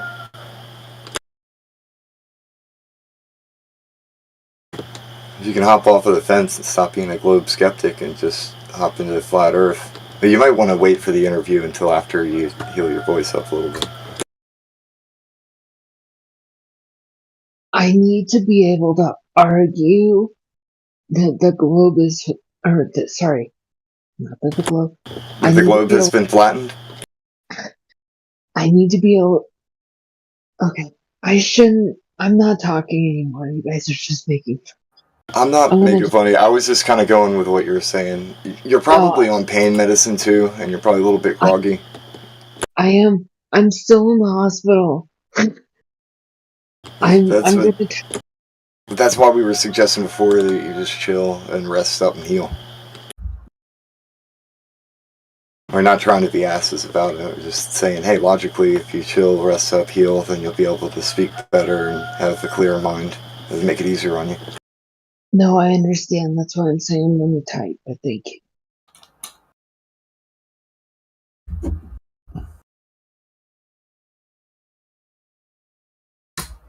We've been there, we know. We understand what it's like to have to heal up.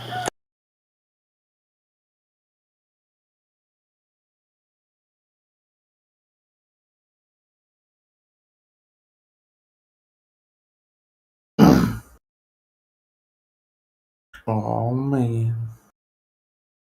We've done it again.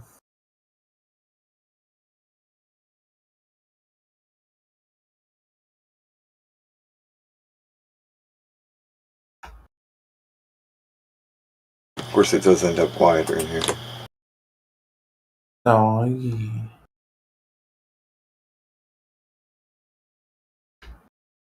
Just end up being loggy logging. What? What?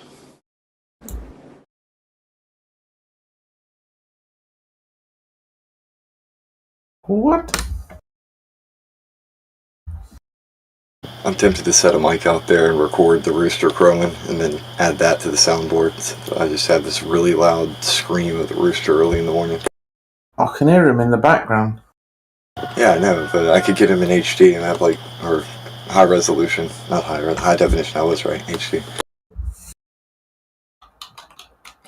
Maybe I'm wrong. I don't know. I don't give a shit. It's too early.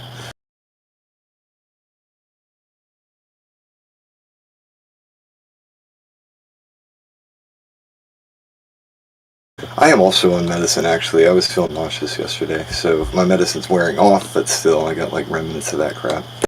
Thus the coffee and trying to wake myself up.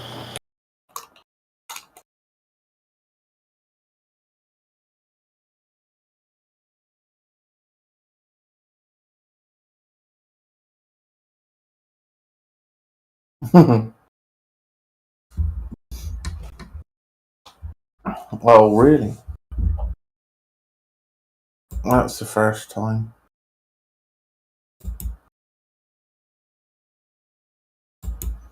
Oh my goodness.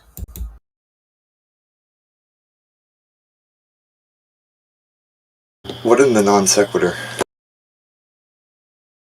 What? That actually reminds me, we had a goat at one point. We no longer do, but when it was a baby, it would make noises like that. Especially if they got in trouble and ended up being like reprimanded, we're like, stop it, bad goat. Its response would basically, what? And it was just funny because it sounded like it was confused and asking a question. Like, I don't understand, why am I in trouble? What did I do? Exactly. Goats never know what they did wrong. They just always go, what? That's always the best response. Meanwhile, up in the trees, the owl is going, whoo. Whoo. Whoo. Whoo. Whoo. We gotta find the other ones that ask the other questions. Oh, look, when, where, and how. And why.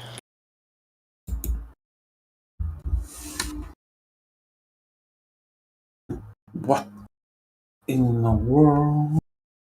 Come on.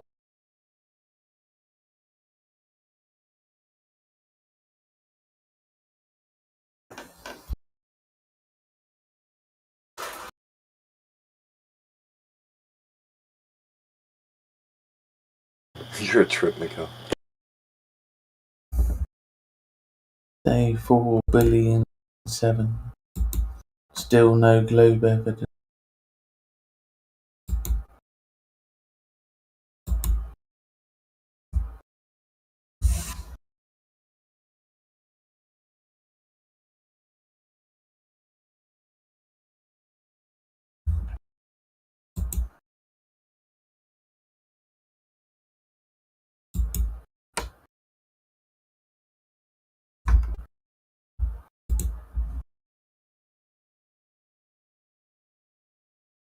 You use your stickers, daft woman.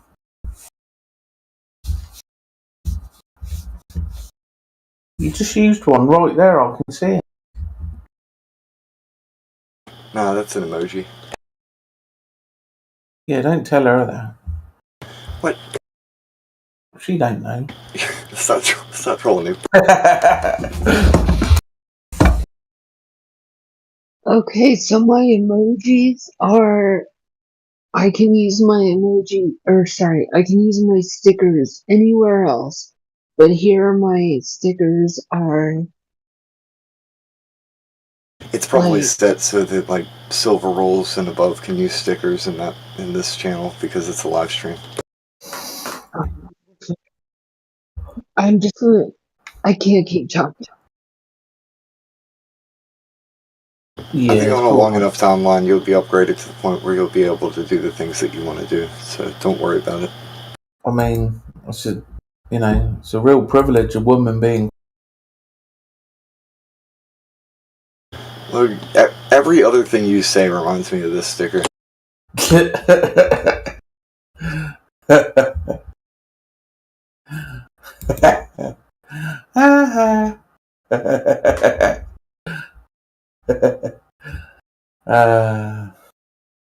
Oh, there you go. She's got the animated one. That's even creepier. Yeah, very creepy. Creepy. Creepy. Oh my goodness. What is going on?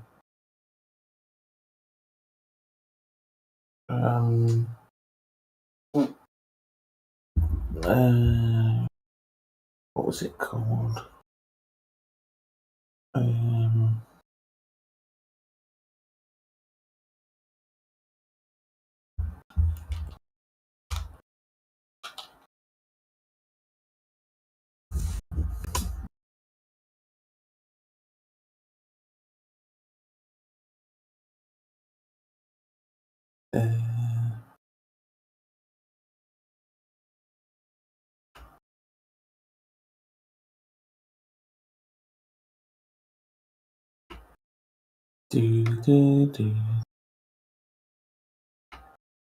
wonder if that's the actual Bowman. Remember Bowman? He was cool.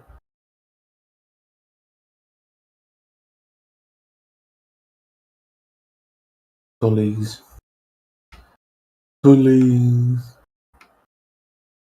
on, lump. I've never looked up the etymology of the word bully until today, and now I'm like, what the heck?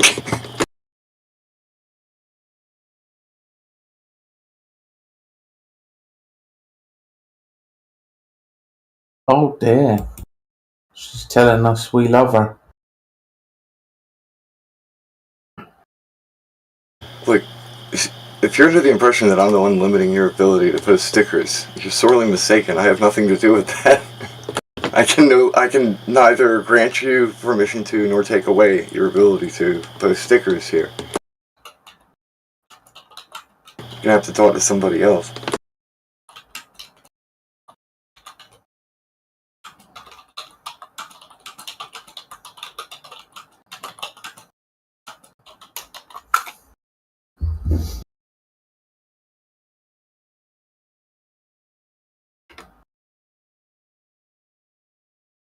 Yeah. You don't have no stickers. Stickers. No stickers for you.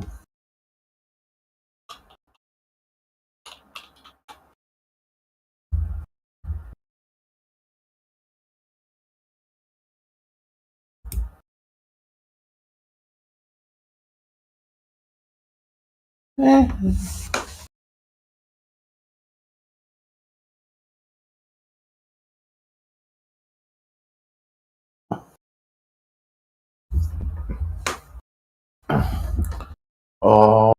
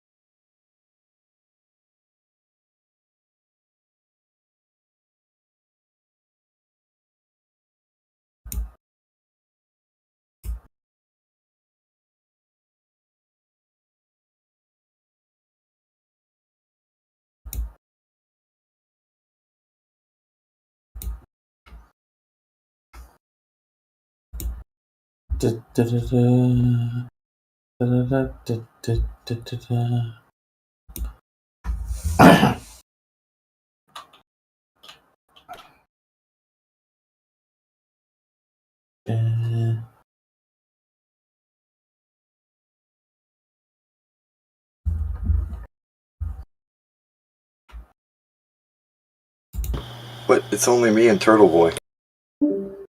What? Who said that? She said there's people in VC and y'all aren't flat earthing. I said it's only me and Turtle Boy. I like turtles.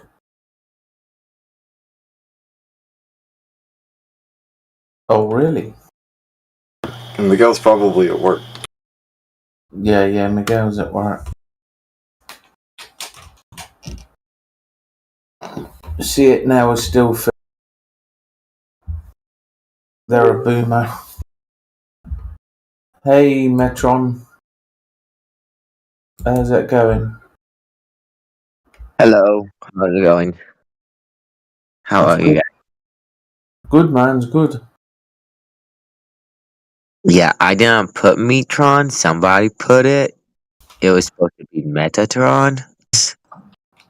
They could have at least made it Metatron. That would have been funnier.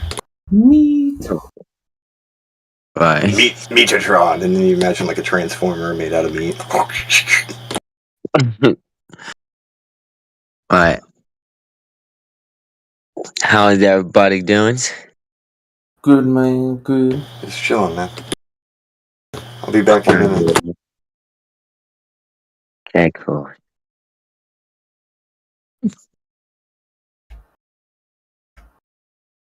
We were gonna have a debate, but unfortunately the Globe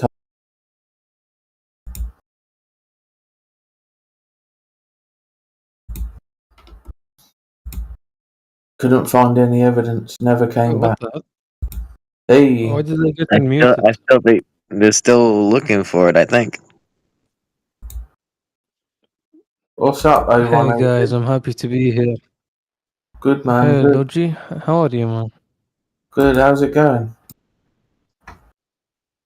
It's good, man. I'm happy to be here, you guys. Cool. So is everyone like suppressed and can't speak? No, they are sleeping or at work. They're just listening. Oh, okay. Because I was suppressed when I joined the VC. I thought it was the same for everyone. Okay, cool. Have you chatted in the live I stream mean, I before? don't think it's cool, but yeah. No, it's my first time here, I believe. Okay, cool. So you think it's a globe, you said? I didn't say anything. What? I never What? said anything. Nothing? What? Nope. I think I think you like unmuted the wrong person. I wasn't even speaking. So what do you think it's all about then? That Saudi man, he's a flat earther. Is it? Yeah. He's a very uh, special flat earther because he I- exposes all the fake flat earthers here. Watch out. Oh, cool. Thanks, man. Thank you. But yeah, I'm a flat earther. I joined recently, and I'm happy to be here, you guys.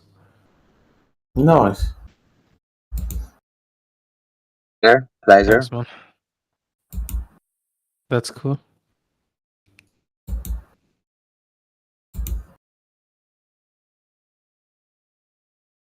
Oh, Metatron's left. Notice there. That's good. Yeah. Logi, are you playing something? Yeah, I was my account before I changed it to Metatron, it was Master Chief. Okay. Cool. Yeah, Cool. I was here a long time ago. That's good. That's good.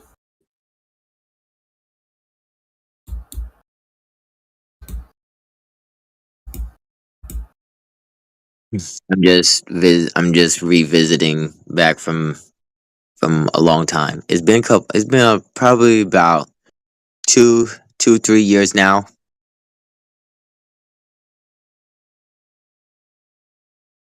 Okay. That's good. Good to see you back. Thank you.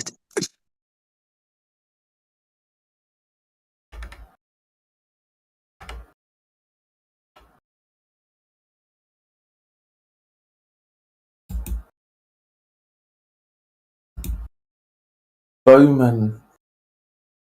Ethergrass, you bum. Give Bowman the VC listening. Oh. Where'd you go? I'm here, man. Oh, cool. I just sat back down. Yeah, Bowman wants to chit chat. Give him the VC. We'll see what he's about. He should have control of his mic now. Okay, cool. Bowman, you want to chat? You can chat. Hello. Hey. Hi. Yeah, no, I wasn't really trying to chat right now, but it was just for the future. Right. Okay, no worries. Yeah. Go ahead and get VC Thanks verified. for the voice chat. Well, No we can worries. hop up into the VC verification thing if you want to. Yeah, that's cool. That's cool. Alright, I'll be in VC check-in 1. Okay. Get yourself verified today. 2 for 1 sale. Boo-ba-da-ba-boo.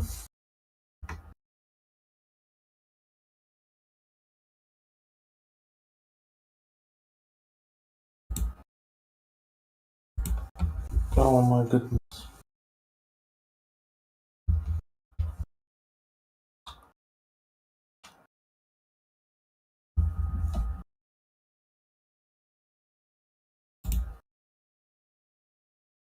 Has Helio popped in?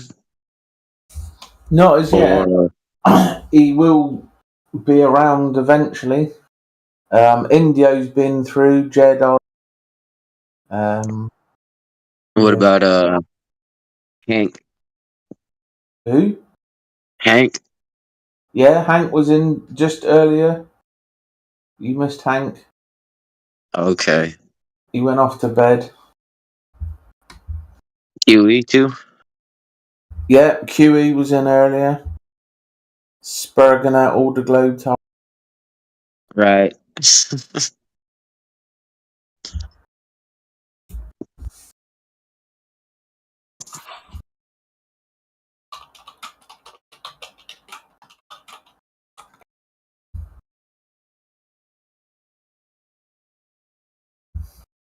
Yeah, it's been quite interesting. Matthew Learns was in, doing his usual thing. Right, I remember Matthew Learns. Yeah. It's hard to get mad at him, you know. You still at it, huh? Oh yeah. Hold on.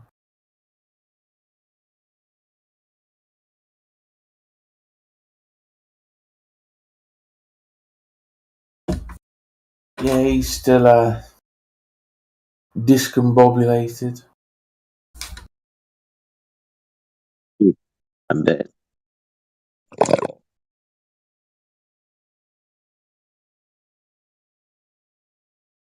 At least he's honest, fairly honest. You know, you ask him something, and he will do his best to at least try and answer it.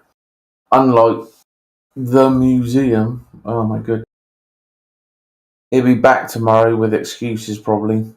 He was meant to have a debate and he ran away.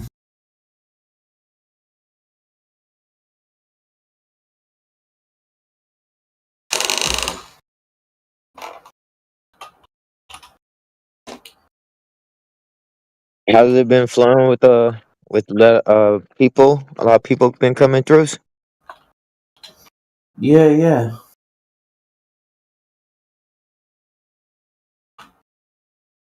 They've been finding their way. Nice.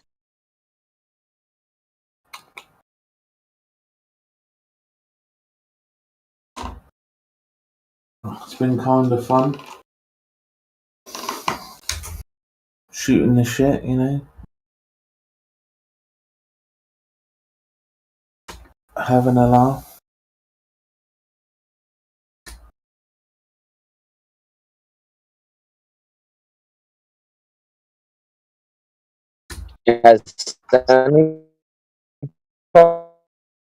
Say again, bro, you're roboting.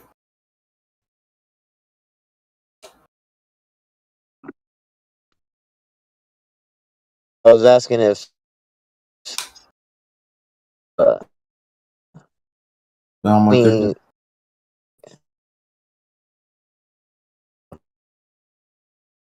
Yeah. Your internet's really crapped out. Type it if you're going funny still.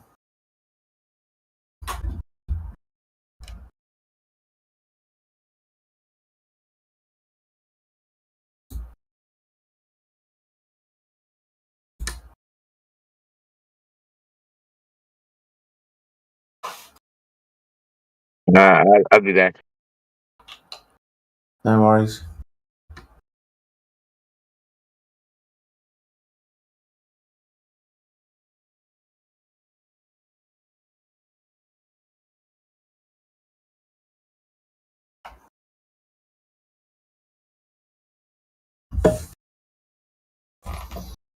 Alright.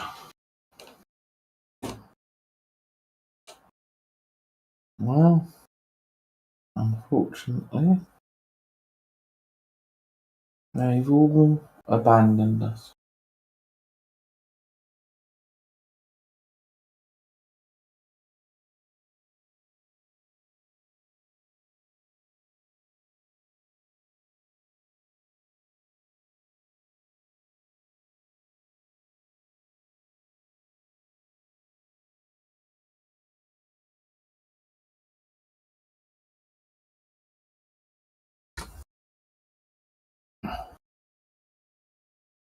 Dum.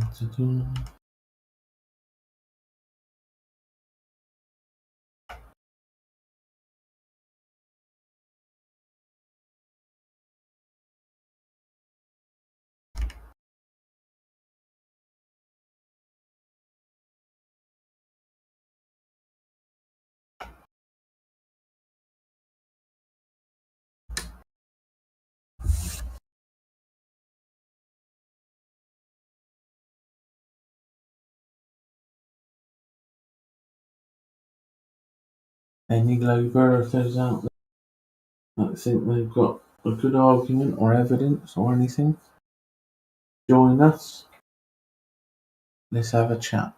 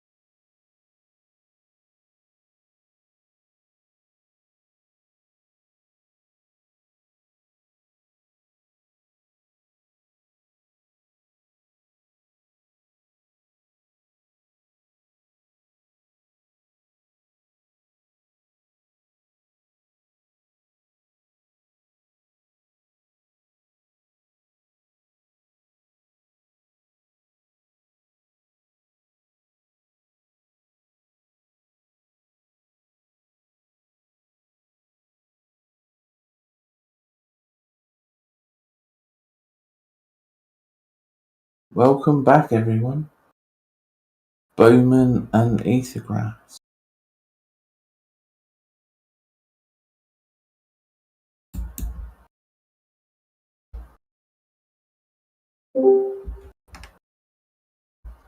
Yeah, I'll be back in a few minutes. I gotta step inside. Okay, buddy. Yeah, once you start peeling away the layers, it gives you another option. And I think that's what people find difficult, because they have it so fixed in their mind, the way it's been presented, they can't see any other way that it could work, you know? So, yeah, it's good you've figured it out.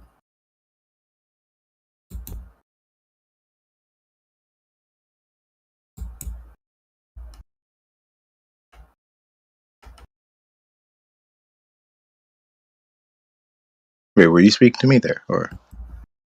Yeah. I was just. Oh, okay. I wasn't sure if you were continuing the conversation from there, or if you quickly started talking to someone else there. No. Yeah, no. I agree. Like it's obviously, I think it's easier to just go with like consensus, of course, because it's safer. Yeah, I mean, it's that comfortableness of order rather than going into chaos. You know? Yeah. And it's ironic because technically the order they believe in is the chaos. Yeah, I mean, yeah, it's just just a big test, really. You know, who can kind of understand these ideas, figure these things out at these levels, at these, you know, sort of stations. It's a litmus test in a sense, you know. Yeah. The Ethergrass was saying something about like the ice wall probably being like rocks and whatever. I was just wondering. I don't know if he's listening, but you can answer if you know or whatever. But there's also that like theory of like there being like a firmament kind of dome kind of thing. Like, what do you think about that? Well, whatever the firmament is, because again, we don't know if it's permeable. We don't know how, you know, solid it is or whatever, right? But it would make sense there would be something, because obviously gas pressure next to a vacuum, right? Yeah, correct. Yeah. And I think that if they've gone down there and they've found certain things, because apparently, you know about base 122. Yeah. Right. So, yeah, they've kind of telling us, oh, you don't need to look. We've looked for you. There's nothing over there. Go back to sleep. It's that kind of thing, because they don't want to. Maybe they will at some point down the line. You know, eventually, you know, seep it out, whatever. If they want people to know, but yeah, there's stuff going on. There's stuff happening, and they want us to kind of follow this narrative, spinning. You just you know, monkey spinning water ball in the vacuum of space. You know, you're unimportant. You're just here to, you know, Enki and Enlil, the Adamu, you know, the Lilu and the Adamu. You're just there to work, you know. You have no other purpose. Yeah. So it kind of follows that narrative structure that they've put onto people. Yeah, that's true, and it's honestly pretty depressing, actually. It can be for some time. There is a exit point. It just takes a while to get there, you know. because if you're in a state like that, the worst thing you can do is stay where you are. The only way to escape it is keep informing yourself, listen to every individual that comes across, try to understand their ideas. It's not about this dualist black and white, right and wrong thinking. It's okay, somebody's saying something, let's investigate, let's try to figure out any pros and cons, and then you just continue to do that, and eventually you'll, I do see a lot of people kind of struggle with this, and that's they sort of become entrenched thinking, and to guard against that is the moving forward. Okay, what's the next thing? What's the next thing?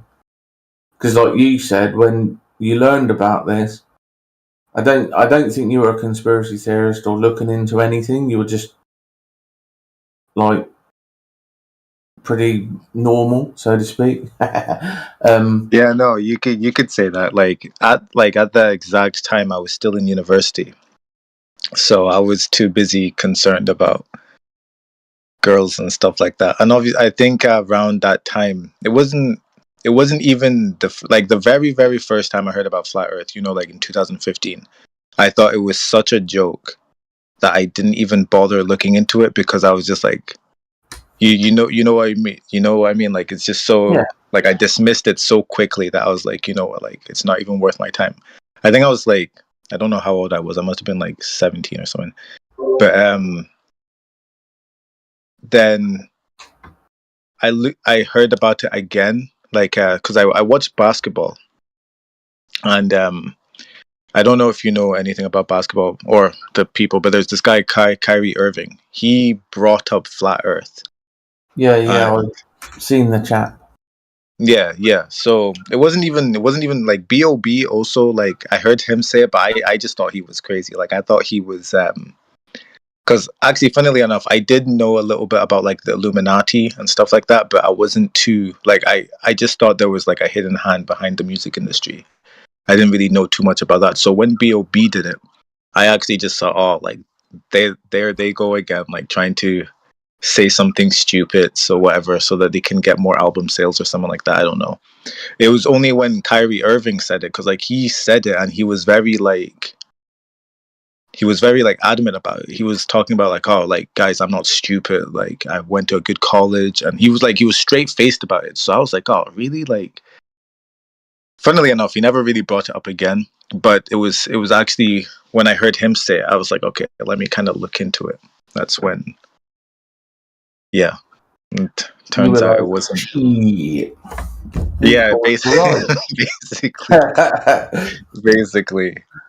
Yeah. Like, well, here's the difference, right? When I heard about it, I'd already been looking into all sorts of wacky things for like 20 years. So I kind of, now back in those times, 2015, 16, didn't have a lot of answers, but the way I figured it out was in my mind's eye how the sun moved and worked. And once I'd figured that out in my mind's eye, that was like, oh, okay, that makes sense. And then I just moved on. It wasn't a big thing because I'd already had all of these other things that I looked into and had information on. So, yeah, it depends where you are on that journey, and for me, it's just like, it's another thing they've, lied about. Because, I mean, the moon hoax stuff was on television, Channel 4, back in, I think it was 97 or 98. You had David S. Percy and Mary on there. And they were talking about their book, Apollo 13 Dark Moon Hoax. And I managed to read some of that a few years later at the homeless hostel. The manager had it. This is how the universe works, right? And, the information was just brilliant, logical, factual, just laid it all out. And most of the time when you're talking to people on the other side, they don't even know the arguments. They twisted things to their understanding. So you're not even dealing with the actual argument. You're dealing with their twisting. Yeah, true. And half the time that's the issue. So yeah, it's very interesting journey, and it's just on you. It's you versus you, nobody else. You know, it's like your journey. You're the one. You said about 3 years you've been, you know, lumping around trying to figure it out. Yeah, about like 3 years that I've been kind of like properly like researching it, taking notes, you know, just compiling information, that kind of stuff. Yeah, that's good. That's awesome. And you hear about these people, and hopefully you don't make the same mistake. So it's like when you learn from your own behaviour. Like, hold on a minute, somebody said flat Earth, and I dismissed it out of hand. Mm-hmm. But then you think to yourself, well, why did I dismiss it? What did I know to dismiss it? So it's that kind of taking control of your own mind and your own vehicle, your meat suit, you know, and saying, right, I'm going to learn from this. And the next time you hear something, you're going to be like, hold on a minute. No, we're going to go listen this time, you know. And that really helps as well, you know, listening and understanding is nothing to do with agreement or right and wrong. It's, okay, somebody's saying something. I've got that information. Hopefully I've understood it. You know, what are the pros and cons? Can we tie anything to the hard sciences or the 5 cent reality? And then you just move on, you know? And yeah, that's brilliant. Yeah. No, it's actually funny how you said it like that, because that's really how I've been looking at things now, because I always do look back at the time when I dismissed it so quickly. And I was like, sometimes I wish that I did accept it back then, because I feel like I'd be further ahead now. No, like, there's nothing. There's nothing wrong with that. You got on the path eventually. Yeah, but I just mean that, like, I don't want to be in a situation where I'm so ignorant, where I just dismiss it. So I'm actually on that exact same page where now, like, whenever I do hear something that kind of shakes my, let's say, emotions a bit, I try to take time to maybe consider it, so I can figure out if it is the truth, and the emotional response maybe could just be the defense or the programming that I was given. Yeah, that's brilliant. I mean, it takes a lot of humility to, you know, say you were wrong, and you know that's how you learn to be a man, and maturity and all of that. Say, oh yeah, I got something wrong, and it's not a big deal. You know what I mean? It's like, oh, brilliant. Yeah. As long as you correct it, you know, therein lies the thing. It's like, okay, something's wrong. I've corrected it. Right, move on. You know, good example. So, what would you say your sort of 3 best flat Earth things were? What, that convinced me, or yeah, what did it for you? What did it for me? It's funny when I think about it now. Like, it's only been 3 years, but it feels like I've believed it for ages now. But one of the main ones was kind of the gas pressure against the a vacuum. That was one thing that made me think that, okay, well, it can't really be, you know, the way that we look at Earth can't really be that true, because just, what is it, the second law of thermodynamics, that everything kind of seeks equilibrium. Like, it really doesn't make sense with a known natural law. So that was one thing. And then the fact that gravity also is meant to be so powerful, but it's also so weak. Like, it's also like an unproven theory, really. Like, it's widely accepted, but when you look into it, it's still just a theory. And to me, that was kind of weird, how it can't be isolated, stuff like that. It wasn't making much sense. And also, I think one of the actually flight paths was also one of the first ones as well. That one's more of a simple one. I think a lot of Globers are able. Well, they say that they're able to, like, debunk it. Especially the emergency landings. Emergency landings was the was the craziest one, because it seems like whenever there's an emergency language landings that needed to be done, or a very quick flight that needs to be made, all of a sudden the Earth's flat. You know what I mean? Right. It's like so those were kind of things. Those were like the main ones that kind of got me into it first. But then when I started looking more into like perspective, stuff like that, it made a lot more sense. Like, and even what with like radio waves and stuff like that, how they were able to shoot them so far, how curvature isn't seen like where it's meant to be seen, stuff like that really kind of like solidified it as well. Yeah, you build your arsenal of information, and now the good thing is anything they basically say, we've got an option, another counter, and and that's obviously been all the discussions in places like this, and arguments and back and forths, and eventually it's all been worked out and figured out, and it's good. Something. Sorry. No, go ahead. Yeah. Oh, yeah. So something that I was really thinking about, though, that's like, it seems kind of hard to prove, but it seems kind of viable as well, as the ether theory. Like, it seems like the flat Earth could work without it, but it seems to also make a lot of sense. I don't know. It's an idea. There's possible different names, but as a sort of option or an idea, it could be something. I'm not that passionate with it, but it does a lot of that. Yeah, Whitsitt does talk about the ether quite a lot. But I've seen kind of like not really like a big divide, but it's like some people believe that it's nonsense, some people believe that it's viable. I'm on the fence with that one. Like, I know, like, personally anyway, that whether there is an ether or not, it doesn't change the shape of the Earth. But it would, I don't know, it's a very interesting theory. It would be cool if it was real, but then it's also hard to understand, if I'm honest. Yeah, it doesn't change the big things, Yeah, it either is or isn't. And the as you said, the gas pressure one is a good one, because obviously that doesn't make sense.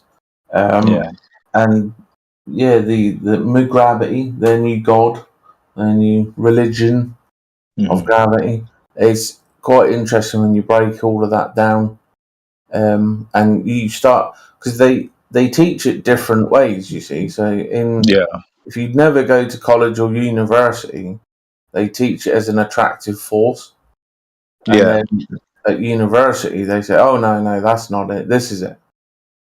Yeah, no. Do you know what's funny? Like, I remember being like 20 and really trying to understand gravity, and I remember when I finally like, it sounds pathetic now, but I remember when I could finally visualize it in my head that it's the bending and warping of space-time. Like, I felt really smart. Obviously not that smart, but like, I thought it was so cool. But then obviously flat Earth comes around and all whatever, and it quickly makes no sense. Yeah. How it can be this bending and warping of two concepts. As far as I understand it, because I don't really get into a lot of the hibbity-jibbity, but they're trying to... They always create their narratives, so they push out a puppet, Newton, Einstein, Darwin, whoever, to be the vehicle for the narrative, okay? So these then become like the new prophets, Matthew, Mark, Luke, and John, It's a similar kind of concept. So suddenly, because Einstein said it, that makes it true, and you can't question it ever. It's like, wait, what? That's ridiculous, But this is kind of how Pavlovian it's become in people's minds, where it's almost like a sin to question Newton or Einstein or any one of these weirdos. Exactly. And you then learn that Einstein stole all of the theories from other people. None of it was his because he's a puppet. And the original theories were kind of different and whatever. So what they've kind of done is they've just tweaking their narrative over time, and this is where a lot of this other weird, funny stuff comes from. It's because the very root of it is rotten anyway. It's just got to be basically got rid of. So exactly, and they've pretty much made it unfalsifiable by doing that, which is funny because, like you said, like they've made Einstein, Newton, all them kind of like their prophets. But if you were to think about prophets, they all make sense and they kind of add on to each other.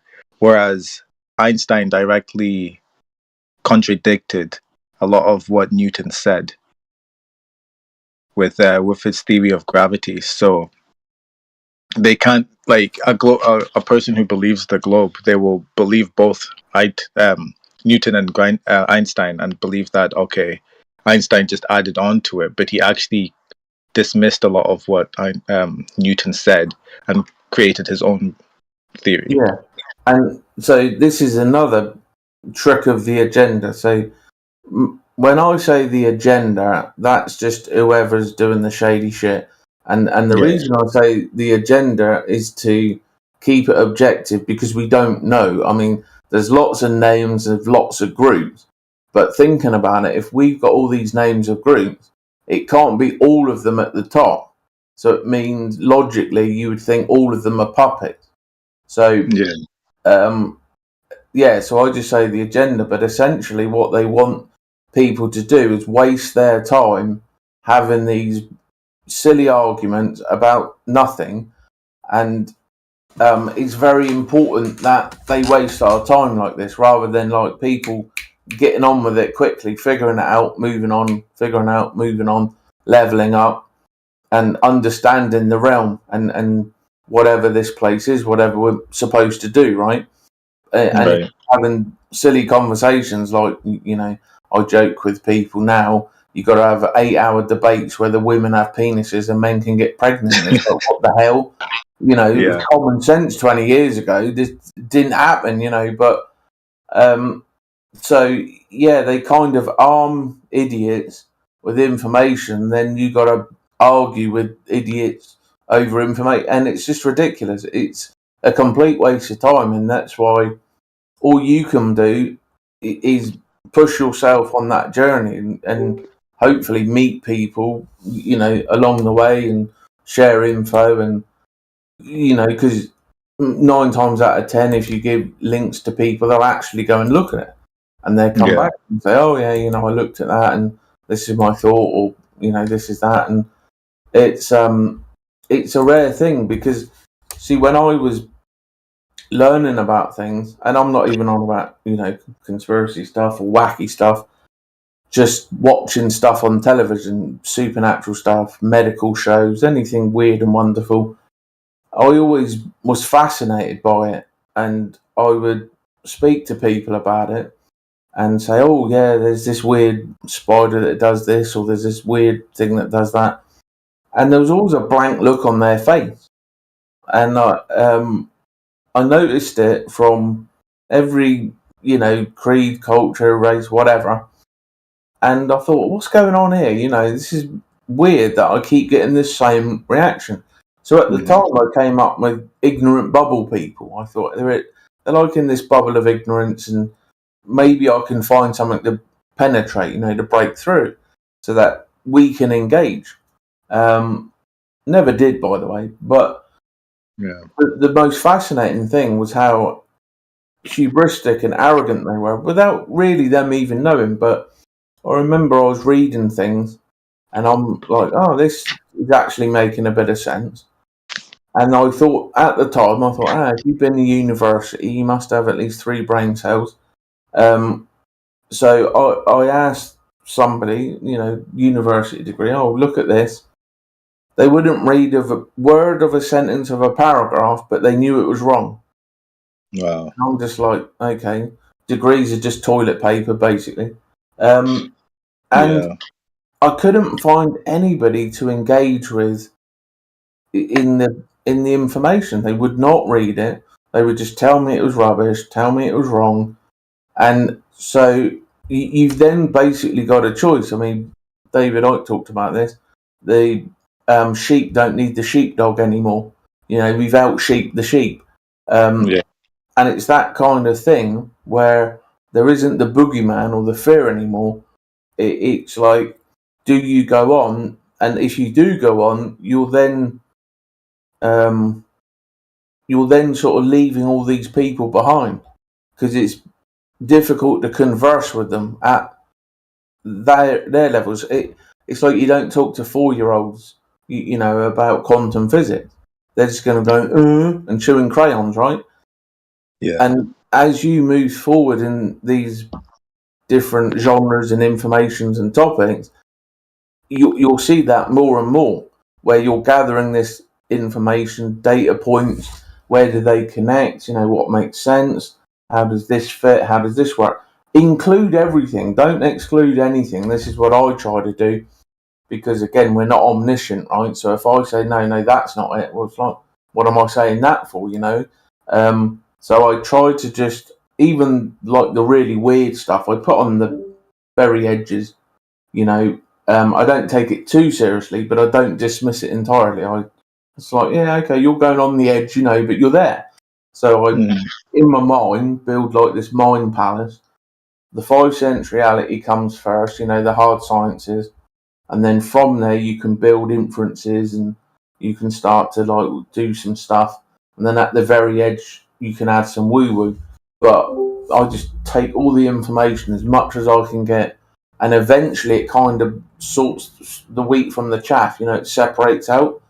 So it's like the pros and cons of things. It's like, yeah, this seems to be the thing. And as you're moving through it, you don't become entrenched. So if something is wrong or flawed or errored, you can be like, oh, okay, move quickly, get it right, you know, and not become anchored. Not like, no, I'm right. So understanding people is a big one to how all of this works, because it helps you understand yourself as well. So yeah, I agree. And I think that kind of how, like you were saying, like there's a few people you've met with degrees and multiple degrees. I think some of those people, they get so like attached to what they've learned that it becomes their personality, you know. So whenever they see something that goes against it, they instantly shut down.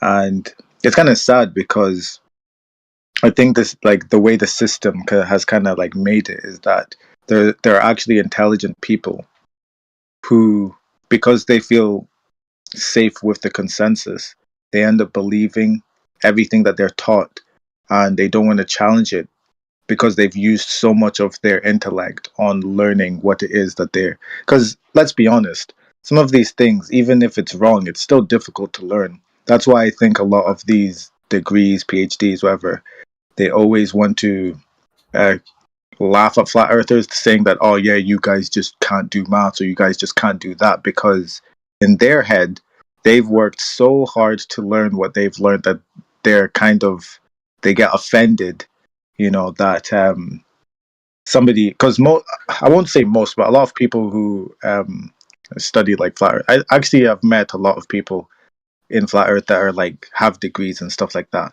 but a lot of them, they'll say that they're dropouts.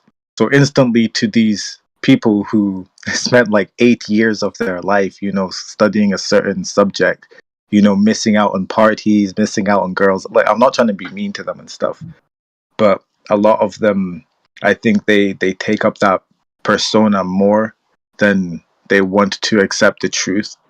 And I feel sorry for some of them who look at it like that, because their arrogance is more of a defense mechanism. They don't have anything else, do they? You know? Yeah, it seems like they don't have anything else, and to them it would be more of a loss if they find out that everything they learned is more of a lie than the truth. Because obviously there's some truth in what they've learned, otherwise it wouldn't stick. But to find out that there's a lot of a lie in it, it would probably it would break them because they spent so much of their time and gave up so much to do it. And that's what I've noticed when I've seen a lot of these debates, especially with people with more qualifications, the way that they like laugh things off, like nervously laughing, or hand wave dismiss things, and it's just it's crazy to see, you know. And a part of me feels sorry for them, but a part of me is like, well, if these people really cared about learning truth, they would have maybe gotten over it, you know, put their ego aside and still continue to use their intellect to learn more truth. Did you say you've been noticing? That's not allowed. Noticing is the greatest crime of all. Yeah, we got a little joke about that. But yeah, it's compartmentalization as well, where you get these guys and they're just not allowed to look at whatever's going on in any other field unless they get together at some conference or symposium. There's suddenly all the sparks are flying because they're coming across similar things in different fields, and suddenly, you know, they're kind of coming to some sort of conclusions. And yeah, it's kind of interesting, but it's another. So the way that I understood it, right, is that the agenda have a narrative for every psychology, right? Yeah. So they know psychology 1 will go and look at sports ball and nothing else. Psychology 2 will go into religion. Psychology 3 politics. Psychology 4 academics, right? So this is how you control people, because you give them the story, the archetype, which seems to be fundamentally very important to us for reasons. And so Hegelian dialectic. Yeah, you get these people that are completely locked in, and you have to kind of be a philomath, right? You have to kind of jack of all trades, master of none, right? And that's when you really start to kind of build up, because like once you figure out flat earth, move on, figure the next thing out, look into the next thing. You don't need to know all aspects of, you know, flat. It's interesting, it's great to listen to, but once you've already figured it out, are you going to figure it out more? Like, no. So it's like, okay, we see too far, right? Brilliant, move on. You know, that's really as simple as it is. It's ridiculously that simple, but that conclusion can't really be understood without a couple of years of foundational knowledge to make sense of that conclusion, right? And also all the nonsense you're going to get thrown at you by the ones that don't understand. But yeah, as long as you can keep just looking into things, listening to, it's not as easy now as it was. I mean, I remember, you know, YouTube back in the day, and I was getting recommended awesome shit, you know. And now, I've even noticed that within the past few years as well. Like there were certain YouTube videos that I saved, you know, like kept it in playlists just so I could show other people, and a lot of them have been deleted, and I'm like, wow, so that's not suspicious at all. You know what I'm saying? Because it's not like they're showing, you know, like you know, just like grotesque things. It's not like they're saying anything that's actually offensive. It's all science. So I could understand if it's, you know, it's like, you know, about certain political things, you know, and groups. I could understand that, but if it's science, then yeah, I think the issue, we can't talk about it on the live stream, but the 2020 thing that happened, there was a lot of people that were trying to figure out what was going on there, and their channels got removed because they were saying wrong things, and right. So, and that's so suspicious as well, because it's like, why would something like that be removed? You know? Well, it happened to us. We lost a group of a few thousand. Other groups, some of them had 50,000 that got just wiped out like that because they were questioning and thinking. And see, the thing that really grinds my gears about it is if you're an adult, 18 and over, you can join up and you can go to war, but you can't discuss ideas. It's like, wait, what? So And you think about it, right? Like, as an adult, I don't want to be told what to think and what to do. You know, I'm a man. I'd figure it out for myself, right? And Yeah. so that's another thing that irritates me, the nannying, the mummying. It's like, no, I don't need that. You know, It's you like don't need to you leave be your parents' house just to become a child to your yeah, government. baby again. I don't need no words bleeped. You know, I can handle it. I don't need people to be civil. I don't mind them, you know, shit flinging. That's all fun. So Yeah. it's interesting the way that things have gone, because Facebook, when it started, it was fun as heck. You know, you could just rail on people all day long, and I was on there having 12-hour debates, you know, with people and things. And this is why I know it's kind of superfluous talking to these people, because I've done it. You know, one friend I spoke to, not flat Earth stuff, but just other stuff, for like 10 years, and I never moved him one iota in any direction. It didn't matter the argument on the logic, the different ways. Just no, not stupid, intelligent guy, but he just wouldn't go with any of it. I got him a hard drive of like a terabyte of documentaries, just wasn't interested. And I'm thinking, okay, you know, if we got this guy like this, like everybody's like that. So I thought, yeah, it's just a waste of time. I'm just going to go it alone, you know. So, Yeah. but I'm glad for places like this where you can kind of come together with people. And if you looked at that, what conclusions did you come to? Oh, okay, yeah. And then Yeah. you build each other up, you know, that's great. Yeah, and it's very necessary, because another problem that the agenda, I guess the people under the agenda will use, is that, oh well, our knowledge and science has gone back hundreds of years, this is that. But it's like, yeah, of course it has. And we've only had 10 years, maybe 15 years to kind of discuss our stuff, so you can't really expect us to have full-fledged theories, because that's another like tactic I feel like they use, because they're trying to make it seem can't answer every single point, therefore there's nonsense. Yeah, that really Exactly. just is stupid. We But don't need every single point. We got one Black Swan, boom, done. Exactly, and that's what I really like about, like, well, there's this one thing I think it's Witz who says it, but it's like falsification is independent from replacement, which is like, when I first came into Flat Earth, like, I did feel like I needed to have an answer for every single thing, but at the end of the day, if you're able to falsify just one thing, like you said, the Black Swan, that's it. It's like, well, I don't need to come up with a theory because I've just disproven yours, so it means that we both don't have the answer. Instead of you saying that you have the answer, you can't do that. The same thing with like curvature and all that. It's like, well, you can't say, because it's like one thing I've seen this in debates, like maybe two globers have been able to accept it as true that if you falsify the radius value of the Earth, then it falsifies basically the whole model. Most people, at least, like, even if they don't agree, they'll say, yeah, that's true, but it's not wrong. Like, they'll say that's the closest to the truth that you'll hear. But I hear a lot of them saying, no, it wouldn't change anything. It wouldn't change gravity. It's like, but it would. It would.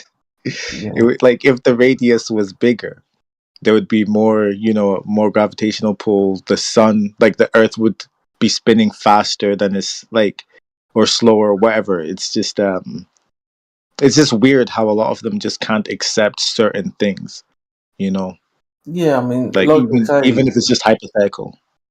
you have to think, right, when if you are bothering to converse with these people, you got to ask yourself, what are you getting out of it? Because the individual you're talking to is a zealot. They're not there to they don't care about truth. They just want to, Pavlovian style parrot things because told. Have you looked at the Ash test? I've heard of it, but remind me what it is again. So basically, they had a group of people who were in on the test.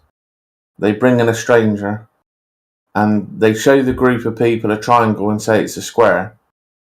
And yeah. Yeah.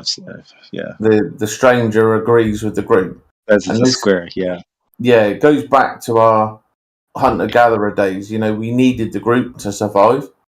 So the individual will side with the group over his own self-evident eyes, you know. And if you're more, I don't know, independent or whatever, I'm not sure if that would happen. I'd like to know if it was different with a working class, middle class, or and rich person. That would be interesting, because a rich person wouldn't need the group, you know. Yeah, that I think it would be different. The higher the echelon it would be, like, I think they would have a bit more independence because they've achieved so much on their own. They could probably be like, I don't think that's right. And that then explains why they don't want us in the positions like that. They want us toiling away, you know. Yeah. But yeah, these people, as I say, they're just not there to learn, and you just have to go alone. Everybody's kind of moving along, figuring things out, and looking at things like cymatics and telluric currents and all of these things, you know, that are coming through, and trying to make sense of it, and how does it fit with everything else. And it's that 40,000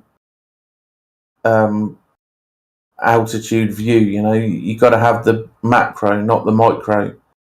And I think that's one of the issues. Like, when you're in the micro, it's like super important, but then you get to the macro and you can't even see it anymore. That's true. So it's that mental stuff you do in your head to understand. And again, some people don't have the intelligence, because these things, concepts, abstract ideas, again, if you don't have enough intelligence, you can't abstract, which then locks you into the narratives, basically. So that all plays a part. So there's a lot of factors as to why people are the way they are and why they will remain so. But if you're not one of them, then just keep moving forward, keep on trucking. Moving forward, yeah. I think one of the main reasons why I'm trying to get like just more into like the nitty-gritty of things is just because I don't know if you joined the chat, or like when I was getting verified, I did mention that I told my, like, back before, when I didn't know much about flat Earth, but I was kind of like swayed over. I told my dad about it.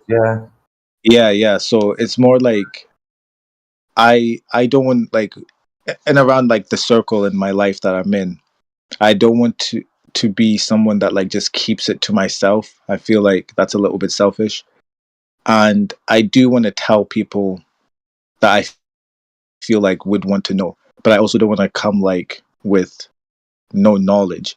And I agree with you to the point that there are a lot of people who are like just zealots, where they wouldn't listen even if they got given all the evidence in the world. And that's okay with me, because it's like, listening to all these debates, I can quickly tell already who would be willing to listen already, just by the responses that they give. So those aren't really the people that I care about. Like, honestly, like, it doesn't change my life if somebody else believes. But if there was somebody who was kind of curious, it's like I could give them a bit of something, and then, you know, I could just like invite them to one of these chats and stuff like that to listen to themselves, or give them a few documents that I've already compiled together. And it's more for that reason as well. And to be honest, I don't really dwell on it too much as well. Like, I do try to learn a lot about other stuff as well. Not necessarily just like conspiracies, but just like other truths, like it's like holistic health and stuff like that. Just because like the way the narrative's gone, even the diet pyramid and all that, like it's weird. Like, once you find out one thing's a lie, it's like everything ends up just domino effect. And it's pretty. I guess it was more frustrating at the start. It's more like refreshing now, because it's like, okay, now that I'm learning the truth, I can finally like apply it to my life. But somebody who is new to it would probably have a bit of a knee-jerk reaction, which I did. Like I was like, when I first like was kind of convinced with all these truths, I was kind of like, I kind of went depressed for about like 3 months, just because like I used to like smoke weed quite a bit, and then I remember just like thinking about it, and I tried to mention it to some of my friends, and obviously they just thought it was just like high thoughts and stuff like that, and it was just like depressing, because I realized that like even at that moment that most people wouldn't really accept that, you know. So it was kind of a thing where it's like, okay, I need to be very confident in what I know, and yeah, and as time's gone on, I've become a lot more confident in it, and I just want to be able to just know, so I can actually help other people who are interested, because I think I'll give there you are an people idea, who right? won't. Especially with Yeah, your go ahead. family's concerned, because I mentioned this to somebody.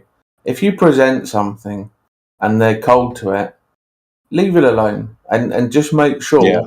that every interaction you have is the best possible interaction. Don't allow arguments, don't allow pettiness, because the agenda do not want us getting along with friends, with family, with each other, right? They want Yeah. all this fucking Jerry Springer, everybody shouting and fighting and acting like tards, right? And this chap that I was speaking to, you know, because again, it's important, but if somebody's not receptive to it, then you got to learn to shut up, even if it is a loved one. And he just kept like pushing his mum about it, and I just said, "Why are you proselytising? You're acting like a Jehovah." I said, "It's retarded. Just take her flowers and chocolates, whatever she's into, and have a really nice conversation." Like, my foster mum was into gardening, so I'd watch gardening shows, so we had something to talk about, you know. And I think that once you start, you know, putting others first, and you start thinking about them in these sorts of ways, then it just makes everything better, you know. Because That's actually so funny. Yeah, go Sorry. ahead. Yeah, no, I was just saying that's so funny, because like I can relate with how that guy feels, but what you've just said is actually like pretty much genius, because it's the vision what the narrative would want from us, and if we can just be truthful, honest to how we are, but then if people reject it, there's no point in trying to, you know, like ridicule them or make them feel like how they're making us feel. If you have good interactions, they could even end up being like, oh, I wonder why this guy's so nice, type, you know, like, or, you know, if every interaction they have is like a nice one, a loving one, then they'll probably be more open to listen to things or even ask questions. You know, we have free will, and you know, it's all about the options and the choices we make. You know, we're in these situations, and we can choose, you know, path A or path B. And what does arguing with a loved one do? You know, how is that a nice time? Do you think that person wants to spend time with you when you keep going on about your retarded shit? And that's the thing, right? Like, you imagine if somebody's into Star Trek, and every time you see them, that's all they babble on about. You're like, fuck me, you know what I mean? And it's that kind. It's just about interest, right? If it's not their interest, they're just not going to talk about it. It's not even about the truth aspect to it, because again, I think that's more like a frequency and electrical connection. I got an idea about that. I'll talk to you about it one time. But they're kind of, they are what they are. You accept them for whom what they are, and forgive them for they know not what they do. You know? They are like children in a sense, and it's just better to have a great time, have fun, you know, and do something with them. You know, take them out or surprise them with something and things like that. Because again, this is exactly what the agenda don't want. Everybody getting along, being friendly, talking to neighbours. You know, look within 3 miles of where you live. You know, who can you help? You know, who needs their grass cutting? Who needs their shopping doing? This was normal, 50 years ago, 40 years ago, whatever.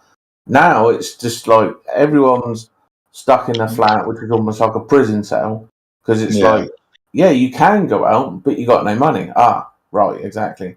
But then you got all this dross entertainment or your stupid video games, rather than it exist in the real world. No, I'm in this 3D game world, So you can start to see the trickery, the layering, and what they've done to people. And when they're in that, you just have to kind of like be compassionate and you do what you can, really. But yeah, if they're not receptive, you can always be honest, but there's levels of honesty. Like, when you're talking to a bird, you can't say the same things as like when you're talking to a bloke. Blokes are crass. We just whatever. You know what I mean? We're not bothered so much. Well, I don't know. The ones today all effeminate and weird. They get funny, emotional, but normally right. But with the birds, you say the same thing, but you would change certain bits around. It's still the same thing. It's still the same truth. It's just decorated differently. And once you figure out how to do that, then you'll have better results. Really.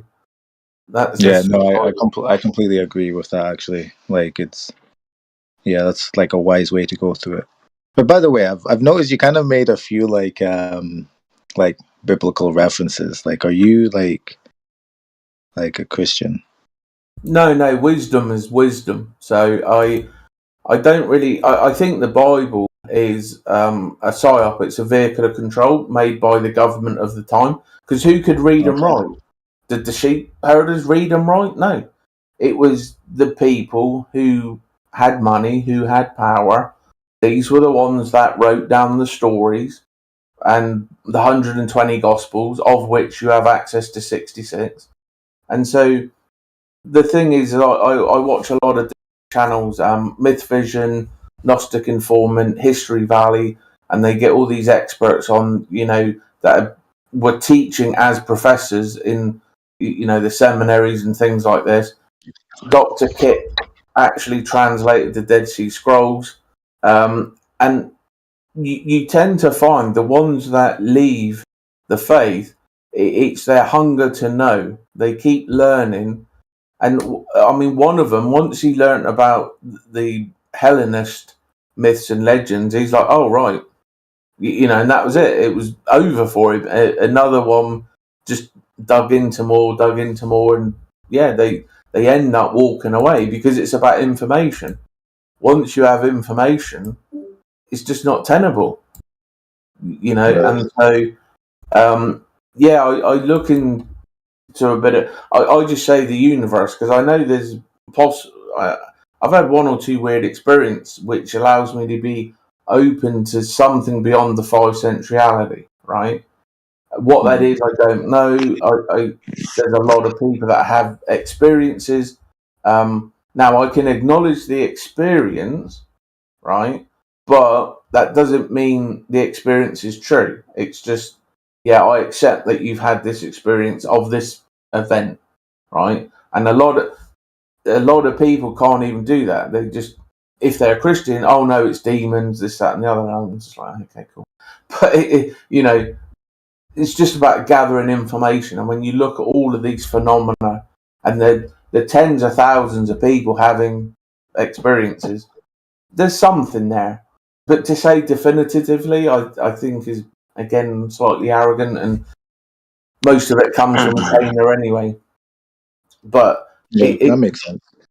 It depends on, again, like with the Globies, if somebody has chosen something, then you're dealing with ego, bias, and belief. They can't be objective because they picked it. Oh, it must be true. I picked it. What are you saying? I'm wrong. They can't get their heads around it. So, I mean, I've had some, good back and forth. But one of the things I found, fascinating is recently the sort of primordial group where they took from to form what eventually became Christianity, because Christian was almost like a slur, the little crosses, from by the Romans. But the original groups were the Borbobites, the Noetians. You had there's a few of them. I'll have to get the names. But yeah, once you start sort of looking at that and what they got up to, and yeah, it's real deep cuts, real deep stuff. Is that like kind of stuff like the Knights Templar and stuff like that? Oh, it goes way before that. A lot of this stuff. Really? Yeah, it's kind of there's a common story. It comes back to the archetype within our psychology. Jordan Peterson put this bit of the puzzle together for me. So when I was watching television shows, you'd normally get the freaking hell, what's the term for them? The wholesome family shows, right? Where the Waltons or something like that, and then you'd have your slightly darker shows, but even those weren't too bad.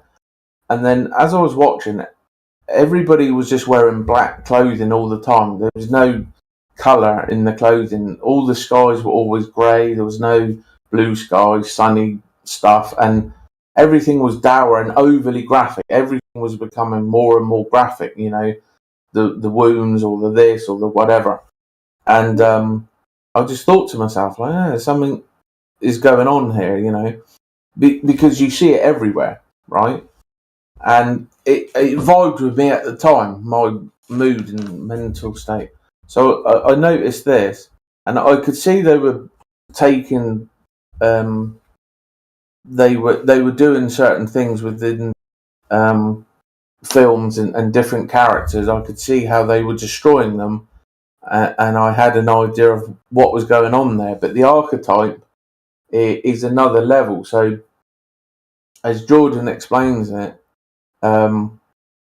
if we deleted every single book, myth, story, legend, and wiped everybody's minds, we'd only start making up new ones around the campfire that night. There's something in our brains like a need for stories.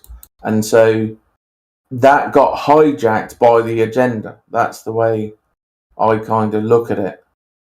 And they've basically used that to control and manipulate. And it didn't matter which one it was. It could have been religion A, religion B, religion C. They just happened to pick that one and then impose it on people. Because my point is, if something's true, it doesn't have to be forced or imposed. It's accepted or it isn't. Schopenhauer had a good quote about that. I'm going to butcher it, but Schopenhauer had a quote: "The 3 stages of truth. At first, it is denied. Secondly, it is ridiculed or something like this, and thirdly, it is accepted as self-evident." So, when you kind of start looking into the really old texts, the Enuma Elish, the Emerald Tablets of Thoth, the Book of the Dead, the Sumerian stuff, it's all there. The Epic of Gilgamesh, Hammurabi's Law Code. There's nothing original or unique about the Bible. The Greeks had a lot of it down as well. So it's just that people, the agenda have pushed that on people rather than these other things. So these other things go to the wayside, and then that takes precedent. But if you only know that, then that's to your detriment. But once you start including all these other things, you can see a more fuller account of those butchered stories, especially with the Epic of Gilgamesh. It's a much, much fuller account, and they're alluding to something. So I'll give you an example, okay? Atlantis is probably in Portugal. Okay, now the name of that place isn't Atlantis. So this is a small thing, small detail, but it's important, right? The reason we call it Atlantis is because Solon went over to Egypt to learn. And Plato wrote the story, but he talks about Solon, right? So Solon, I think, was a historian. He goes over to Egypt, and there's a group called the Priests of Sais, S-A-I-S. And they had an oral tradition where they would pass down the history and the knowledge and this, that, and the other. He got friendly with them, and they told him about this island that sank. Now, we don't know the name of, maybe it's out there, but it hasn't come through. He called it Atlantis. That was a Gracified name of the place. But another thing he was told, he was told, you Greeks are but babes. You only remember one flood. You've forgotten the other 3 floods. Right? So this was something that he was told. And there's a chap, I think it's called the Silver City or something, but he talks about when you read Plato's story, it doesn't sound fantastical. He's given precise details: red, black, white stone, the stanzas for the distance on the harbour, the castle on the hill, the world egg. You know, this is pretty specific, pretty detailed. So he took these points, he ended up with about 100 of them, and 70 of them fit in Portugal perfectly. And I think the agenda know exactly what these places are and all of these things.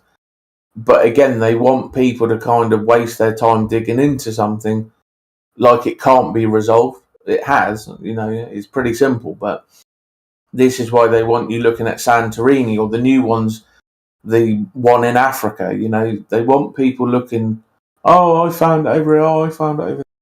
But you just, yeah, if you get the details, you find it makes the most logical sense. But yeah, these stories and that, they're around, they're interesting, and they tickle that archetype, you know. But the error is in planting your flag, you know. It's best to be open. Read the Bhagavad Gita, read the Norse Eddas, read the 4 root races of Era, you know, read all of these available documents. Get them in books and listen to them. You know, that's the best way. Listening. But yeah, do what you can really in that regard. And where do you get the books? You just buy them off like Amazon and stuff, or you can get a lot of them for free off of archive.org. Archive.org. Yeah, if you go to archive.org, you can get a lot of the books absolutely free. And you can find a lot of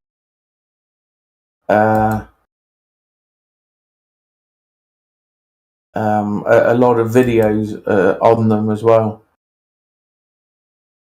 The Kabbalion and all of these different things. And again, it's just about ideas. It's just about information, but it sort of makes more sense as you go through. So yeah, just that's pretty cool. I never even heard about that website before. Yeah, it's a great resource. There's a lot of stuff from YouTube that's on there now about Mustache Man, because they don't allow that on YouTube anymore. You know, you can't even say the name. Yeah, you can't say the name. Yeah, it's funny. The first time I heard Mustache Man, I couldn't stop laughing. You got to say Mustache Man. Have to. No, but thanks for that. No, that's all right. I mean, that's what we do. You know, we share our knowledge and things. And again, you know, I can't put the thousands of hours in to an explanation. I'm just trying to remember salient points at the time and stitching it all together for myself, you know. So yeah, when I'm explaining it, if you've not looked into the things, obviously I'm giving you the conclusion without the underpinnings, but I know that you're thirsty and you want to look into it. But yeah, check all of that stuff out. The Enuma Elish is amazing, and if you look at the creation story in that, it matches pretty much identical. And do you mind just like DM me like a couple of the things that I should like look into first? If yeah, no worries. Yeah. So yeah, you definitely want to start. I'm probably going to spell all of these wrong because it's weird. Yeah, that's all good.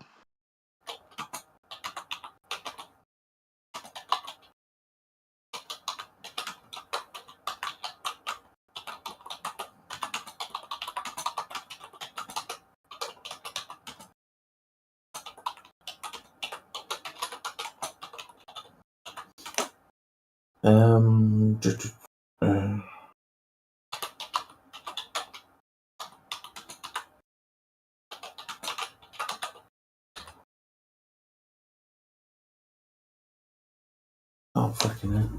What was that other one?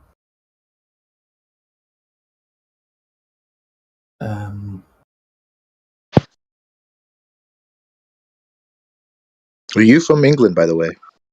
Yeah, I'm right down south. Oh, okay. Right at the bottom. Just across from David Icke on the Isle of Wight. Oh, really? Nice. Nice. I'm up in Scotland. Scotland. Yeah, I don't have a Scottish accent. Well, maybe I do a little bit, but it's not too. No, it's not too strong. Nice. No. I'm sensing hints of West Indies. West Indies? Nah, not there either. You sound a bit like that. Really? Yeah, it's something like that. Because I've got a friend from Trinidad. Oh. You sound a bit like that. That's interesting. No, I'm not from there. I'm not. Okay, cool. I'm trying to remember that other one. That one. Frick's sake.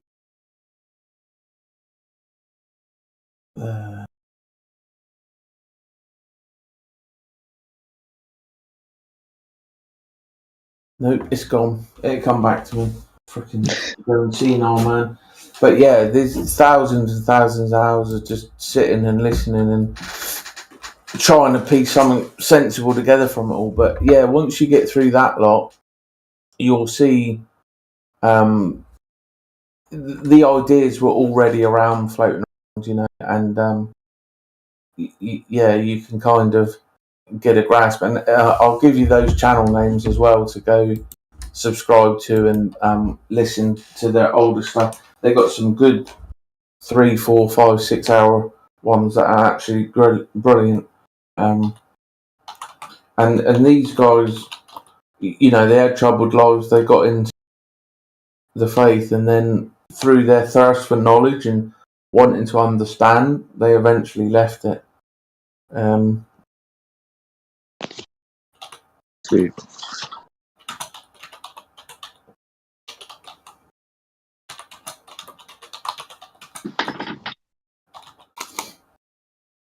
So yeah, check those boys out. And as I say, they have some fantastic guests. I mean,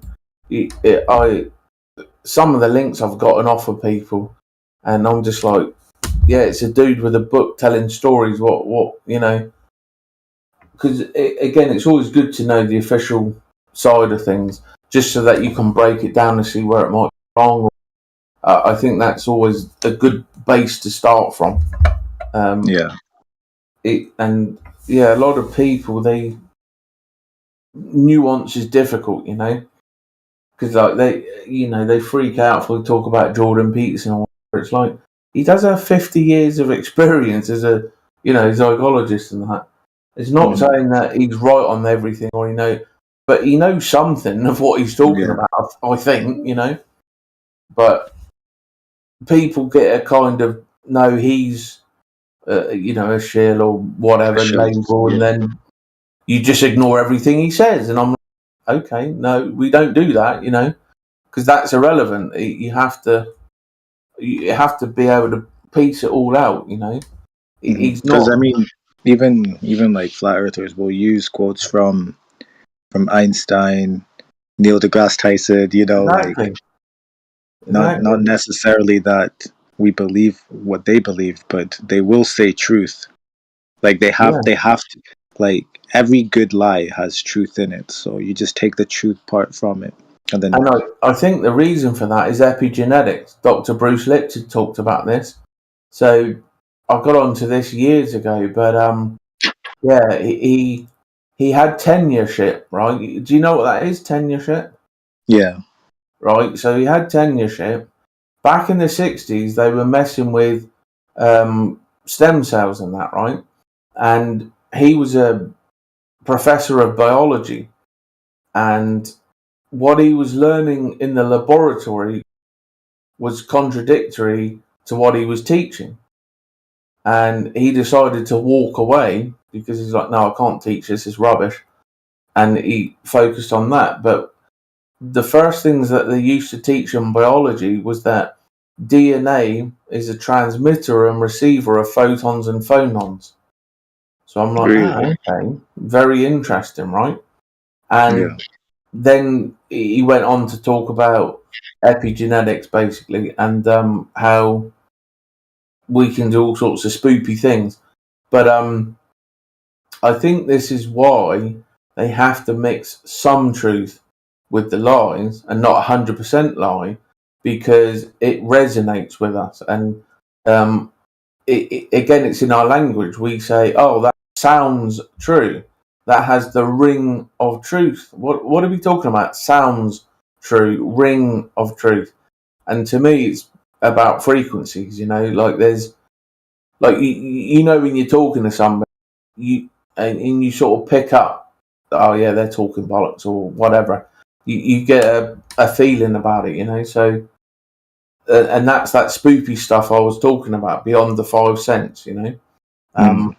It's a part of that. But yeah, I think there's something to that in some sense, and this is why they have to mix some truth with it. Otherwise, they could just 100% tell lies, and we wouldn't be able to discern. But for some reason, we can discern if it's 100% lies, but not if it's X amount. I suppose if something was like 100% lie, it would just be so illogical that it just wouldn't. It depends how far resonate they with go anyone. with it. Because if you keep it close enough, I mean, you can do pretty well. But yeah, it's fascinating, these ideas. Greg Braden was another one that I looked into, and he had the 7 Essene mirrors, very interesting ideas. And yeah, especially to do with DNA again and the codones. But yeah, it's kind of it's kind of tricky, really. Because the thing is, right, we do it all wrong at the beginning because we have this avarice, to know and to learn, and what else are these bastards lied about, So we're running around like headless chickens, shoving all this stuff in our Swedes. And the problem is A, have you recognised the warping? Are you have you got rid of your ego, bias, and belief? Because if you haven't, then everything is being twisted and messed up.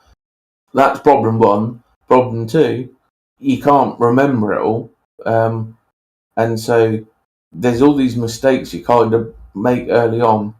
And the best thing you can do is actually watch a few hours on a Monday, say 3 hours, and then redo that on the Friday. Do it on Fridays to make sure it's come through cleanly. So if you hear different things on the Friday that you heard on the Monday, it's like, you got self-work to do. But it's difficult to have that break and that gap, because again, you want to go, but the problem is just smashing information into your face. Your brain just can't remember it all, and it goes, it's like that, baby with the floppy head. It's like, wow, Yeah. it's the concepts and the idea. Some of it I knew I wasn't ready for, and I came back to it a few years later, and I'm like, oh yeah, this makes complete sense now. But I knew at the time, I'm like, yeah, this is not making sense. I'm not ready for it. And now I'm at the place where the universe kind of signs and sigils, just puts it there for you. So somebody will, oh, here's a link, or oh, here's a recommended, or something, its way to you. So you don't need to know everything. You just need to know what you need to know, and the universe kind of dictates that in a sense. So it's a faith thing, You're like, okay, the universe puts that there. Okay, cool. And then you just do your bit, really. So yeah, it takes a long time to get these understandings and possibilities, options, ideas, whatever you want to term them. I'm very what's the word? Freaking. I don't want to make anything too definitive. I want to be. I want to be sort of hovering over things so I can just move. So Yeah. I don't. I think I know what you mean. Yeah. Yeah, plant roots, and this is why So, but yeah, look into that stuff and check those channels out, man. Because I'm telling you, the people they got on there and the things it's absolutely awesome.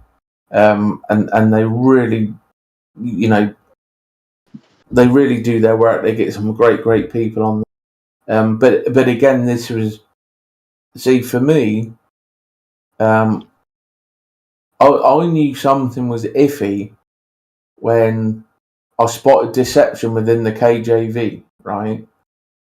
So right then and there, I'm like, well, this isn't true. I'm a truther. Bugger off. Job done, right? But, I'm like, no, I sort of look into it and figured more out. And I put an awful lot of time in, but again, that idea of deception, it never went away. It was because it was true. They were deceptive. And you just find more and more and more and more of. I'll give you another example, right? Of the Gospel of Mark, there is no Mark. They just slapped a name on it. But of that Gospel, they have 230 versions. Some are complete copies, some are fragments.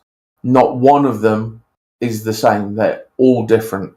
Because back then, there's no printing press. So if you wanted that Gospel, you hired a scribe.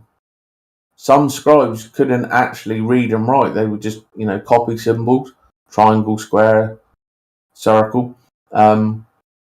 But as the patron or as the person paying, I would say to you, oh, I don't like that bit. Delete that. Oh, no, I don't like that bit. Oh, add this. So every single one of them became personalised. And I've never heard about that one before. That's pretty interesting. And but wait, how could somebody be a scribe, have the job as a scribe if they couldn't read or write? They would just copy the symbols. It was like Cyrillics because they borrowed the Greek language. Hebrew. Oh, you mean? Oh, they wouldn't be the ones writing it in real time, but they'll be copying what they saw. Yeah, they would have a copy of, and the patron would be saying, right, copy that line. No, I don't like that line. And some of them double up lines because, they screw up and that. But yeah, there is no singular version. So once I'm starting to learn these things, so again, we have the official narrative, right? But then you start learning these things and you're like, okay, that's a bit snide, you know what I mean? Something's wrong here. And again, it's how belief affects people. So I'll give you another example. A friend of mine started getting into all of this, right? So I, went to church and that a couple of times with him. I spoke to the pastor. And I'm not rude, I'm civil. I not like these oiks today. So I would just ask a question, get an answer, I'd say thank you. That would be it. I wouldn't argue like numpties. I'd go away, do my homework, come back. I'd have another question, right? And so, one of the things we went back and forth on. Oh right, I was talking about Billy. So we went to one of the houses, and they had like a little meeting. Now there was a lady there, 35 years, Christian all her life. You got the pastor over here, and he's saying Matthew, Mark, Luke, and John did not know Jesus personally. And she fell off her chair because she'd been told that they had known him personally, right? And that wasn't true because they weren't written till 120 years later. So I saw the effect it had on her. She was devastated because she'd been told something that wasn't true.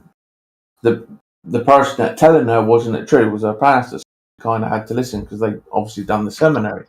And by the way, another point from Jordan Maxwell, he was speaking to a deacon or somebody high up in the church, and they revealed to him that of those that go to seminary, now in my mind, if you're going to a seminary, you're in it for the long haul. You're a true believer type, okay?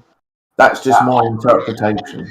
But of those that went to seminary, 50% walked away when the truth was revealed. 25% no longer believed but stayed on, and the other 25% were too dim.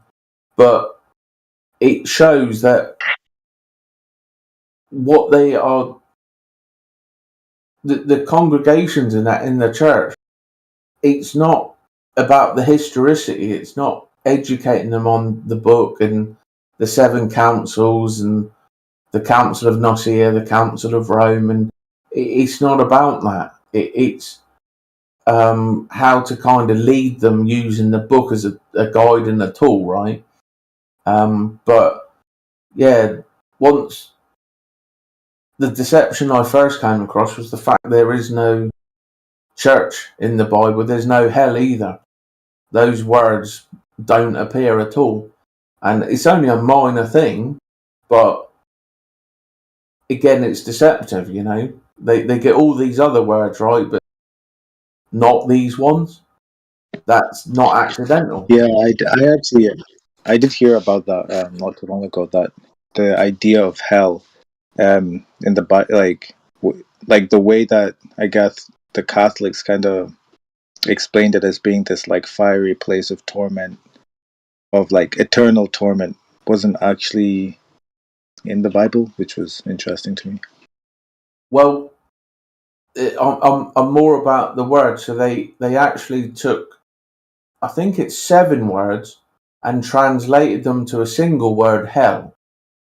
Yeah, like there's meant to be like, I don't know if I can remember correctly, but it's like there's meant to be like Sheol, Tartarus, right, Gehenna, like different names that are like, I guess, for the underworld or some kind of underworld, but yeah, they they're weren't different really Greek places. But my point was simply that if you take 5 words and put it into one word, that's intentional.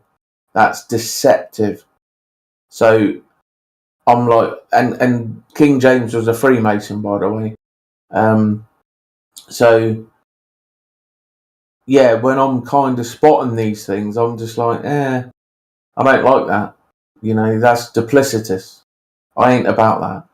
And yeah, you're right. Sheol, Tartarus, Hades, buried in the ground, dead body, Gehenna. Now, the lake of fire that you mentioned from the Catholics and that's Gehenna, okay? But go and look at the word Gehenna. What does it mean in English? Because again, they are always taking foreign words. You have to bring them to the English, right? So the word Gehenna means the valley of Hinnom. Okay? Now, if you go and look at what that was, that's where Jews burned babies to Moloch in the bull.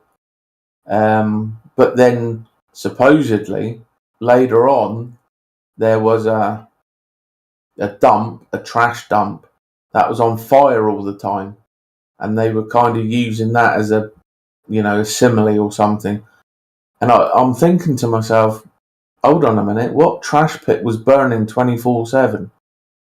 I don't think they had rubber tires, or I don't know, because any trash pit I've ever seen found by archaeologists, it's pottery, it's bits of pipe, plates, so yeah, it all sounds a bit fishy. And so yeah, and as you build that worse, so yeah, if you look at the things that I sent you, and that it really, and another reason I kind of reject it, to be non-hypocritical. So living in England, we've got Buddhists, Sikhs, Hindus, Muslims, and I'm not going along with any of their stuff. I look into it a little bit, just to get a basic idea. But the only reason we went along with Christianity was because it was imposed on us by Romans. It wasn't like we chose it and said, "Oh yeah, this is groovy, man." We had, I think we don't really know about the Druids. We know what the Romans wrote, which is probably a lot of BS, but they certainly were into nature and living naturally and things, possibly. But we don't really know that, because a lot of that was destroyed. But some did survive. There are some they've been messed with slightly, but there are some few mentions and remnants of something. But yeah, that's kind of another reason why, just to be consistent. It's like, oh yeah, I can go along with this one just because it was here slightly earlier. No, it's silly. So yeah, got to figure out what we had to offer in these, lands and places and peoples and things. And check out Alan Wilson. I will do. But yeah, it's fascinating. It is. Yeah, no, it really is. It really is. Good chat as well. Yeah, to be honest, I probably should head off because I was meaning to go to the gym like 2 hours ago, but I got caught. Yeah, no, it was good. 2 hours sometimes. Yeah, go on for like 12 bloody hours, man. I'm telling you. Yeah. No, I've seen that happen in Earth Awakenings as well. Oh yeah. Yeah, it's fun. But to be honest, it's my day off, so I didn't really have like a set time to go. I just wanted to go a bit earlier but it doesn't get busy at the gym until around like 3 p.m. anyway. So you ain't got any gym thoughts, have you? No, there's too many that appear after 3 p.m. I'm trying not to get distracted. Yeah, get in there then. Exactly. Okay, Yeah. Hey, Highway. Hey there. Yeah, the gym is a rough place. Instagram thoughts are everywhere. No, it's hard. It's hard when you just want to focus, man. Like, focus, my brothers.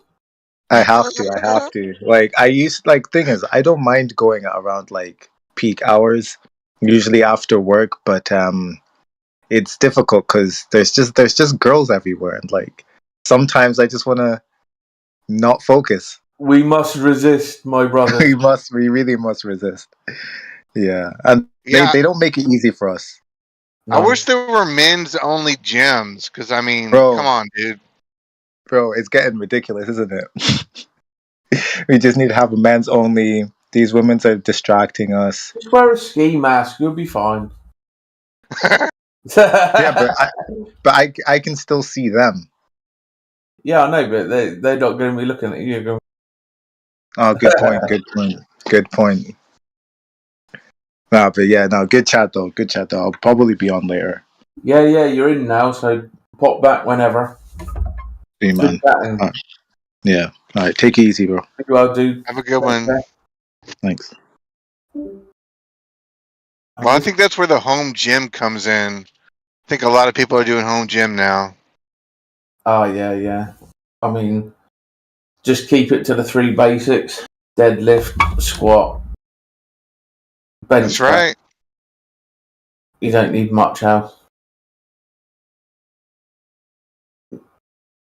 Get up to about 100 deadlift, 100 squat, 50 bench press. You'll be good. You don't want to be a monster. Too much weight, not enough benefit. Just be a bit toned. I'm sure it'd do. Yeah. Oh, I'm a truck driver, so like a lot of times, if I can't like really go running where I'm at, I'll just like get out beside my truck and I'll just walk in place. How was your walk earlier? It was pretty good actually. I'm trying to go for time, so I'm just like trying to walk as long as I can. And Good. yeah, I did around 2 hours That's total. brilliant. Yeah. I need to get out and move because I'm a couch potato. I'm trying to stop that. Yeah, those habits aren't the best, you know. Yeah, get an audio book on and Yeah. Yeah. Hey, what you were talking about earlier? That's one of my main gripes. Is it's like it seems like the Viking religion, is like the earliest I can find for like Native European. Oh no, there's the full root races of Era. That goes way back. The 4 root races? Yeah. You have the Nemadians, the Furbolg, the Tuatha Danann, and the other lot. Oh, I've heard of I've heard of that, but I don't know much about it. There isn't too much about it. There's some scant, writings, but if you start to look and start to pick things apart, you'll make a lot of sense of things. It's difficult to find info on it, to be fair. There's a few websites, but they, don't really like making these things too easily to access. And most of the Viking stuff got polluted slightly. They Latinized a lot of it, which is why people incorrectly say Val. It's Valhall. That's the original, but it got Latinized to Valhalla. Oh. It's not the proper pronunciation. Okay. So there's some stuff there, and it's similar to because the Bible has in the beginning was the Word, and the Vikings have in the beginning was Ymir, which means big bang or big sound. Oh wow. Okay. So there's some interesting correlations there, but I was just saying to thing there that you've just really got to look at the history. Kind of exposes everything. Wait, so the Big Bang was not an original idea? Oh the Big no! Bang. Wow, it's just a rip off of an older idea. Yeah, I mean that's what they've always done, and a lot of the names, a lot of the things. Yeah, because again, it's most people don't have time, so they just accept what's offered to them from authorities because you're told don't question authorities. Do as you're told, sit down, shut up, and so you're taught to trust, government and authorities and this, that, and the other. So until you can really delve into things, then and I listen to people who really delved into it, and the stuff they're finding is absolutely phenomenal. But they're all the guests they have on there again are all they were professors and that at seminaries and things, and Dr. Kip actually was one of the ones that translated the Dead Sea Scrolls. So these guys really know their stuff, you know, with the languages. And I think Josh does Akkadian and ancient something else, you know. But you just got to be open to listen to it all. You know, that's what I was saying to Bowman there, that don't make any judgments. It's just information. Listen to everything. You know, don't just dismiss it because I don't know. You know, you've got an idea about something or you think something. You know, you thinking something or you having a bias doesn't mean you're right or you know anything. You know, adding is never a bad thing. So. Yeah, I'm actually agreeing with you. I used to get really hung up when somebody was a glober or they had contrary ideas to what I believe, but now I'm just, because it's all about connecting the dots and putting pieces in place, you know? Yeah, and it's just also accepting that people have different views, ideas, and things, and that's okay. It's not an issue, you know. They're wrong, but that's not a problem either. You know, we just have to make sure we're not wrong and do our own homework and our own journeying, and yeah, just keep moving forward. Really, in that vein and in that sphere, because obviously most people get stuck. You know, this is one of the biggest issues I think people come across within these fields, is that they kind of want to know everything, and it's like I said to Bowman there, if you've already got enough knowledge and you're thinking like, yeah, I'm pretty sure it's this, adding more knowledge is going to do what exactly? You know, so it's probably better to look into another side and add knowledge, add another jigsaw puzzle piece, you know, because it gives you more to play with. You can put, that piece over there, you can put that piece there, and try to make a kind of storyboard or an idea board thing. And yes, I think a better way to spend your time. But yeah, we've lost so much, unfortunately, and there's just not enough around really to let us know specifically. Obviously, Michael Tsarian does some interesting talks and interesting ideas, but again, it's one of those things where you kind of want to verify, but it's a time thing, you know.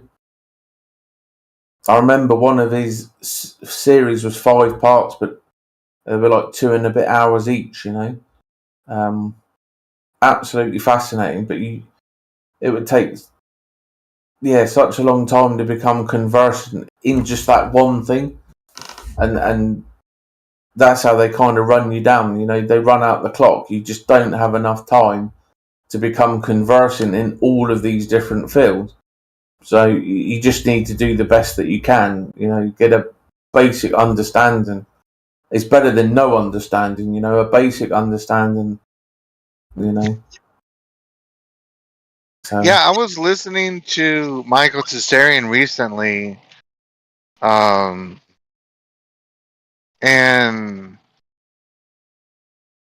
I forgot exactly what it was that annoyed me about what he said. I think it was something regarding race or something. But like, yeah, like I think he does have some good stuff. I'm just trying to figure out because I mean, I do believe like there's a creator, like this was designed, but like I'm not convinced it was like God of the Bible. So I don't know what the end game is. Nobody like does. yeah, it's like, so when we die, what happens? And people are like, this is a soul trap. You don't want to get stuck in the reincarnation loop. But like, I mean, nobody really knows what happens. So I don't know. Like, I don't know what to do about that. Well, I think you just have to take into account people's experiences of certain things, and that it's like a direction. It's telling you, go look over that way. It's never going to be 100%. I mean, it's one of the issues with this whole thing, right? Is that you're not going to get 100%, and it's designed that way. They want you kind of running in circles or running around like a headless chicken. You have this massive problem where you just have to kind of do the best that you can, and if you take all of these experiences, it's alluding to something. It's not telling us what it is specifically, but it's alluding to something. And if you take that idea on board, it's like, okay. And then you look at morphic resonance, and you look at other ideas, then you kind of equip yourself, let's say, with enough things to have another option, or an option that is doom and gloom, shall we say. It's a little bit more positive because it puts it back in your hands. You are the one in control. Ball's in your court, where you can level up and escape, or don't level up and come back. Those are kind of the options. Yeah.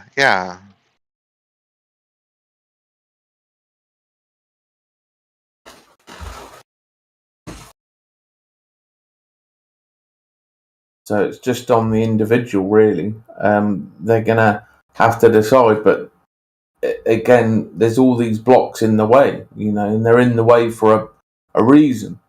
So it's like when they do one of their little events, one of their little shenanigans, they come up with their BS, government authorized version of what happened.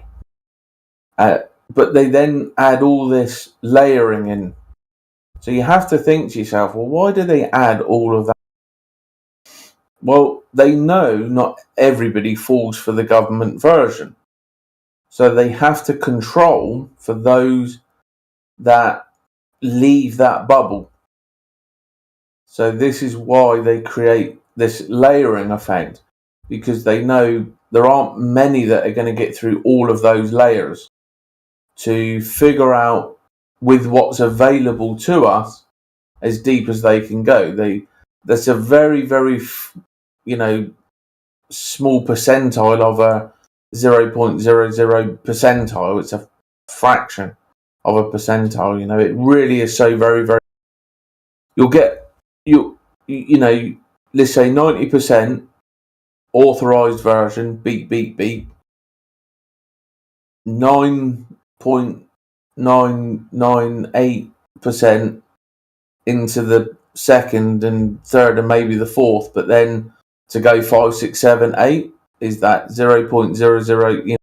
Is very rare. I've spoken to quite a number of people, and they know a lot more than me about the subjects. They've really delved into them, this singular jigsaw puzzle piece, and they really know their stuff. But when I say to them, "Oh, have you heard about this, or have you heard about that?" They're like, "Oh no, where did that one?" So then I'm thinking to myself, "Hold on, you've been looking at this for 20 years, and you didn't come across this, and you didn't come across this." So then I'm thinking, well, where were you looking? What were you doing? Because I didn't look as long as you, and I found this.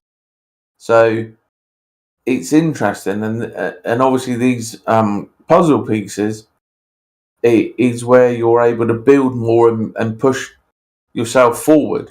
You know, it's you versus you, me versus me. You know, so you do believe in free will? I think people have options to a degree. It depends whether they've got self work. If they haven't got through self work, they're no, because they're going to be more directed by the basal ganglia and the R complex. Right. I mean, because, like, you know, with this flat Earth stuff, it's not like it's some great hidden secret. Like, it's just logic, and, you know, water is level when at rest. Like, it doesn't curve, and logically, you know, therefore the Earth has to be a plane. It can't be a ball. I don't see what's so crazy about that. But why are we the only ones that can grasp that, while most people just trip out and lose their mind over that? They're idea posed. So it just comes down to arrogance, ignorance, ego, biased belief, as well as being fart huffers. So it's not that they can't, it's that they're not interested to. They don't care about truth. They lack values, morals, positive characteristics. You know, they're not really very good people. You know, IRL, and they kind of, they're on railway tracks essentially. They can't abstract. You know, and abstraction is what you need because that's how I figured it out. Within a couple of hours, I was thinking about the sun's movement. I mean, we had no information at the time, but I was just thinking prospectively. I'm like, okay, the sun does this, the sun does that. I'm like, okay, that makes sense. That's like cool beans. On I went, you know. It wasn't a big deal because I'd already been a truther for years and years, you know. So it was just another jigsaw puzzle piece that went with all the other pieces. And but for the vast majority, they're just not interested.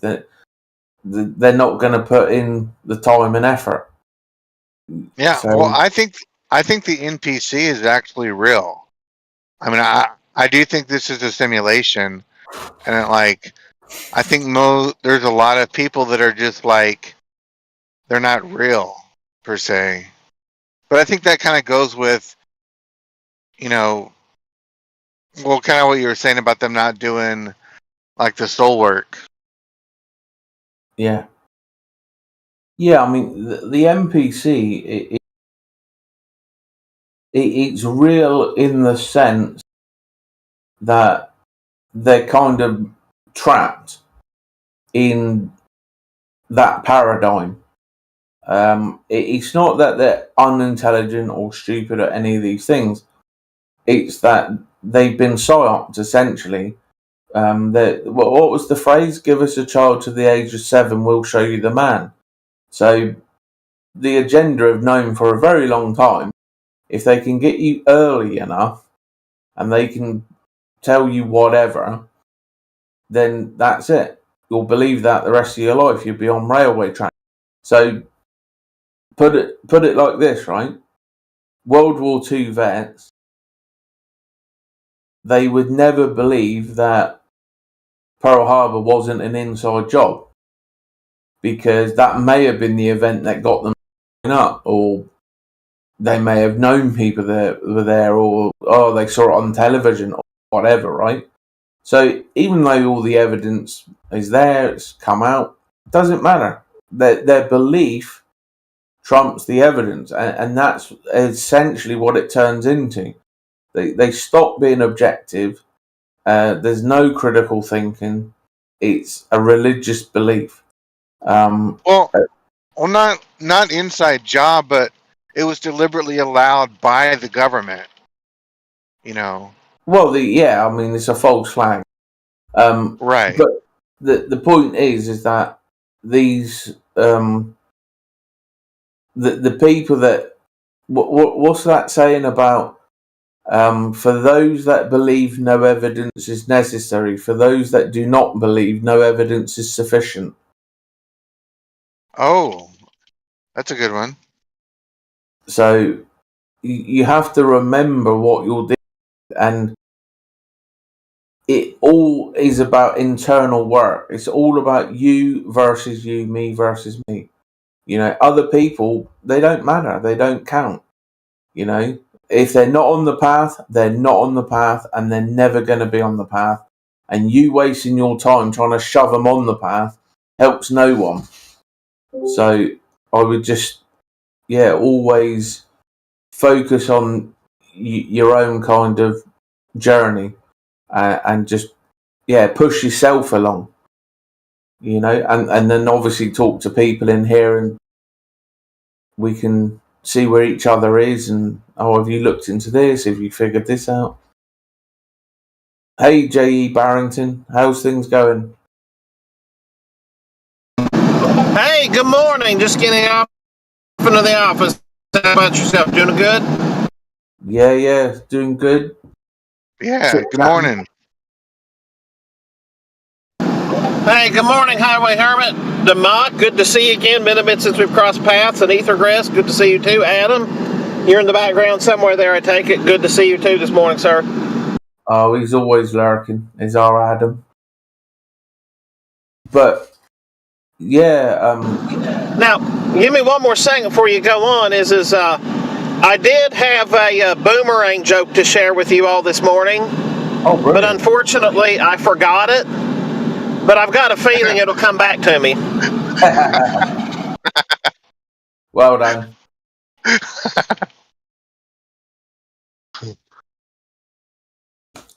But these ideas and that, it's just challenging yourself, you know. Are you capable of understanding this idea? What do they say? That's the mark of intelligence, to be able to entertain an idea without agreeing to it. So it's like, not just entertaining it, but do you understand it as it is? Not as you perceive it or would like it to be based upon your paradigm. So there's just so much of this stuff. And as I was, bumble fucking my way through all of these things, it just became clearer, and it just made more sense, the path to take, kind of thing, you know. You just push yourself.